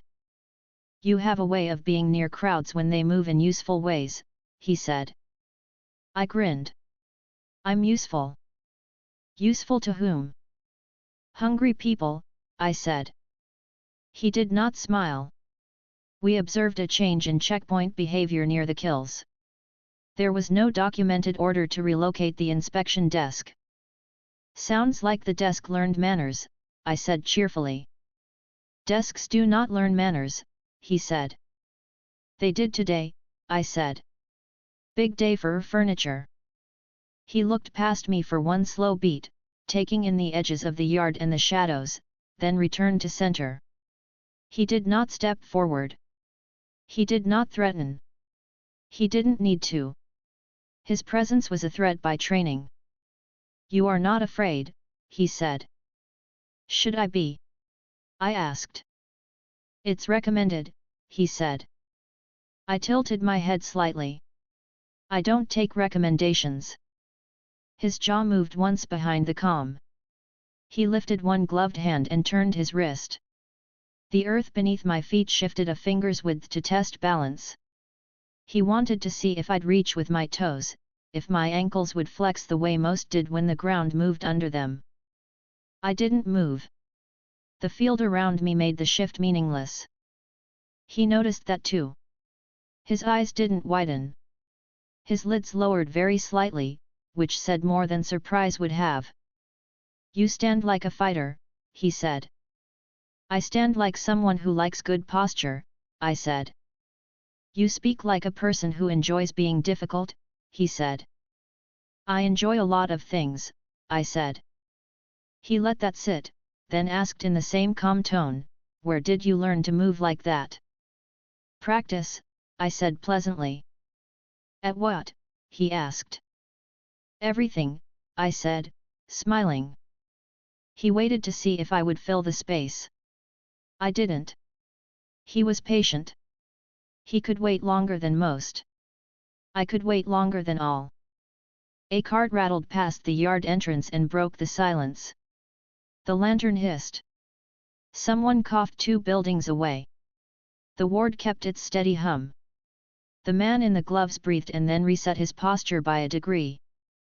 "Your presence coincided with the disappearance of several unofficial inspections," he said. "This reduced complaints at the ward office and kept food moving."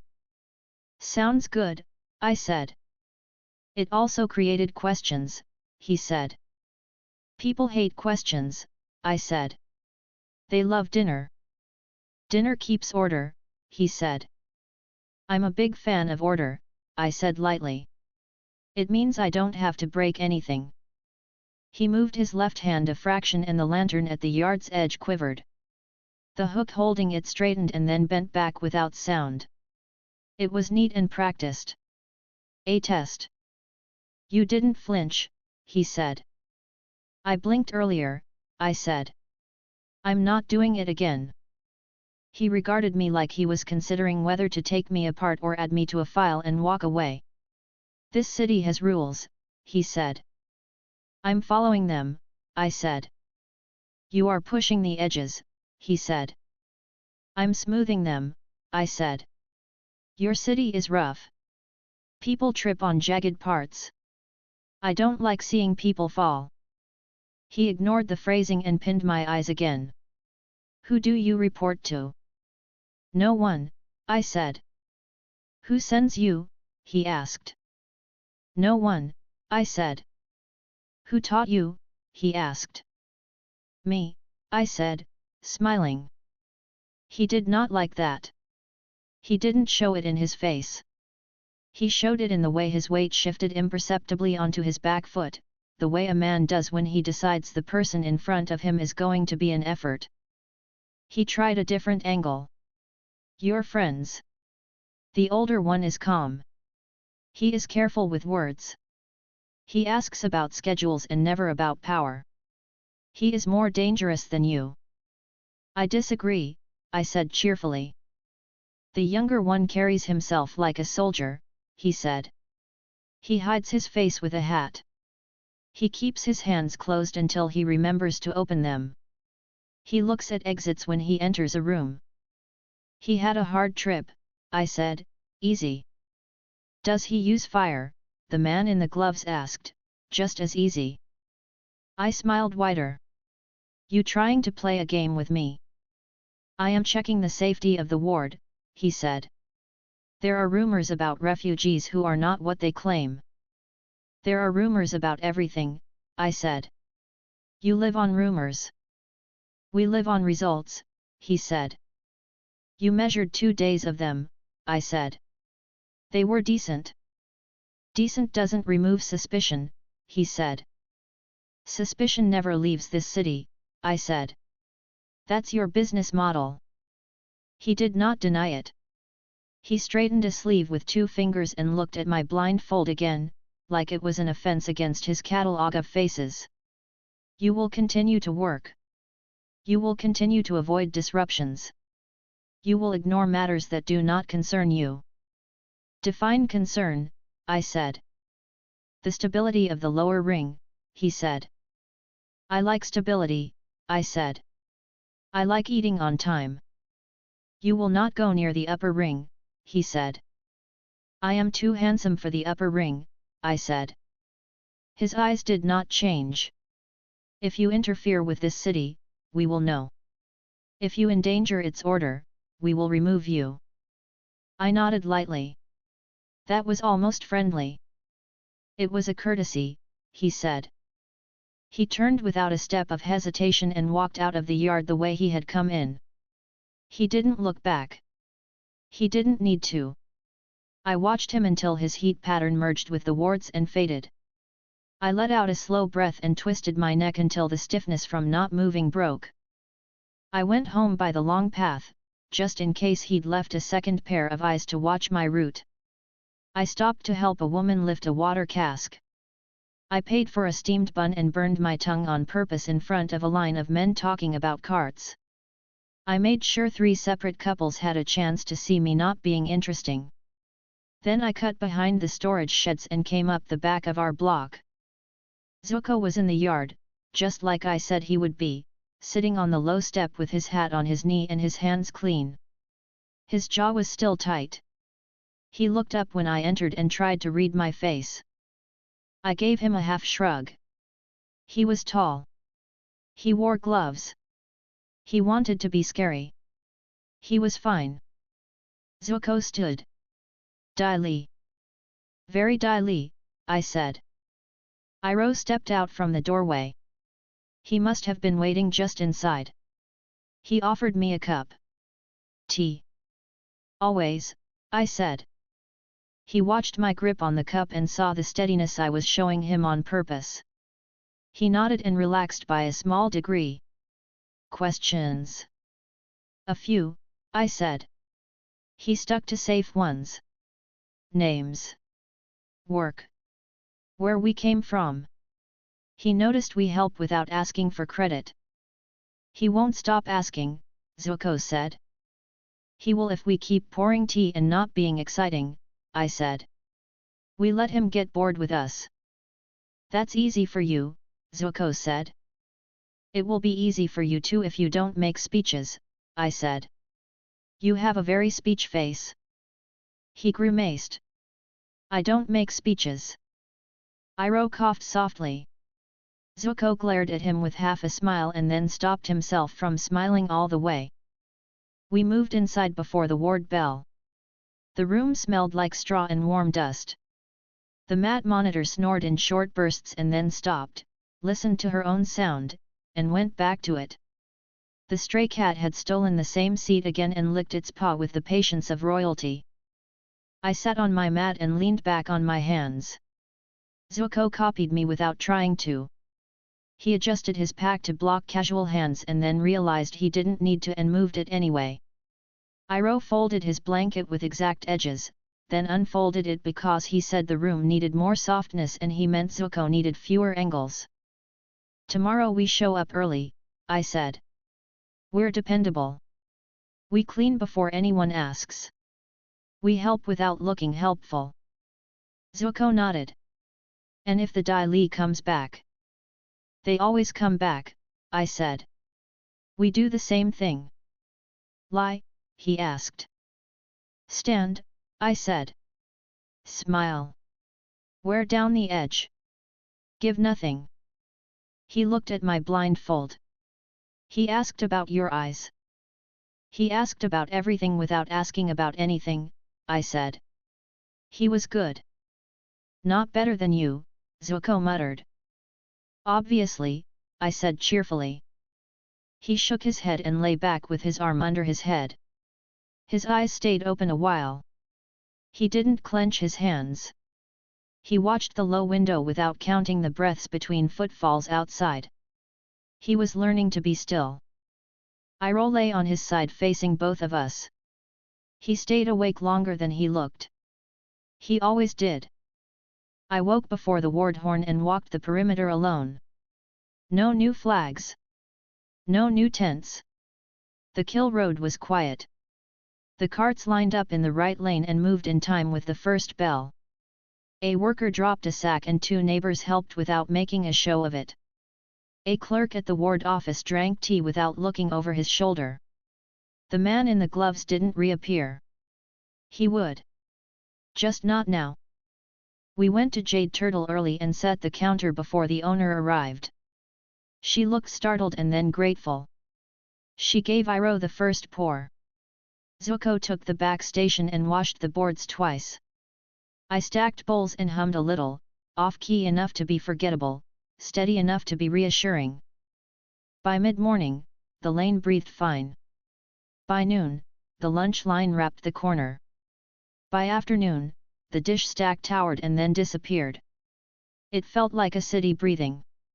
That's what I wanted. Near closing, a man in clean clothes with a small green seal stitched at his cuff stepped inside and ordered nothing. He stood at the counter and watched the room like it was his. Not a Dai Li. A clerk with connections.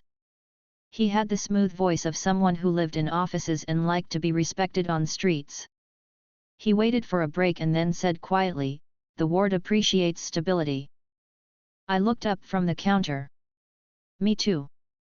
"Keep working," he said. "We will handle the rest." "Handle what?" I asked. "Questions," he said. He left before I could ask which questions. That was fine. We finished the shift. Iroh got invited to show the night cook the temperature trick again, and he did, and the cook grinned like a child when his tea came out right the first time in months. Zuko carried a crate and didn't drop it even when a dog bumped his leg. Outside, the sun slid down the wall again. People walked home at the usual pace. We reached the housing block without seeing any green gloves.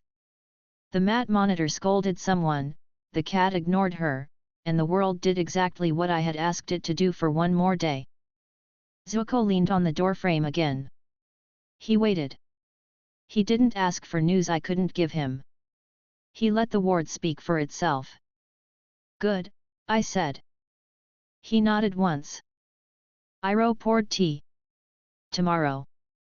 "Same," I said. "Plus one new thing. We start training in the practice yard behind Jade Turtle with the pots stacked around you." Zuko looked suspicious. "Why?" "So you move correctly even when you're boxed in," I said. Dai Li like narrow spaces. He understood. He didn't argue. He said, "Fine." "Good boy," I said, happy. He groaned. "Stop saying that." "Never," I said. We drank in quiet. I watched the lane for one last pass. Nothing new. That was a gift.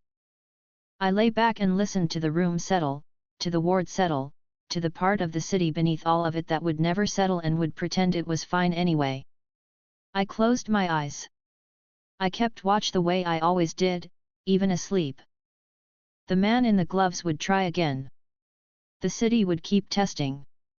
Azula would keep moving her pieces outside and think she had invented the shape of the board. We would keep doing dishes, lifting crates, and walking lanes.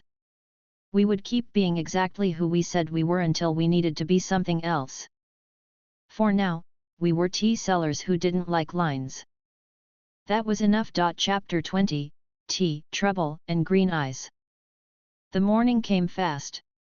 Iroh was already boiling water by the time I opened my eyes. His movements were quiet, steady. The kind of discipline that looked effortless only because he'd been doing it for decades. Zuko was sitting by the window again, the same spot he claimed every morning now. His posture was half alert, half bored. He'd gotten used to waking up in strange places. I rolled my shoulders, stood, and stretched my arms over my head until my back cracked. Zuko turned slightly, pretending not to look. "You're up early," I said. He replied flatly, "I don't sleep much." "You should. You're crankier when you don't." He didn't take the bait. That was new. Iroh looked over his shoulder. The ward clerk posted new work schedules at the hostel. "We may have to serve through the evening rush." I rubbed my chin. "Oh, good. More time for us to impress people with my charm." Zuko muttered, "That's not what anyone's thinking." I smirked. "You're just jealous everyone likes me." Iroh hid a smile behind the kettle. "You two should finish breakfast. We'll be late if we wait for the rice to cool." We left soon after. The ward was already busy, and the air was thick with the smell of the morning fires from the kilns. The jade turtle stood open as usual, its wood sign slightly crooked, the paint worn down but still bright enough to read. The owner waved us in. I stepped behind the counter and tied the apron loosely. Zuko took the washing station, sleeves rolled up, jaw set in his usual scowl. Iroh went to the kettle. It didn't take long for the first rush to hit. Merchants came in with loud voices and tired faces, arguing over shipment fees while asking for tea they'd complain about anyway. I smiled through all of it, let them vent, and poured them refills before they could stop me. They left satisfied, which was the only thing that mattered. By midday, the shop settled. Iroh was at the counter polishing cups when the door opened again. The sound was small, polite. "Too careful." A man walked in wearing the same green uniform as half the city. His gloves were thin, his boots polished, and his eyes didn't wander. He looked like another Dai Li agent, but not the same one as before. This one was shorter, quieter, younger. His presence was neat, controlled. He stopped just inside the doorway, looked around once, and smiled faintly. "Busy morning?" The owner nodded quickly. "Always is this time of year." He walked to the counter, set down a single coin, and said, "Jasmine." Iroh nodded. "Right away." Zuko's shoulders stiffened a little at the sound of the man's voice. He kept his head down, though. Iroh poured the tea. The man took his cup, swirled it once, and took a long sip. Then he smiled politely at me. "You must be Gojo," he said. I matched the smile. "Depends who's asking." "Just a curious customer." His tone stayed light. "You're new to the ward, aren't you?" "Word gets around fast," I said. "Things move quickly in Ba Sing Se." He took another sip. "Especially rumors." I looked over at Zuko. "You hear that? We're famous already." Zuko didn't look up. "That's not good." Iroh chuckled softly. "Fame is not always a blessing." The man in green nodded. "Wise words." He set the cup down, perfectly centered on the table. His eyes shifted back to me. "You seem to have helped this part of the ward run smoother than usual. The office has received fewer complaints. The people like you." "Who wouldn't?" I said lightly. "People who ask too many questions." I tilted my head, still smiling. "Lucky for me, I don't ask any." He leaned forward slightly. "That's not what I've heard." "Then you should stop listening to people who talk too much," I said cheerfully. He smiled, but it didn't reach his eyes. "You know, the Dai Li appreciates efficient citizens. But we also notice when things change too quickly. When certain problems vanish overnight." Zuko looked up from the sink. "We just serve tea." The agent turned his gaze to him. "And wash dishes." "Someone has to," Zuko said. "Interesting," the man murmured. "Most dishwashers don't stand like soldiers." I set my rag down. "He's got back pain." comes from sitting weird. Don't overthink it. The man's eyes met mine again. His smile returned, smaller this time. You have an answer for everything. I try, I said. He turned the cup in his hands, tracing the rim once with a gloved finger. It must be tiring, keeping all your stories straight. Not really, I said. I don't forget things. He took another sip of tea. Iroh leaned forward slightly, his face calm. How is it? The man blinked, taken off guard. The tea. Yes, Iroh said. It's always good to know how we're doing. The agent hesitated, then nodded. It's well brewed. You know your craft. Iroh smiled politely. Thank you. I do my best. The man set the cup down. I'll be back tomorrow. I clapped my hands together lightly. Great. I'll save your seat. He looked at me one last time. You do that. He turned and walked out. The door shut behind him. The noise of the street rushed back in. Zuko exhaled sharply. He's coming back. Obviously, I said. He's interested in my personality. Or he thinks we're lying, Zuko said. Same thing, I said. Iroh looked thoughtful. He didn't act like the others. He's testing for consistency. Yeah, I said. He's good. Zuko frowned. So what now? Now, I said, stretching my neck until it cracked. Now I make sure he leaves tomorrow without finishing his questions. Zuko looked at me. How? I'll think of something, I said. The next morning, he came back. Right on time. The same gloves, the same faint smile. He even sat in the same seat. I was already waiting behind the counter, wiping it down with slow, lazy strokes. Iroh poured tea without being asked. Zuko stood near the back, pretending to rearrange jars. The man nodded to Iroh. Morning. Morning, Iroh said warmly. The agent took his cup, drank once, then looked at me. You're still here? Of course, I said. Where else would I go? I love my job. I can tell, he said. You seem very comfortable here. Comfort is important, I said. Keeps the tea steady. He tilted his head. You speak like someone used to attention. I get that a lot, I said. Where are you from? West, I said easily. Where west? Far west. He studied me. You must have seen a lot of the world. Enough to appreciate quiet places, I said. Yet you bring noise with you, he said quietly. I grinned. People just like to talk. I can't help that. His smile didn't change. You've disrupted 2 different operations in less than a week. Iroh's hand froze briefly on the kettle handle. Zuko straightened slightly, ready. I leaned forward. You say that like it's a bad thing. Do you deny it? I didn't say that either, I said. You should try the dumplings next time. They're great with jasmine. He ignored the comment. Why did you interfere? Because bad systems make my head hurt, I said casually. I fixed it. You're not part of the system, he said. Maybe that's why it worked, I said, smiling.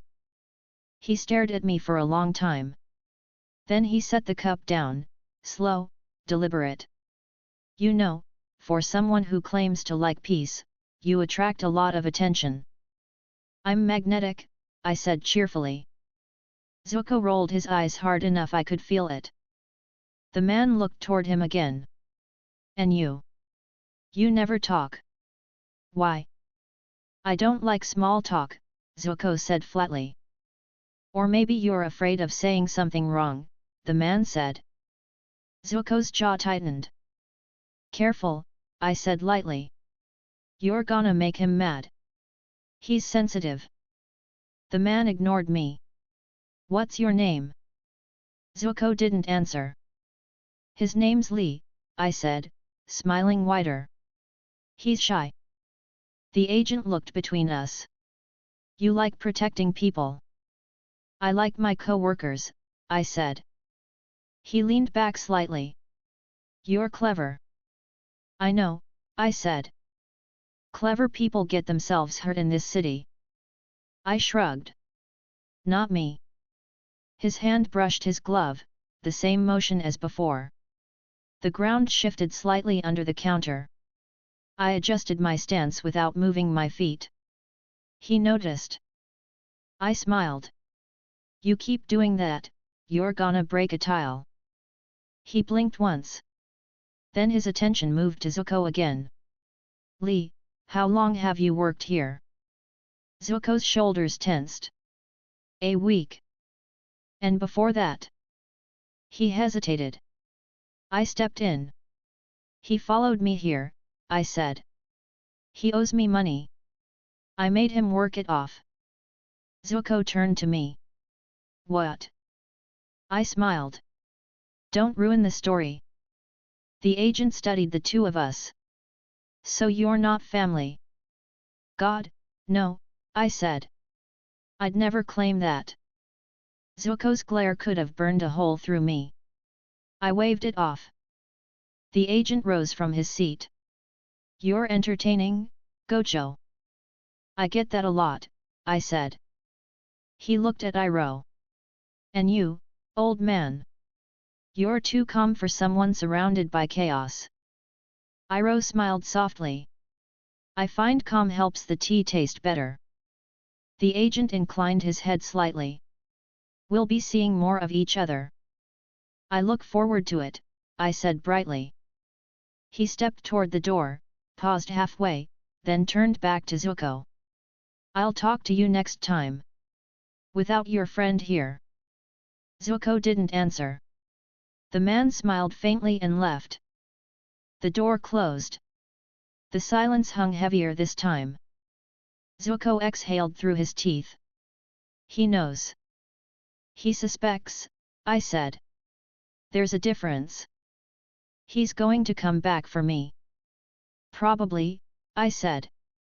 Iroh poured 3 cups of tea. Then we make sure he doesn't get the chance. Zuko frowned. You mean run? No, I said. I mean distract. Zuko crossed his arms. You have a plan already. I always have a plan, I said. He stared at me. You're going to do something stupid. Something clever, I corrected. He groaned. Same thing. I clapped him on the back. Relax. You'll thank me later. The next day started like any other. Breakfast. Training. Work. The Dai Li agent arrived near the end of the lunch rush. The moment he stepped in, the air got tight. Zuko tensed at the back. Iroh's movements slowed just enough to mark it. I waved happily. You came back. Miss me? He ignored that. Afternoon, he said evenly. Tea? I asked. No, he said. Conversation. Tragic, I said. I make great tea. He took a step closer to the counter. Where's Lee? Storage room, I said easily. Cleaning jars. Call him, he said. Nah, I said. He's clumsy. He'll break something. I insist. I shrugged. Suit yourself. I turned toward the back. Lee. Zuko didn't move. I could hear his slow inhale. The shelves rattled faintly. I didn't give him time to think. As the agent turned toward the door to call again, I shifted my hand and flicked a finger. The kettle near the stove rattled hard, then tipped. Hot water spilled over the counter's edge and splashed to the floor. Iroh reacted instantly. Careful! I grabbed a cloth, tossed it at the puddle, and shouted, Zuko, bucket! The agent stepped back fast, his boots catching a splash. For the first time, his balance broke. His face flashed irritation. Sorry, I said. You're standing in the worst spot. Iroh came around the counter, calm as ever, wiping the floor before it spread farther. Zuko came out from the back carrying a bucket, eyes wide, acting like he'd just woken up. What happened? He asked. Kettle slipped, I said. The agent glanced down at his boots, now wet. He looked at Iroh, at Zuko, at me. His jaw flexed. I grinned. You okay? You don't look happy. He exhaled slowly. Clumsy. I know, right? I said. My bad. He looked at Zuko again. Lee, we'll talk another time. Sure, Zuko said, flat as ever. The agent turned and walked out. His gloves were still clean, but his shoes weren't. Small victory. The moment the door closed, Zuko dropped the bucket. You did that on purpose. Obviously, I said. You could have just told him no. I did, I said. He didn't listen. Iroh chuckled softly. And now he'll have to file a report about a clumsy worker spilling water. Exactly, I said. Bureaucracy moves slower when it's embarrassed. Zuko sighed. He'll come back again. Of course he will, I said, stretching. But next time, he'll be careful where he stands. Iroh smiled faintly. That gives us a day, at least. Maybe two, I said. Zuko looked at me for a long second. You're impossible. And charming, I said. He groaned. You're unbearable. Same thing, I said happily. Iroh poured us each a cup of tea. The sound of the kettle covered the soft laughter that escaped him. The shop filled again with the normal clatter of trays and quiet talk. The ward outside kept moving, like it hadn't just come close to trouble again. I leaned against the counter, sipping my tea. See? Everything's fine. Zuko muttered, for now. I smirked. You say that every day. He didn't argue this time. Iroh lifted his cup. To a peaceful afternoon. I tapped mine against his. And to my incredible reflexes, Zuko just drank. The day went on like nothing had happened. Chapter 21, Night Questions, Quiet Answers. We closed early because the owner's nephew brought in a crate of cracked bowls and she wanted the shelves reorganized before morning. I stacked, Zuko wiped, Iroh set the kettle aside to cool and tied a cloth around his sleeves. The lane outside thinned to soft footsteps and the occasional cart squeak from the far street. The ward sounded normal again. I liked that sound. Zuko worked through the last row of jars with steady hands. He had stopped staring at the door every few minutes. Progress. He looked at me once and tilted his head, a quiet question. I shook mine. No sign of green gloves yet. The owner locked the front and thanked us twice more than she needed to. Iroh deflected it with the kind of gentle nod that kept people from crying when they were too tired. She left through the back to sleep 2 doors down with her sister's family. We had the room to ourselves. Zuko leaned on the counter. You think he'll come tonight? He likes patterns, I said. He'll come when the lane is quiet, not empty. Zuko rubbed his thumb over a clean patch of wood. You sure I shouldn't hide in the back? You'll stay in the back, I said. Not because you're hiding. Because I want him to face 1 set of words, not 3. Zuko accepted it with a small exhale and went to the storage room. He didn't shut the door all the way. He sat on a crate just inside the shadow and watched the gap. Iroh took the stool nearest the counter. He adjusted it 3 times until it settled flat. He smoothed the cloth on his knees. He breathed like only he could, slow and calm and never heavy. He was ready to be patient for someone who wanted to make patience into a test. He would not fail that test. He never did. I stood by the back door and watched the lane through the thin window. When he arrived, it was quiet, no warning steps, no conversation, no companion. Just a neat shape crossing the pool of lantern light, cutting toward the side entrance that wasn't locked. He didn't knock. He didn't need to. He pushed and stepped inside, then closed the door with the same motion. He looked at the shelves and the counter, then at Iroh. He didn't look at me yet. "Evening," he said. His voice was the same steady line as before. Iroh's smile was full and soft without being weak. "Evening. Did you want tea?" "No," the agent said. "Conversation." I moved to the far side of the room and leaned against a beam with my hands in my pockets. I let the field soften the air between Iroh and the storage room. Zuko could hear everything and nothing would echo out. The man in green gloves took the same seat he had used during the day. He didn't remove his gloves. His gaze stayed on Iroh's face like there was no one else in the room. It was careful. It was deliberate. "You work here," he said. Iroh nodded. "We do." "You're reliable," the agent said. "You ask about schedules. You help the ward office without picking fights with the clerks." "I try to be helpful," Iroh said kindly. "Why?" the agent asked. "Because people need to eat," Iroh said simply. The agent waited for more. Iroh did not add more. The silence held steady. "How long have you known the man who calls himself Gojo?" the agent asked. I grinned at that. Iroh did not look at me. "A little while," he said. "Where did he come from?" the agent asked. "West," Iroh said. "And then here." The agent's eyes narrowed by a fraction. "Did he tell you that?" "He told me that," Iroh said. He did not change his tone.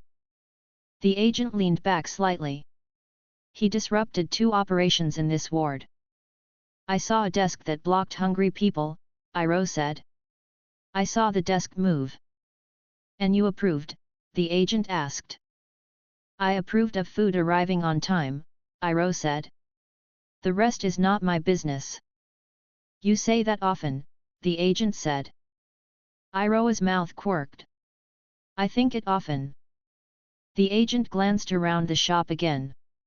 He took in the angle of chairs, the clean counter, the even rows of cups that had not been even before Iroh worked here. He did not comment. He returned to Iroh's hands. "The young one," the agent said, casually. "He is quiet." "He is," Iroh said. "He carries himself like a fighter," the agent said. "He carries himself like someone who has traveled," Iroh said gently. "And what does that mean?" the agent asked. "It means he is careful where he puts his feet," Iroh said. "Many travelers are." The agent set his elbow on the table and propped his chin on his hand like he had time to play games for hours. "Is he Fire Nation?" I lifted my head as if I heard something outside. I didn't look away. I just watched the air around his shoulder. Iroh's smile didn't falter. "We are tea sellers." "That is not an answer," the agent said. "That is the answer I have," Iroh replied. The agent waited. Iroh waited longer. The agent tried to shift pressure to fill the space the way men like him did when patience looked like victory. Iroh sipped cold water and looked like he was happy to sit for 3 hours if the conversation deserved it. The agent changed tactics. "Do you know the Dai Li?" "I know of the Dai Li," Iroh said. "Do you know what we do?" the agent asked. You keep the peace, Iroh said. We keep order, the agent said. Order helps peace, Iroh said, pleasant. Sometimes, the agent said. Sometimes order requires removing pieces that confuse the board. Zuko didn't move in the storage room. I heard the rustle of his sleeve as he tightened his hand once and let it go. Iroh set his cup down. You want to know if we confuse your board? I do, the agent said. Then I will be plain, Iroh said. I pour tea. I am good at that. My nephew washes dishes. He is learning to be good at that. Our friend is an unusual man who likes to make things efficient. If he offends anyone here, I will speak to him and ask him to be kinder. But if he helps carts arrive on time and keeps tempers low, then I think he has done the ward a service and not a harm. The agent looked at Iroh as if measuring the weight of each word. You didn't answer my question. I answered the one you wanted to ask, Iroh said softly. The agent's mouth flattened. Do you know Azula? I did not let my expression change. I looked at the lantern instead like I was bored by the light. Iroh's voice stayed the same. I know many names. Do you know hers? The agent pressed. I have heard it, Iroh said. The agent's eyelids lowered by a hair. And the name Zuko? I tilted a degree away from the door. Zuko's breath clipped and steadied again. He was learning control where it mattered most. Iroh said, I have heard that name too. The agent held him with a long stare. If he walked into this shop, would you serve him tea? I serve tea to whoever comes through that door, Iroh said with gentle certainty. The agent breathed once, even and slow, then set both hands flat on the table. The gloves did not creak. His control was very good. You are either very careful or very foolish, he said. I am very patient, Iroh said. The agent's gaze flicked to me. And him. I am very charming, I said. The agent ignored that. He returned to Iroh. If I take your friend tonight and ask him the same questions, will you object? I will ask you to be gentle with my staff, Iroh said. We have a long morning. That is not an objection, the agent said. I prefer to be polite first, Iroh said. And second, the agent asked. Second, I would ask why you want to waste your time with men who pour tea when there are real problems outside the wall, Iroh said. The agent held still for the count of 3. Then he stood. We do not discuss the wall. I understand, Iroh said. Then let us discuss the kettle. It whistles when it boils. If you hear it, it is ready. If you do not, it burns. That is all there is to manage. People are not kettles, the agent said. No, Iroh said. People are tired. The agent broke eye contact first. He turned toward the door.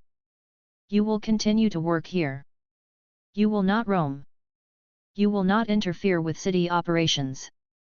If any of you are found near the upper ring, you will be removed. Understood, Iroh said.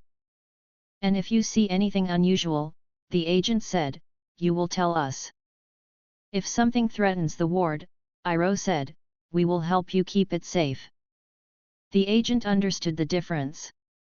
He did not ask for more. He opened the door and stepped out.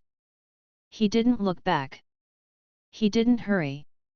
He left the same way he came, tidy, neat, controlled. The door closed. Silence stretched. Zuko slid out of the shadow and came forward with his jaw hard and his hands open. He looked at Iroh's face first, then at me. He asked for me, Zuko said. He wanted to see if he could make you speak, I said. He wanted to read your eyes. He didn't get to. He'll try again, Zuko said. Of course, I said. He's a professional. Zuko's mouth twisted. I hate him. I don't, I said. He's good at his job. It makes this interesting. Zuko stared at me. You're insane. Everyone says that, I said pleasantly. Iroh rubbed his hands once over the cloth and untied it with steady fingers. He wanted a reaction. You didn't give him one, I said, smiling. Perfect. Zuko let out a sharp breath. Why didn't he force it? Because he's proud of his rules, I said. The Dai Li like neat files. They like doors that open when they knock, not doors they have to break. They break them when they need to. He doesn't need to yet. He said he'd remove us if we go near the upper ring, Zuko said. He will try, I said. We won't go near it unless I say so. And if we do, we'll leave before he picks up his pen. Zuko folded his arms. You think you can outrun secret police forever? I don't have to, I said. I just have to keep you alive until the world changes by itself. He stared for a long second. Then he looked away. I can do that. I clapped him lightly on the shoulder. I know. We cleaned the rest of the room in quiet loops. I stacked the last of the bowls. Iroh rewrapped the kettle's handle and put the lid back in place. Zuko swept the floor with steady reaches, pushing dust to the corner and not making a show of his strength. Before we left, I checked the door and the lock, then stepped into the lane alone and stretched my senses. The agent had already turned 2 corners. He wasn't waiting in the alley. He would not try for an ambush here. That wasn't his style. He was patient the way the city was patient. He would write a report and file a note and plan to come back when he thought he could make a better move. Fine. We walked home along the quieter lane. The ward felt tired, not tense.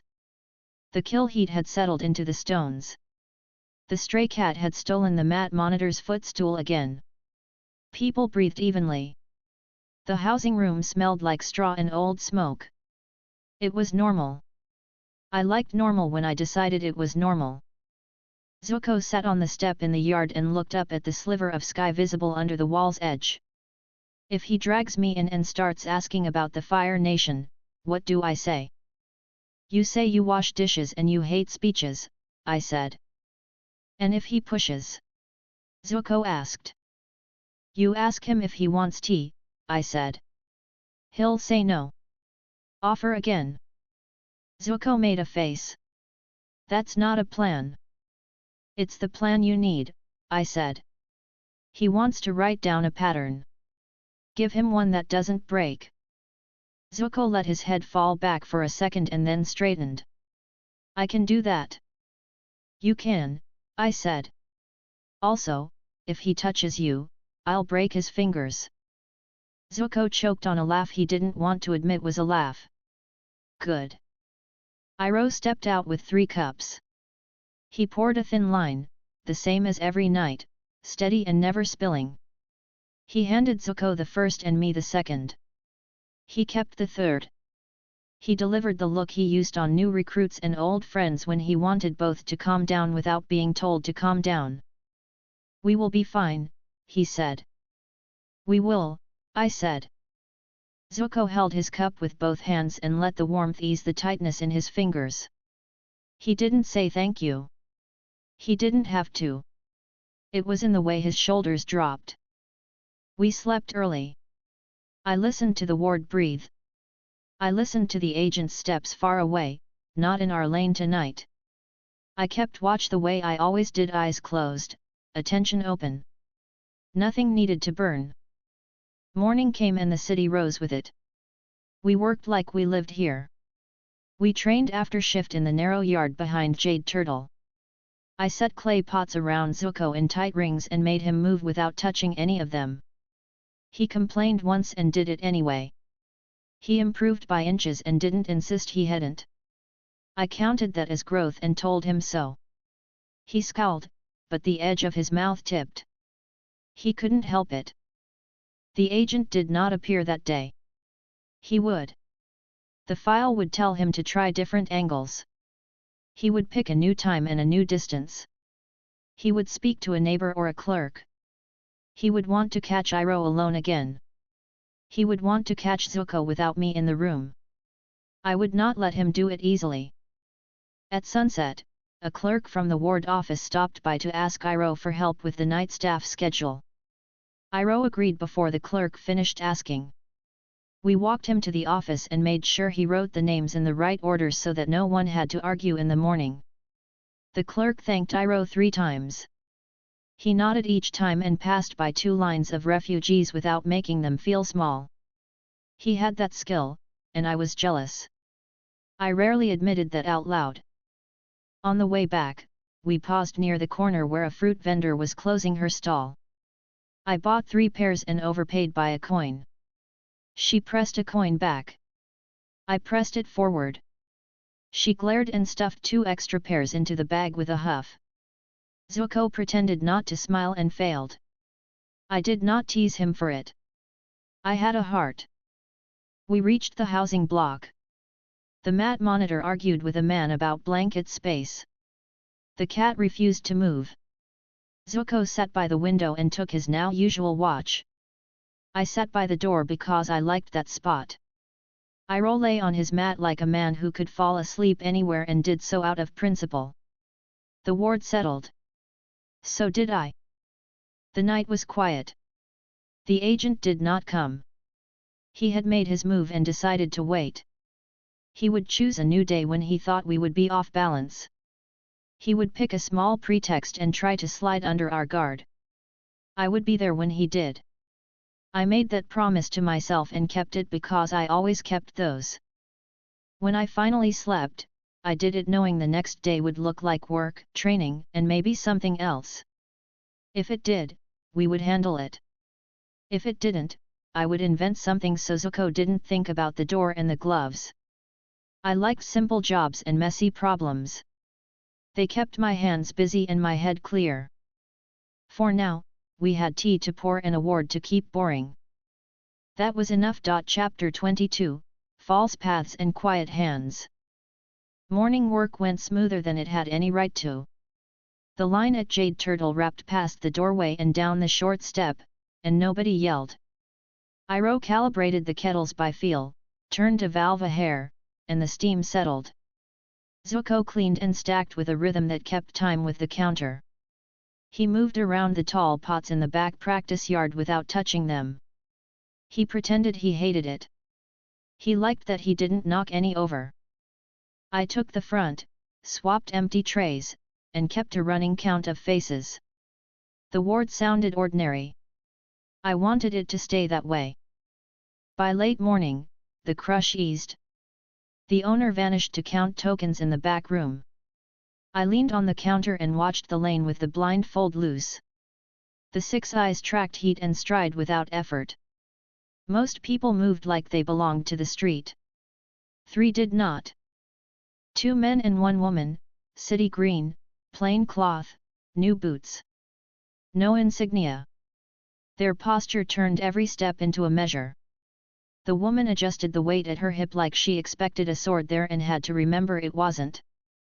1 man shifted his fingers near a wrist where a hidden strap could catch a signal string. The other watched the corners first and faces second. They were patient, disciplined, and wrong for this lane. Fire Nation scouts in Earth Kingdom clothes. I turned my head toward the kitchen window. Zuko. He answered without looking up. What? New drill, I said. Back practice yard. Pots tighter. 10 rounds slow, no touches. I'll watch from the door. He set his rag down. Now. Now, I said. You love it. He scowled. I don't. You do, I said, amused. Iroh slid a tray toward me. I will start the lunch steep, he said calmly. Go. I stepped outside first. The scouts were 2 lanes away, tracing an arc that would bring them past the hostel, not to it. They read the painted marks on the wall posts with the speed of people trained to log routes. Their eyes should have moved. Their chins didn't. They were too stiff for the ward. They were careful. Good. Careful made them predictable. I reached the practice yard and set the pots tighter, 2 rings, shoulder width apart.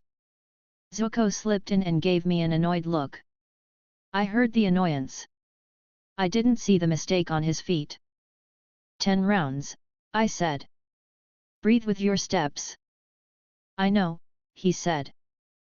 Prove it, I said. He moved. He kept his shoulders loose. He kept his jaw free. He cleared the first ring without a sound. He wasn't thinking about fire.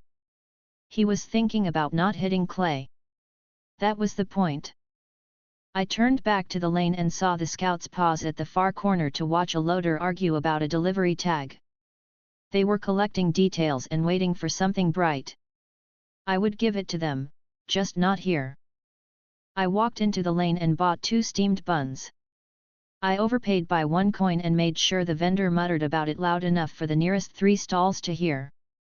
Then I moved 2 stalls down and flicked the smallest nudge of pressure at a crate stacked badly on the corner. It slid 2 inches and knocked a broom. The broom clattered. The sound carried. The scouts looked. They dismissed it. They kept moving. Good. Their ears were trained to ignore the wrong crash and listen for the quiet mistake. I gave them that next. A runner from the ward network flicked a signal as he passed a lamp post 3 fingers and a thumb. It meant blockage 2 streets over, coded for a shift pattern. I copied the pattern with a small variation only the network used to mark an unsafe contact. I did it casually, moving my hand as if swatting a fly, and the distant watcher at the end of the lane saw what I wanted him to see. He would move a contact 1 street north and keep the ward away from my next move. The scouts reached the point where the lane split. One kept walking. The woman touched the post with her fingertips, reading the scuffs. Not bad. She didn't know they were false. The man with the knot sword turned his head a degree and tracked 3 options. He selected the one that matched the best chance of an unregistered helper. That path ran away from Jade Turtle. I smiled. Back in the practice yard, Zuko finished round 8. His breathing lined with his steps. He almost brushed a pot and adjusted without stopping.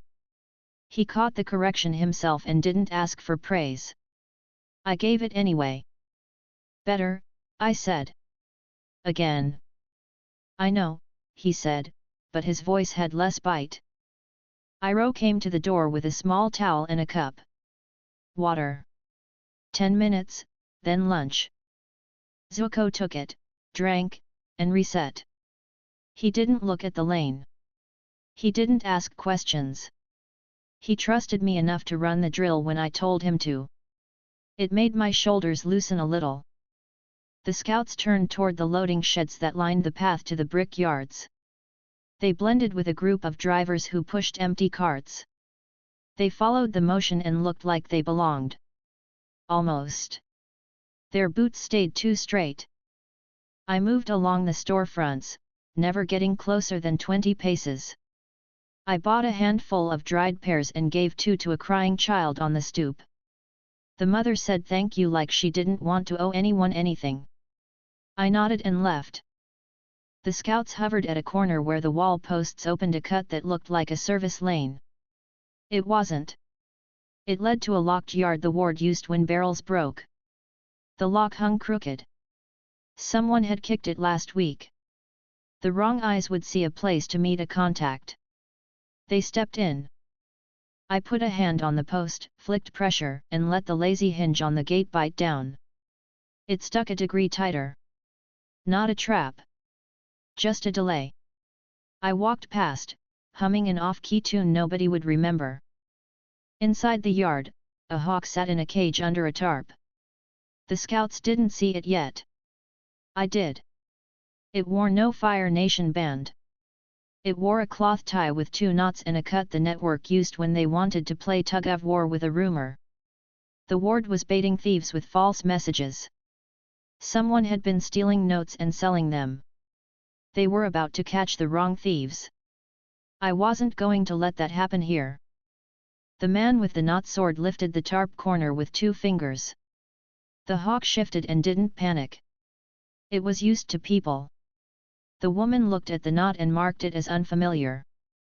She reached for the tube and stopped. She didn't take it. She was disciplined.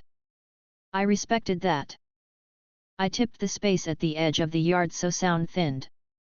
I stepped into the opening like a customer looking for a latrine and smiled at them like we'd agreed to meet.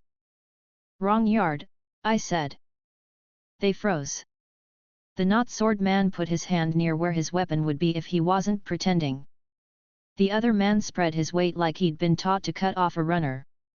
The woman took one small step to keep herself between me and the hawk. Who are you? She asked. Her voice had the clear tone of someone who did not waste breath. Gojo, I said, cheerful. Who are you? Workers, she said. You stand like soldiers, I said. She did not blink. We're careful. Good, I said. Careful people live longer. Why are you here? The knot sword man asked. I hate blocked lanes, I said. I remove them. The watcher man looked me up and down, then glanced at the hawk. You signal. Always, I said. You're early. The knot sword man's jaw ticked. I watched his throat muscles, not his face. He was waiting for the phrase. He had been given a phrase by someone who knew this city badly. I would give him a better one. Shift uplift, I said easily. East line moves by dusk. Kill road clears by bell. North hold eats ash. The woman breathed out a hair. The knot sword man's grip loosened. He recognized the report we'd forced Shinu's unit to send. He didn't know how I knew it. He accepted that I did. Useful. Who's your contact inside? He asked. Not you, I said. And not here. Where? He said. River lift, I said. Under the chain house, South Dock. 4th post. 2 turns right of the grain stamp. If you can't count, you're in the water. He weighed me. He looked at my blindfold. He looked at my posture. He decided I was the kind of messenger who didn't like standing still, not the kind who fed hawks. That suited me. The watcher man asked, what about the one with the scar? I smiled without showing teeth. Wrong ward, I said. Wrong day.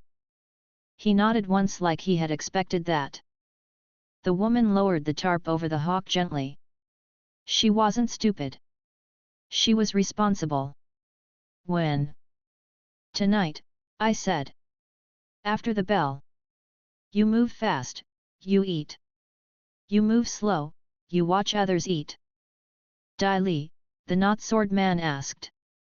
Busy counting bowls, I said. Keep your heads down. He looked toward the lane, then back. You'll be there.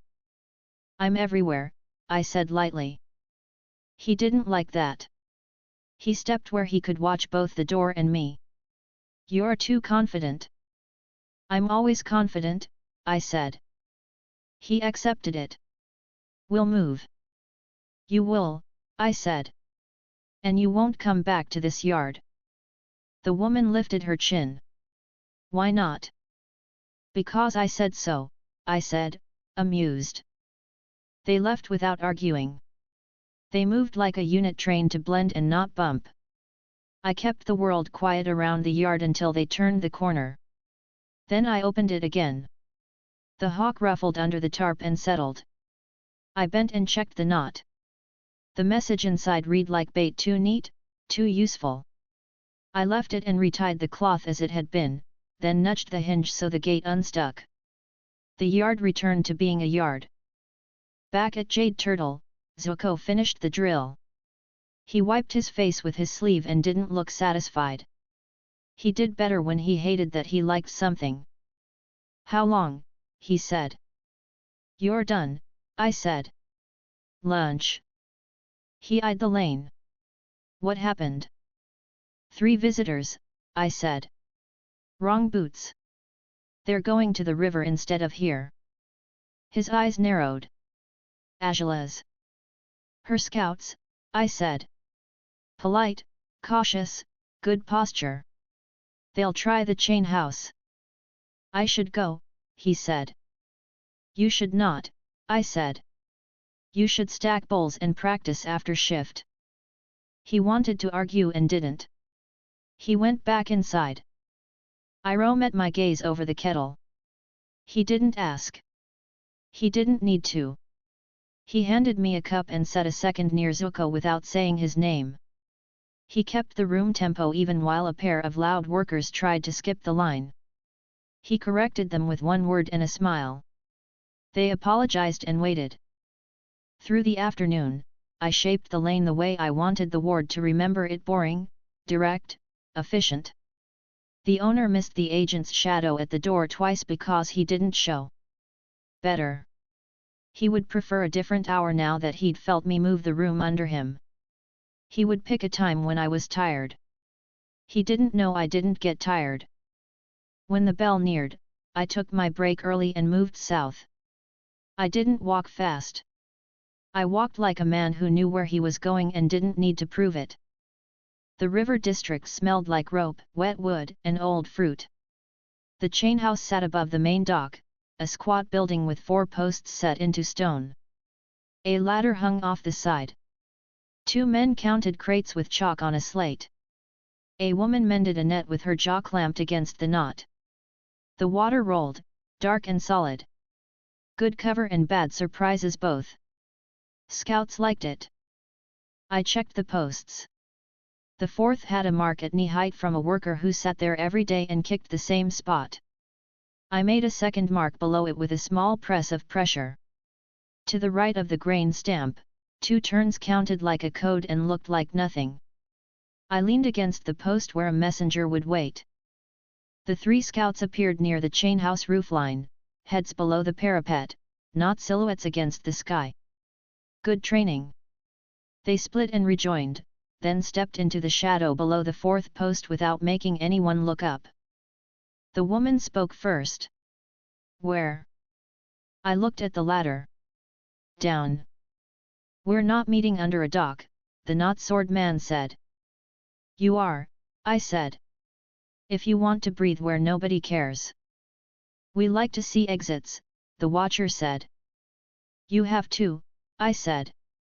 Up you drown, down you walk. Your choice. He weighed me again. He hated trusting strangers. He hated wasting time more. Fine. We climbed down into the cross-brace space under the dock. The water lapped low. The beams were clean because the dock workers maintained them well. I respected that. I stood where I could see all 3 faces at once. Azula, the woman said. She sent for a contact in the lower ring. I shook my head. Your message is old. When did it change? She asked. When she decided she liked other doors, I said. The not-sword man leaned in. You're sure? I'm flawless, I said, smiling. He didn't like it. Prove. New route markers, I said. 2 teams met last night at a lantern cut north of the dye yard. They didn't use your sign lines. They used a touch and go with numbered taps on a barrel. 4. 3. 2. You're late. The watcher looked at the chain house rail like he could see the past on it. He couldn't. He wanted to pretend he could. He settled for thinking and hating me less. Where now? The woman asked. You want to go up, I said. Not here. Not now. Upper ring contact will not see you. Lower ring contact will tell you to stand in a line and wait with everyone else. You don't want either. You want the mud road west of the mill. It's dull. That means it's safe today. Dai Li, the watcher asked. Counting bowls, I said. Like I said. The not sword man's jaw worked. And the one with the scar. Wrong city, I said. Wrong day. He checked my face for confirmation and came up empty because I did not lie badly. He accepted it. It tasted wrong to him. He swallowed it. The woman glanced at the water. You're very proud of yourself. Obviously, I said. If you're lying, the watcher said, we'll find you. You won't, I said, cheerful. I'm not interesting. He nearly laughed despite himself. He didn't. Fine. They climbed up, looked neither left nor right, and walked away along the mud road that would keep them out of the East Agrarian Ward and away from Jade Turtle. They would collect the wrong contacts, wrong advice, and wonder why the city routed them in circles. They would blame their bad luck. They would not look back at a tea shop where a boy with a hat did dishes in silence and an old man brewed steady tea. I stayed under the dock for a while and watched the water track under the pilings.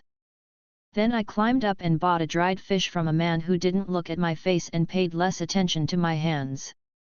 I chewed it and walked back by the slow way that let 3 ward watchers see me and mark me as boring. By the time I reached Jade Turtle, the lunch pots were clean. The owner stood at the door fanning the smoke from an overworked lantern. She glared at it as if that would make it behave. It did not. Zuko wiped his hands on a cloth. You took your time. I walked, I said, amused. You like wasting mine, he said. I like training you, I said. You're almost good. He rolled his eyes.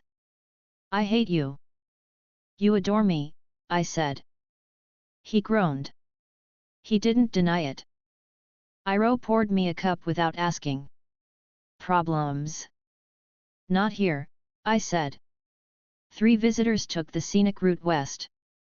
Iroh nodded like he'd expected it. We'll finish early tonight if the evening crowd is light. Good, I said.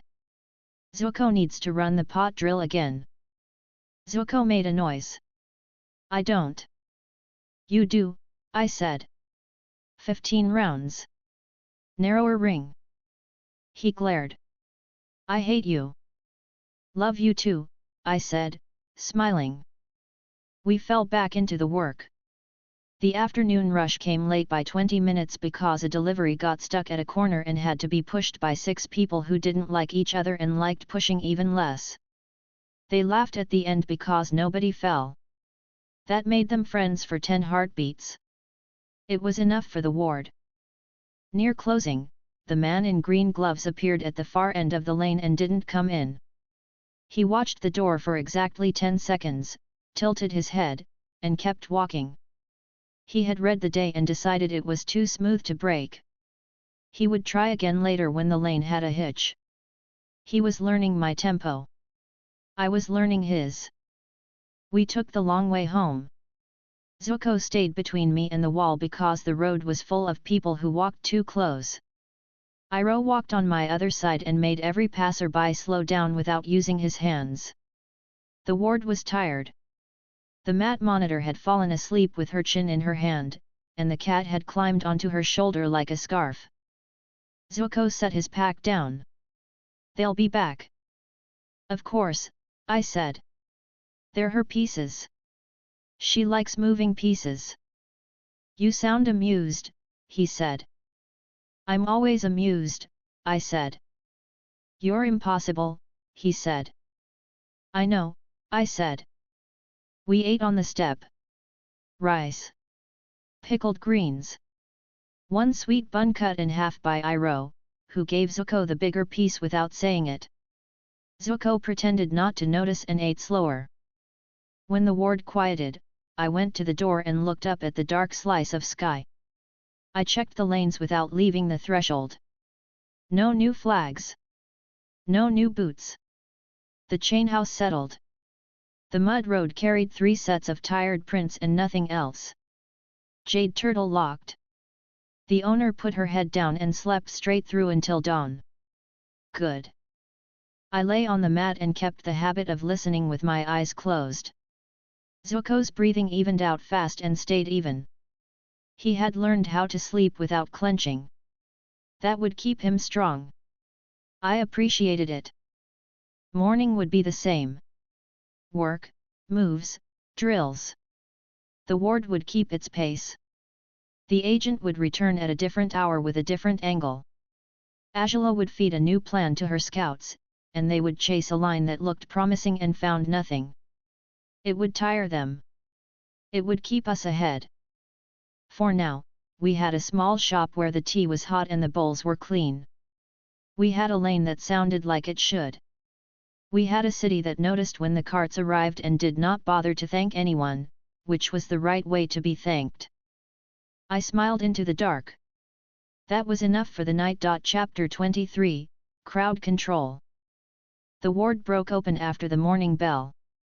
The kill smoke hung low. The lanes filled with carts and tired voices.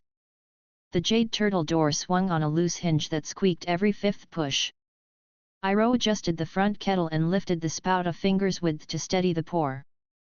Zuko set his hat on a peg and rolled his sleeves to the elbow without looking up. He washed the boards twice, slower than yesterday, cleaner than yesterday. He was steady. I stacked bowls and nodded at the owner when she passed the counter. She kept the token tray close to her chest like always. Her eyes schemed each face and then dropped to the coins. She had learned which smiles meant trouble and didn't meet them. She trusted us enough now to leave the front to us when the line swelled. That was good and dangerous.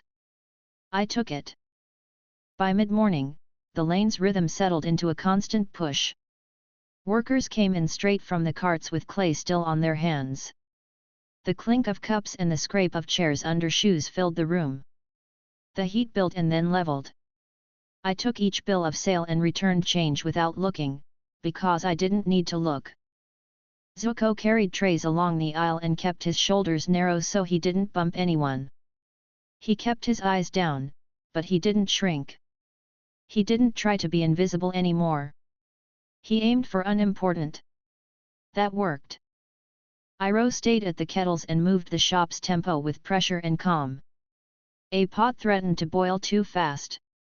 He cooled the flame by the smallest notch and saved the line 3 minutes of waiting without a word. The owner noticed and relaxed her shoulders. Her mouth didn't smile, but her eyes stopped pinching. I saw him before the door opened. Green gloves. Clean boots. The posture that felt like a straight line. He brought a different clerk with him this time, younger, trying to act casual and failing at it. The agent said something to the clerk and didn't wait for an answer. He stepped inside the jade turtle and froze the front third of the room with presence alone. I grinned. Zuko's head lifted a fraction. Iroh's hands didn't stop. The agent touched the counter with 2 fingers. Good afternoon. Always, I said lightly. You want tea or just attention? His eyes stayed on mine for half a second longer than before. Both. Tragic, I said. We're busy. We'll be quick, he said, calm and firm. I only need to speak to the owner. The owner, who had been headed toward the back room with a ledger, stopped mid-step. Her mouth went tight as a thread. She looked at me like she wanted to ask what to do and then remembered she couldn't ask. She was practical. She never liked feeling small. I set my rag down. She's counting. She hates interruptions. He ignored that. It won't take long. I clapped my hands once. Great.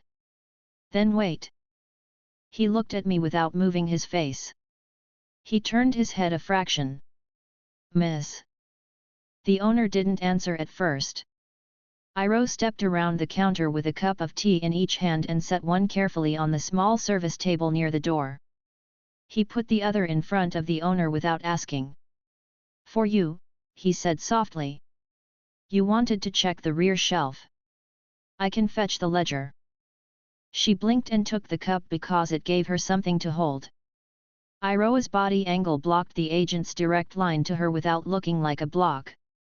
He angled his shoulders so the agent had to shift to watch both of them. It slowed the whole moment. The agent turned his attention back to me. "Move aside." I smiled. "You're in the doorway. You're blocking my business. Either come in or wait outside. Pick one." He stepped in. He did not like doing what he was told. He did it anyway because he wanted to be in the room before he started pushing people around. He watched the owner finish a sip and set the cup down. He said, "We've had reports of irregularities in this ward. Unusual crowd movements. Changes to inspection points. We need to verify statements." "That sounds boring," I said, cheerful. "Do it somewhere else." "Not optional," he said. "Nothing is," I said. "Still boring." He let it pass. He turned to the owner with that measured stare. "You manage this shop?" She stood straighter. "Yes." "You've had new staff," he said. "3 of you."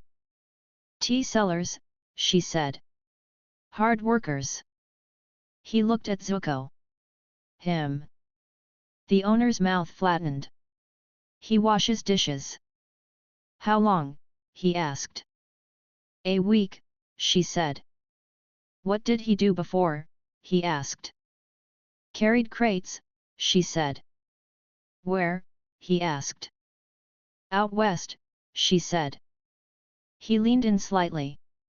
"Where west?" She stared at the spot between his eyes. "Out west." He nodded once like he'd confirmed she knew how to repeat herself. Then he went for what he wanted. "Do you have any Fire Nation here?" The air around the counter shifted. I made sure nobody felt it except me. The room noise softened by a degree.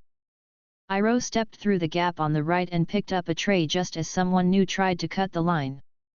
He gave that man a look and a soft please, and the man stepped back without arguing. The line slowed and then smoothed. People watched the agent without staring and pretended to talk. The Jade Turtle was a shop. It wasn't a hearing room. This matter was handled at my tempo, not his. The owner looked at the agent. "We sell tea." He wanted to press. He could not openly accuse her of lying. He could only suggest and watch. So he suggested. "Refugees from the West are not always what they say," he said in a level voice. "Some are soldiers. Some are spies. Some mislead honest citizens. I am here to help." I clapped once, loud enough to carry, cheerful enough not to spook anyone. "Amazing. You should buy a bun then and enjoy helping from a chair. You standing there terrifies my stools." The clerk behind him flinched like he'd been hit with a wet cloth. The agent did not move. He cut a look toward Zuko. "You." Zuko froze.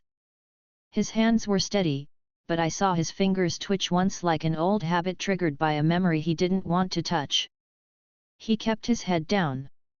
He didn't answer. The agent shifted his angle to cut Iroh out and keep Zuko and the owner in his line of sight. "Come here." "No thanks," I said brightly. "He's working." The agent did not look at me. "Now." Zuko took a breath. He stepped forward 2 paces. He kept his hands visible and loose. He didn't slouch. He didn't go stiff either. He stood like I told him to stand when it mattered. My mouth almost twitched. I didn't let it. The agent watched his face. "Name?" "Lee," Zuko said. "Full name," the agent said. "Lee," Zuko repeated. The agent looked at his scar. Zuko dropped his chin so the hat shadow cut the worst of it. The agent shifted left to catch more light on his face. Zuko stayed square. He didn't back up. He didn't flare. He stood and breathed. The agent tapped the counter with one knuckle. Where are you from? West, Zuko said. Where west? The agent asked. Around, Zuko said. That isn't a place, the agent said. It is for me, Zuko said. The agent's jaw worked. He was too disciplined to let irritation show, but it touched his posture. He set his palm flat on the counter. The wood under it creaked slightly from the pressure he put into the motion. He intended to trap Zuko between his questions and the owner's line of sight. I moved the tray stack 2 inches with a lazy push of space and tipped one bowl so it started to slip.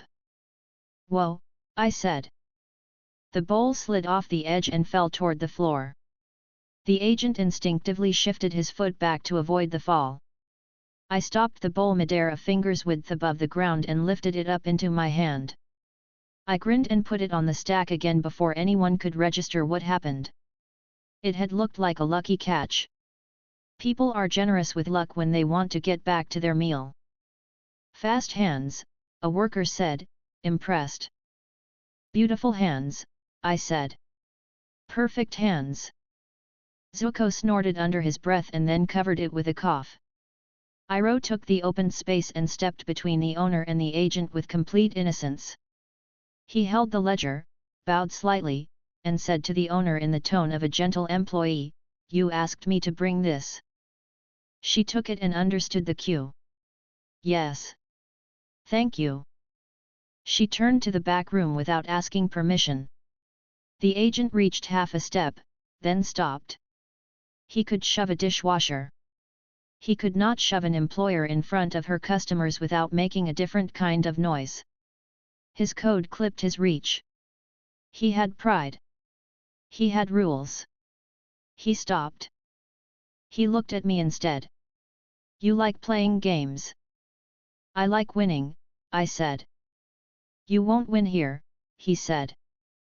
"I'm already winning," I said. "Look around. Nobody left. My line is calm. Your shoes are clean today. Great success for everyone." He held my eyes a moment longer than before. He flicked his gaze to Zuko. "We'll talk later." "Can't wait," I said. He let the silence carry.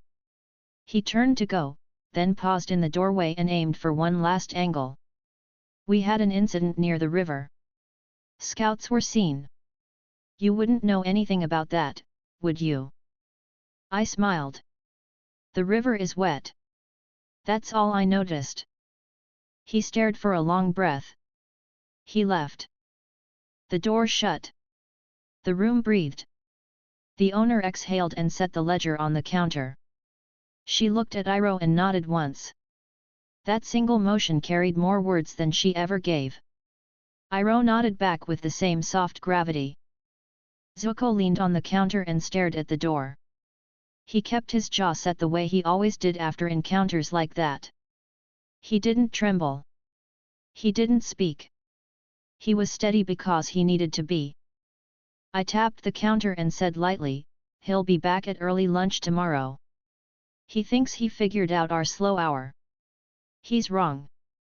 Zuko shook his head. "He's not like the soldiers."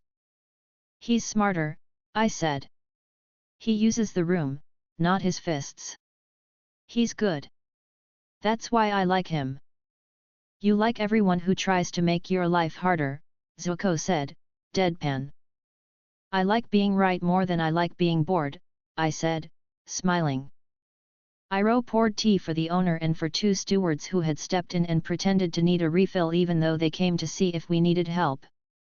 He thanked them and sent them back to their posts with a reminder about shift breaks. They left content to have mattered. The rush returned. We worked. The ward's shape returned to normal. A woman complained about a missing spoon and then laughed when we found it under her own bowl. A man tried to pay with the wrong tokens and then remembered he had the right ones in his other pocket. These were good problems. They kept the city familiar. After the lunch cloud passed, I took Zuko to the practice yard. I set the pots closer than yesterday. He gave me a look that said he understood the reason without liking it. He started the drill without being told. 3 rounds slow, I said. Then 4 rounds where you stop mid-step and hold position. That's stupid, he said. That's control, I said. He moved. He stopped mid-step on the 3rd pot and held. His heel hovered. His thigh shook a little. He breathed and settled it. He made it look easy by the last round. It wasn't. That was the point. I wiped a hand across my forehead and flicked water at him. He dodged without clipping a pot. He glared at me and went on. We finished the drill. We returned to the front. The owner was at the counter with her ledger again. She didn't look at the door every few seconds. She looked at the numbers. She liked numbers. They didn't lie unless people did. The agent did not return that afternoon. He would come back on his schedule, not ours. That was fine. Evening pushed shadows into the lane. The kill smoke cooled. The ward softened. We closed on time and walked home with the same simple route as always. The mat monitor fought a blanket and lost. The cat judged her from the stool. Zuko sank to the step and sat with his back against the frame. He didn't look at the sky. He stared at his hands. You didn't flinch, I said. I wanted to, he said. You didn't, I said. That matters. He huffed a breath that wasn't quite a laugh. You're impossible. I know, I said happily. Iroh set the kettle on the brick and poured for all 3 of us. He didn't say anything. He didn't need to. His presence was a hand on the back when you walked up a steep street. It was steadying. I took the tea and let the heat climb through my fingers. Tomorrow, I said, we're going to set the shop so he can't box anyone. I'll move the tables. Iroh will run the counter. You'll handle trays away from the door. The owner will be checking stock in the back exactly when he arrives. Zuko frowned. You're very certain. I'm always certain, I said. He stared at me. What if he brings more? Then I'll give them cups and make them wait, I said. He won't like that, Zuko said. I don't care, I said. He nodded like he accepted my stubbornness only because he knew he couldn't move it. He leaned his head back against the frame and closed his eyes for a count of 3. I watched his jaw unclench by a finger's width. That small shift always meant more than speeches. We slept. I listened. The city's pulse stayed even. The river rolled where it should. The chain house sat quiet. The fake yard with the hawk stayed empty. The kill road ran steady into the night. The man in green gloves slept late or didn't sleep at all. It didn't matter. Morning came. I moved chairs 2 inches each to redirect paths. I placed a small stack of bowls near the door so it required someone to step aside before reaching the counter. People like paths that already exist. I had made a new one. Iroh arrived 3 minutes early and set the kettles at a heat that left room for disruptions without ruining the pour. He adjusted the spouts. He tested the cups. He cleaned the ladle. He always did. Zuko took his place by the wash station and faced left instead of right so his first step would pull him away from the door, not toward it. He didn't realize he had made that adjustment on his own. He just did it. The line surged. I held it where I wanted it. The agent arrived just as I predicted. He didn't look surprised that the front had changed. He looked annoyed that he felt like he had been invited. He stepped in. The path carried him not to the counter but to the small service table near the door. He stopped without meaning to. He had to turn to face the room again. That turn stole a piece of his control. He swallowed it. He raised a hand. Owner. She's in the back, I said cheerfully. Taking inventory. He looked at Zuko. Lee. Working, I said. He ignored me, Li. Zuko didn't answer. He lifted a tray with 3 bowls and moved through the path I'd made. The line opened for him and closed behind him like a zipper. The agent would have to shove 6 people to follow. He would not. He didn't want to look like a thug. He wanted to look like a professional. He set his palm on the service table and waited. Patience was a weapon for him. It was also a rope. I was happy to let him wrap himself in it. Iroh slid a cup across the small table. Tea. The agent didn't take it. No. It's free, Iroh said with soft insistence. No, the agent said. I shrugged. You should take the cup. Refusing free things is rude. He tilted his head. Are you lecturing me on manners? Always, I said. He inhaled and exhaled. He walked to the counter by stepping through the space I made for him. He stood where I wanted him. He hated me a little more for it. That made me happy. The owner came out of the back room at the exact moment I'd chosen. She carried a stack of wrapped packets and a list. She didn't look up until she set them down. Then she looked at the agent like he was a fly she could not swat because swatting would dirty her hand. He opened his mouth to start again. I cut him. You can ask her 3 questions, I said, smiling. No more. She's busy. She'll answer and go. That's how this works today. He looked at me. He almost told me to shut up. He didn't. He said, 3. 3, I said. Congratulations. He swallowed the insult. He turned to the owner. Do you employ anyone from the Fire Nation? No, she said. Has anyone tried to recruit you to move messages for money? He asked. Yes, she said. I told them to leave. He paused. He had the last question left. He could choose something with weight. He picked something small and sharp instead, because he wanted to remind her he could. Do you know the name Zuko? He asked. She kept her face blank.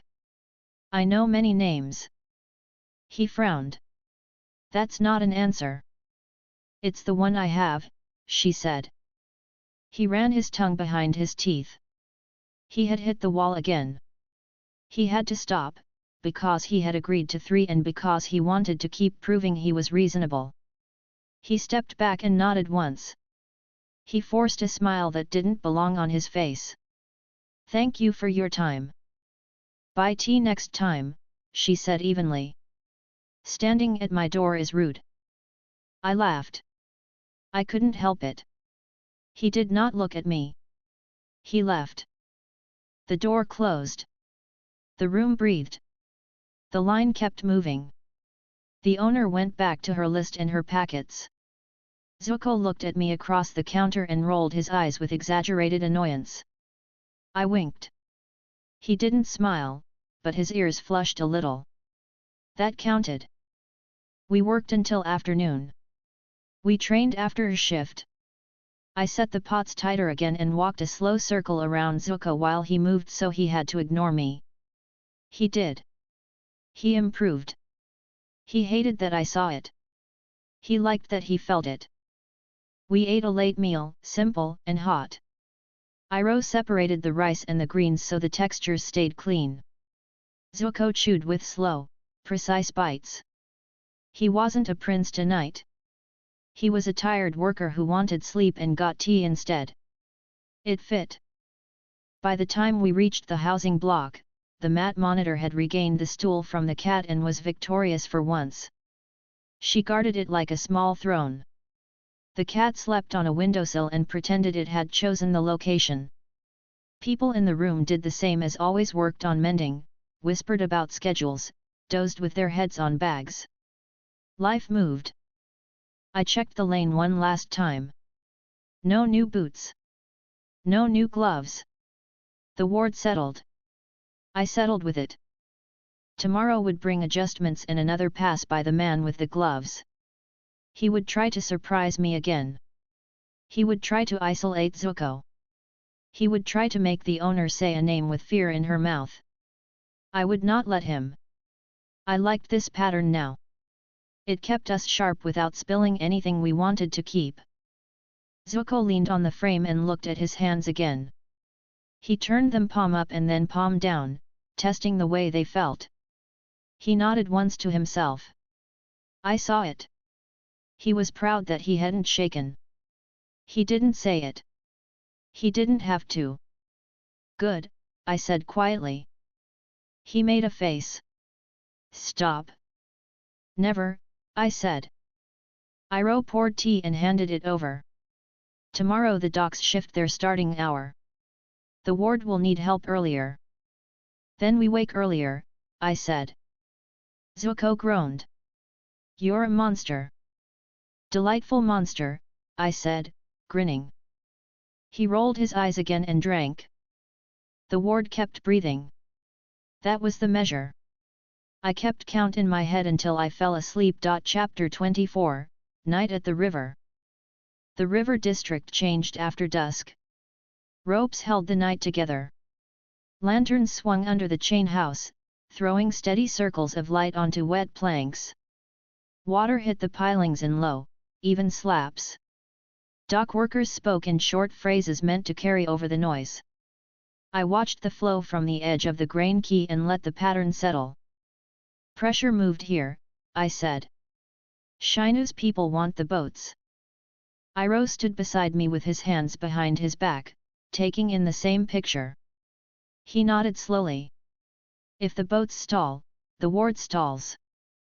Zuko stood on my other side. He kept his hat low and his hands open. He looked at the cranes, counting pulleys and hooks.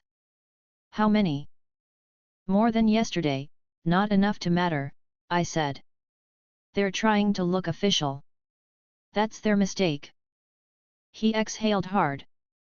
We should knock them out and throw them into the river. Absolutely not, I said cheerfully. We're polite tonight.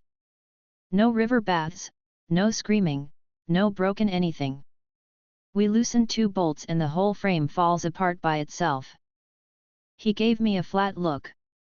You always say you're being polite when you're about to do something stupid. I always do something brilliant, I said, smiling. Iroh smiled too. I will speak to the foreman and shift hands to the open quay. If the right men move to the right cranes, the line will hold while you make your adjustments. Perfect, I said. Keep him talking for 15 minutes. Zuko, you're with me. Zuko moved without arguing. We kept to the shadow of stacked crates as we crossed to the main loading bay. The 6 eyes saw heat through lantern glare. Dock hands. Militia. Strangers who were neither. Shinu's unit had shaved off its rough edges since the kill road. They wore the right colors and dirt now. They had the boots scuffed. They had knives that matched city styles. They still stood wrong. Their heads turned a degree too smooth.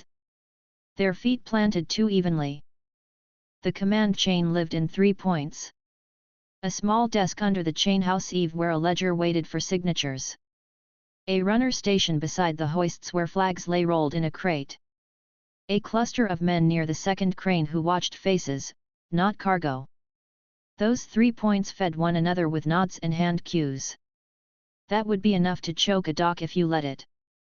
Iroh walked toward the foreman's platform with the pace of a man who had built cranes with his own hands and had time to teach others. The foreman was a thick-armed woman with a tie around her hair and a cut on her cheek that hadn't closed yet. She eyed everyone like she expected to be disappointed and couldn't afford to be for long. Iroh reached her. She listened because he didn't waste words. 2 moments later, she was pointing at 3 ropes and 2 men, and the whole left side of the quay moved 2 steps to the right without breaking rhythm. The dock breathed better. I tapped Zuko's elbow and nodded at the flag crate. They're running the hoists with signals. If I remove the crate, the commander will shift to voice. If he shifts to voice, the quay will drown him out. They won't hear him. He'll get angry. Angry people make mistakes. Zuko set his jaw. So we steal the flags. We don't steal anything, I said softly. We help with inventory. He hissed something that might have been a laugh and followed as I slipped along the line of bales. I didn't change speed. I didn't crouch.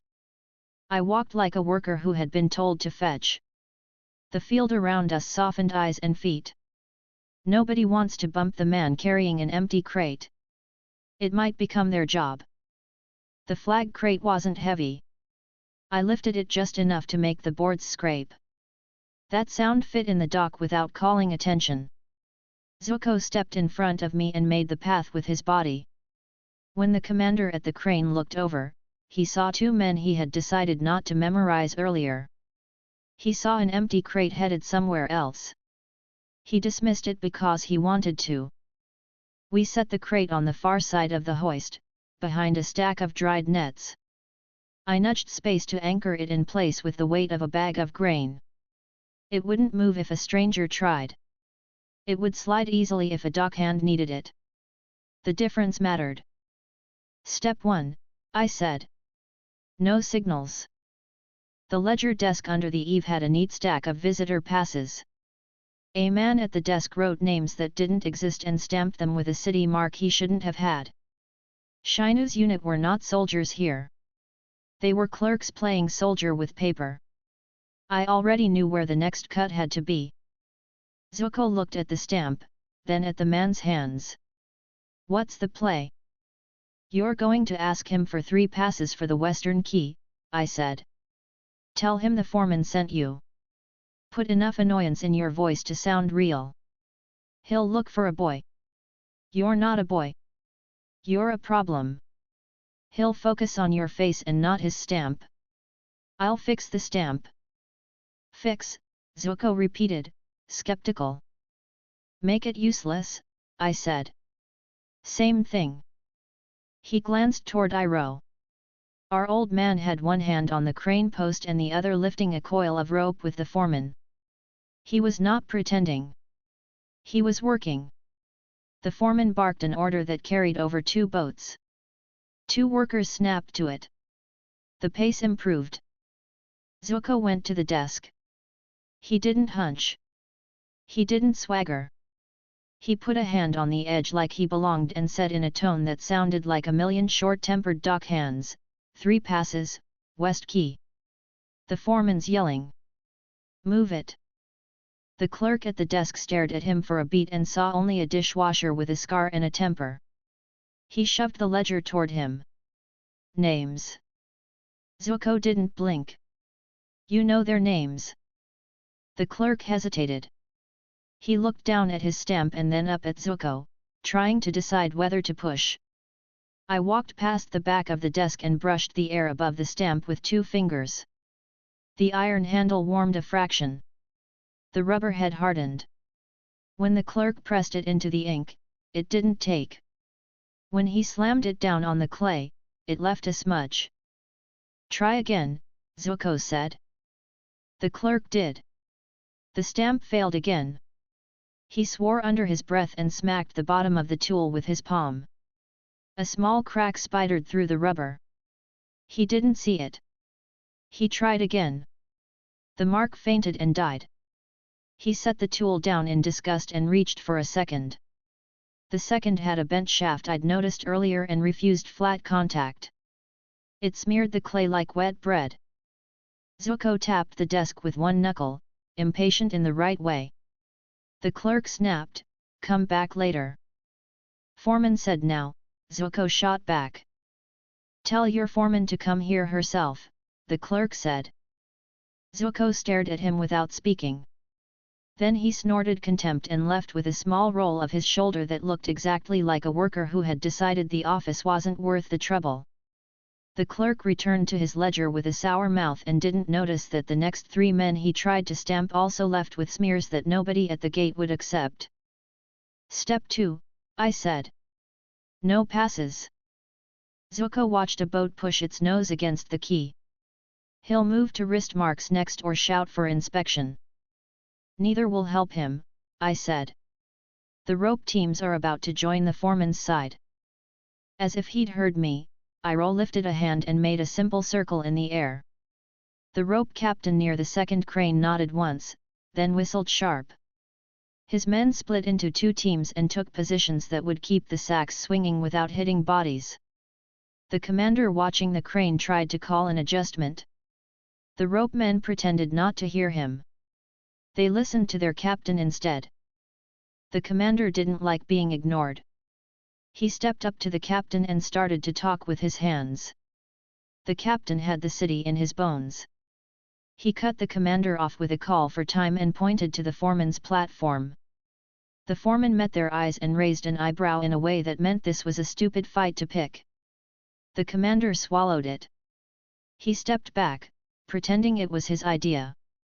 Step 3, I said. We have a confused officer. He needs one more bad break to give up this key. What kind? Zuko asked. Something that proves the doc doesn't want him, I said. Quiet and annoying. I pointed at the horn hung under the chain house. The man who sounded it was Shinu's man. He blew a short signal every time a boat docked, as if the river couldn't manage to announce itself. The horn cut into the rhythm and made people watch the wrong cues. It was stupid. It worked. We'll take the horn, I said. Zuko glanced at the latter. Subtle. We are masters of subtlety, I said happily. We moved under the chain house, timing our steps with the crane swings. I lifted a rope coil and set it on my shoulder like it belonged there. Zuko carried a hook. We climbed. The horn man stood with his back to the wall, chewing something and looking superior because he held a horn and believed it meant he mattered. He did not matter. He blew twice and looked down his nose at the key like he'd invented boats. I stopped one step below the platform and bumped the horn's rope with a nudge from my hand. The knot slipped half an inch. The man frowned and pulled the rope tighter. I bumped it again. He cursed and retied it, this time badly. I bumped nothing. He blew the horn hard and the rope knot slipped all the way. The horn fell into his chest. He yelped and grabbed it with both hands. The mouthpiece smacked his lip. Blood showed. Zuko hid a tiny grin. The man glared around for someone to blame and found Zuko's face. You, he said. Fix it. Zuko stared back, bored. You're not. Your problem. Do it, the man snapped. Fix your own rope, Zuko said, turning away. The horn man reached for him, angry and clumsy. I was already behind him. I flicked my finger. The horn's leather strap rolled off the peg and dropped into the river. The horn followed with a nice heavy plunk. The man gasped like someone had cut his name off a list. He looked over the rail with horror. No horn, I said. No problem. The man's shout brought the commander under the chain house. He stared at the empty peg and then at the river. He didn't have time to play. He didn't have a second horn. He gestured at the slate runner to carry messages, but the runner had 2 boats worth of notes and a face that said his legs were done. He shook his head in a stiff, slow way that meant this wasn't happening tonight. The commander drew in a slow breath to steady himself. Then he did what I needed him to do. He looked at his second. We reposition, he said through his teeth. Pull this desk. Shift to the north key. We'll manage passes at the gate. The second hesitated. He did not want to admit defeat. The commander flicked his fingers twice. The second nodded. He called 2 men to the desk and then 3 more to the flag crate that wasn't there. They found the space empty and spun in a small circle, confused. The commander swore under his breath and pointed at the rope teams instead, like he'd always planned to fold and leave the foreman to her own work. They started to pack. It was reluctant and messy. Men carry reluctance in their shoulders. It slows the bolts and knots. It makes canvas refuse to fold. I gave them one more little reason to go. I walked to the chain pickup at the far end of the quay and turned the lever a quarter. The chain slackened slightly. The crane operator had to adjust 3 times for a weight that didn't need it. He cursed and pounded the housing. The foreman saw, pushed past him, stretched the chain with a tweak, and fixed it with one hand and a word. She didn't look at the commander while she did it, which did more damage than any insult could. Step 4, I said. Goodbye. It took 10 minutes. Shinu's people were efficient, even defeated. The desk left first. The men near the crane followed carrying a trunk of stamps and a bundle of useless papers. The runner took the crates and made a point of banging one into the gate post. The foreman didn't look up. She waved 2 boats into place and rolled her shoulders as if the air weighed less. It did. Zuko watched them go. His hand hovered near where a sword would hang, which told me he was still thinking like a fighter even when he wasn't holding a blade. He noticed and let his hand fall. They'll set up at the North Quay, he said. They will, I said. They'll choke half a lane and tell a long story about discipline while the other half does the work. The ward won't care because the food arrives. They'll write a letter about their success and send it to someone who wants to sleep. Perfect. He scowled. I still want to knock them into the river. You'll get your chance to show off another day, I said.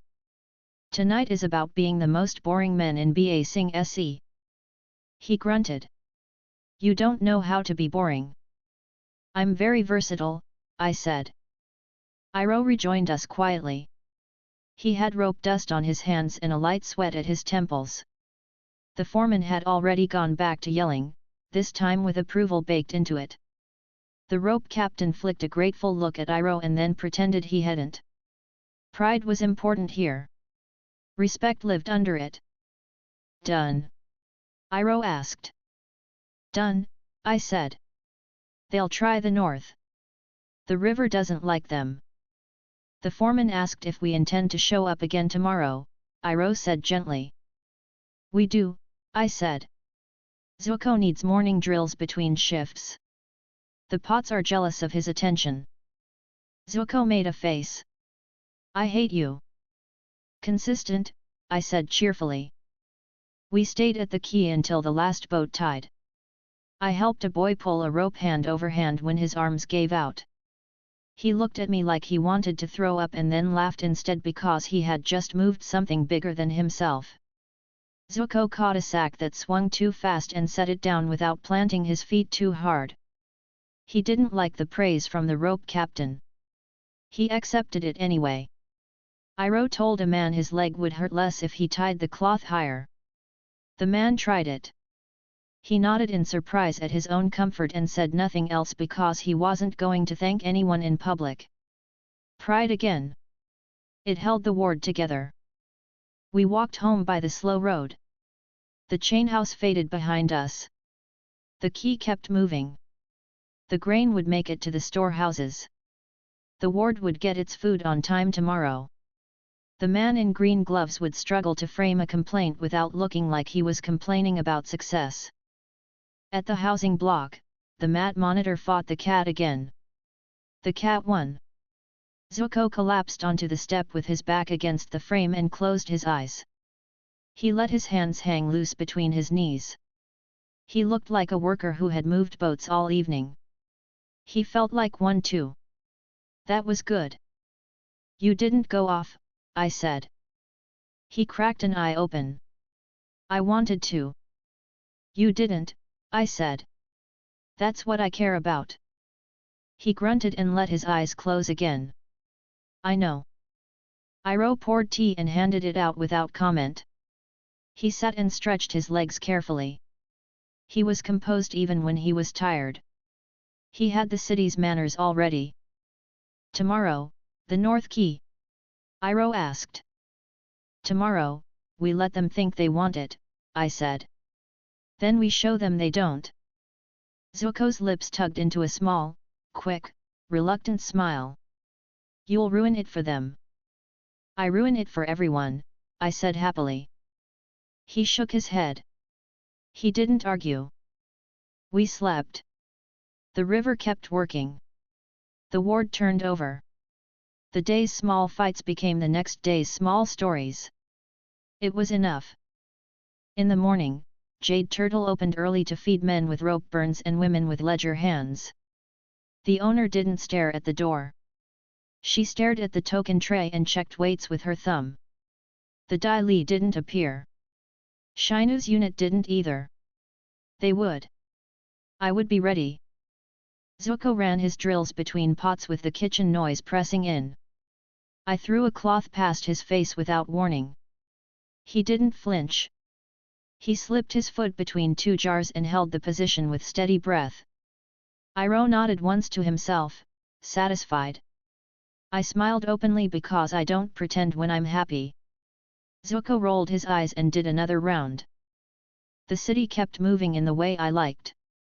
I kept it that way with small adjustments and stupid jokes and an invisible hand that never needed to get loud. That counted as a win. It made my day. Chapter 25, A Visitor in Plain Cloth. The ward started steady. The kill smoke hung low, the line at Jade Turtle formed early, and the first carts reached the lane before we put the cups on the counter. Iroh was already at the kettle. He adjusted the flame with a small twist and checked the lids with 2 fingers. Zuko wiped the chopping board twice and stacked bowls in even piles of 6. He moved without rushing. He had stopped trying to look smaller than he was. He looked like someone who had work to do. I watched the door and the lane. The 6 eyes picked out heat and rhythm from the motion. The ward flowed the way we had shaped it. The Dai Li didn't sit on the corner. Shinu's men had moved north like we told them to. Jet wasn't in the shadows. The room was simple for once. Around the second bell, the pattern shifted. It wasn't noise. It wasn't volume. It was a piece that didn't belong moving through a picture that didn't expect it. 3 signatures crossed the outer lane and paused in the crowd 2 doors down. They wore green and brown like everyone else, but the heat was balanced, and the pace was too controlled. I turned my head as if I were checking the hinge on the door. I saw them clearly. Azula in plain cloth with the hem cut right for the district and the boots scuffed just enough to pass at a glance. Her hair was pinned under a simple wrap. The line of her shoulders was the same as always. No crown, no armor, no announcement. Mai walked a step behind on the right, sleeves long, eyes flat, mouth bored. Ty Lee moved on the left, light on her feet even when she stood still. No guards. No flags. No fire. 3 people in a crowd that didn't know what it was looking at. I smiled because I couldn't help it. "Break," I said quietly. Zuko looked up fast. He didn't ask why. Iroh followed my gaze without moving his head. He saw enough in my face to understand what I was seeing. He set the kettle down, wiped the handle, and nodded once. I kept my voice light. "Zuko, back practice yard. Pots tight. 10 rounds slow. If you hear a crash out front, ignore it." He scowled a little. "That's not how drills work." "It is now," I said. "I don't like it," he said. "You'll love it," I said. He rolled his eyes and disappeared into the back without another word. That was trust. He didn't say it. He showed it. Iroh checked the owner's token tray and said, "I will keep the counter in rhythm." "Perfect," I said. "Keep the owner in the back until I send for her. If anyone asks, we're short on bowls." "Easily done," he said. I pushed through the door and stepped into the lane. The crowd swallowed me for 3 paces. I let it. Then I was just there in front of them. Azula stopped with the smallest adjustment of footing. Her eyes rose from the token board posted on the post and settled on my face. The scarf did a good job until she decided it wasn't enough and lifted it off her hair with a small, neat motion. "Blue eyes," Calm mouth. No smile. Hello, I said, cheerful. I thought you'd send someone else. I prefer to confirm things with my own eyes, she said evenly. Mai's gaze moved over me like I was a wall. Ty Lee tilted her head and blinked twice, bright. She smiled like she always did when she met someone who wasn't behaving. I spread my hands. Welcome to the worst food queue in the city. The dumplings are decent. The tea is better. The rules are strict. Do not cut. Do not shout. Do not draw attention. You sound like you work here, Azula said. Sometimes, I said. Mai's eyelids lowered. You're the one who keeps getting in the way. Ty Lee peered around me at the jade turtle sign, then back. You really like tea? I like schedules, I said. Azula moved one step closer. She kept a polite distance because the street was crowded. People brushed past us and didn't look twice. She lowered her voice until it carried only to me and the two at her shoulders. My reports say you stand in places where things go wrong for me. I stand in places where people try too hard, I said. They should try correctly. She measured my height and posture the way she measured pressure before a fight. You're making statements about ownership. I'm making statements about boredom, I said. You keep interrupting my training. Her eyes flicked at the lane. You hit him. Who? I said. She didn't answer. She didn't need to. Her eyes said it. Zuko. She lifted her chin a degree. You made me waste time. You make a lot of people waste time, I said. It felt fair. Ty Lee's smile tilted. He's funny. Mai didn't change expression. He's irritating. Azula raised a hand a fraction. They both went quiet. You're going to move, she said. Sure, I said. But not because you told me to. A worker behind her bumped her shoulder by accident and muttered an apology. She didn't acknowledge it. She looked back to me. Walk. I smiled wider. You want a tour? I want to stop stepping in mud, she said. Your mud. Ty Lee laughed once and covered it with a cough. My side. I led them off the main lane and into a service cut between storage sheds. I didn't hurry. I didn't slow. I moved the way I always did when I wanted a room to be where I chose and not where someone else did. They matched me without breaking their formation. Mai stayed on the right. Ty Lee floated on the left. Azula centered on the path. We cleared the first corner and reached the narrow alley that ran behind the kill yard. Bales of straw leaned against the wall on one side. A stack of broken crates sat on the other. The alley turned twice before it opened to a dead end with a low wall and a view down into a small, empty lot where children played with a ball in daylight and nobody went at night. I liked it. Nobody could sneak up on us from the front. Nobody was behind us at all without me noticing. It was quiet enough to speak without witnesses. I slid both hands into my pockets. You've been busy. Azula didn't blink. Not busy enough. You're getting impatient, I said. I'm adapting, she said. There's a difference. She stopped short of the low wall and turned to face me square. Mai took one step half left so her sleeve concealed a hand. Ty Lee relaxed her knees and set her heel. They were exactly who they always were. I'm not here to burn your little shop, Azula said. That would be loud. I'm here to understand why my people keep losing time when you stand in a room. Because they're boring, I said. Her jaw tightened a fraction. You're not as funny as you think. I'm funnier, I said. Trust me. Stop, she said. No, I said. Her eyes narrowed. You're protecting him. I'm training him, I said. There's a difference. You think he's yours to keep, she said softly. I think he left you a long time ago and you didn't notice, I said. Her fire lit only in her eyes. Not in her hands, not on her breath. She held it there by will.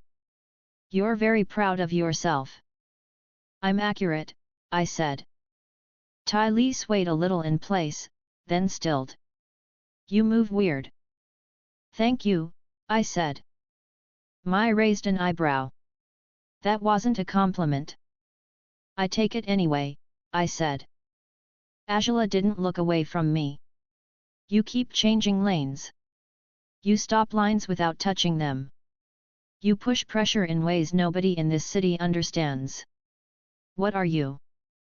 Charming, I said. Unhelpful, she said. Yes, I said. She stepped closer until we were within reach.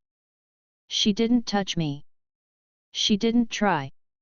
She tilted her head up. You're going to lead me away from this ward. Correct, I said cheerfully. Because you don't want me to look closely, she said. Because I get irritated when you stare at my friends, I said. A small smile touched her mouth and vanished. You should be careful calling people that. I'm fearless and good-looking, I said. I don't need to be careful. Mai sighed again in the exact way she did when conversation lasted longer than she liked. Can we get this over with? Ty Lee pushed a strand of hair behind her ear. Do we have time for a snack after? No, Azula said. I clapped once. We're going for a walk. You'll follow. You won't like where we end up. I never do, she said. I didn't teleport. I didn't blink. I just moved. Space slipped for me because it always did, and I knew how to press it without making a show. 1 second I stood in front of Azula, and the next I stood at the mouth of the alley, near the lane. She didn't flinch. She turned. Ty Lee's eyes widened in open delight. Mai's hand dipped toward a hidden blade and then stopped because this wasn't a fight yet.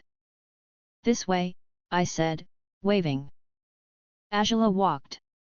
She didn't rush and didn't hesitate. I moved through the crowd and let it close behind me to make a thin buffer. I turned left twice and right once. I crossed a lane with 3 carts and used their wheels to hide our pace changes. I cut past a stair where 2 men carried a barrel and let them block the line of sight. I stepped into the shade and counted to 4. I stepped out in front of the river district and listened to the water. She kept up. Of course she did. She had always been as fast as she needed to be. The chainhouse lanterns marked the docks. The key worked at a manageable clip. The north key had stalled earlier because Shinu's people had dragged their desk back in with a new stamp and a bad attitude. I could feel the tug in the pattern without looking. The foreman had moved her best workers to the other side on purpose and let the official side bark itself hoarse. Smart. I led Azula along the edge until the crowd thinned. The corner by the tar storehouse opened into a dry space used for stacking nets. Nobody stood there. There were 3 exits, 2 low walls, and good sight lines. It would do. She stopped in the center. You brought me to the water. Everyone comes here when they get frustrated, I said. You think I'm frustrated, she said. I think your men told you a story that doesn't end with praise, I said. She studied me for a long silent stretch. She lowered her voice. You think you can keep this up? I grinned. Definitely. I can cut you down here, she said calmly. Try, I said. She didn't. She was not stupid. She was not reckless. She had the best control of anyone in her nation. She would not risk the wrong witness for no gain. She knew that. I knew that. We both let the thought sit between us and do nothing. Mai stepped closer to Azula's shoulder. He'll run. Ty Lee leaned forward a little. He doesn't look like he'll run. I won't, I said. Azula flicked her eyes past my shoulder. You moved the dock lanes. You cost me an afternoon. You cost me 2 messages. You made my scouts walk until their feet bled for nothing. They learned something, I said. They learned this city hates strangers who think they're clever. You're a stranger who thinks he's clever, she said. I'm beloved, I said. Mai made a small noise. Ty Lee laughed again. Azula cut through it. Where is he? Working, I said. She stared. He's scrubbing bowls. He's very good at it, I said. She took a small breath and lost her smile. You think feeding him chores will wash away what he is? I think giving him breathing room lets him decide what he is, I said. Soft words, she said. They won't matter when I take him. You won't, I said. She didn't answer. She looked at the river. For a whole 2 heartbeats she watched the water push and the lantern light wobble. Then she looked at me again. You want me to leave this ward alone? Yes, I said. Give me a reason not to push anyway, she said. You're too busy, I said. You have a different plan and you're here on pride. Mai glanced at her, then looked bored again because she always looked bored, even when she was filing details in order. Ty Lee's smile dimmed for a second and came back. Azula did not change expression. She looked at me and searched for the catch. What do you think I will do next? Something new, I said. Somewhere else. She nodded once. You're not wrong. You rarely are, I said. It's one of the few things we share. She let that pass with a tight inhale. You speak like you know me. I pay attention, I said. Then pay attention now, she said. I can touch this place without burning it. I can make 3 small moves and turn your company into witnesses who don't know what they saw. I can lift your owner and set her down in a room where she answers questions until dawn. You can, I said. And I will bite your fingers off one by one if you do. Mai looked at me. That is graphic. It's accurate, I said. Ty Lee rocked on her heels. You two throw threats like cookies. Azula did not smile. You think I'm afraid of you? No, I said. You're afraid of wasting time. She didn't flinch. She didn't look away.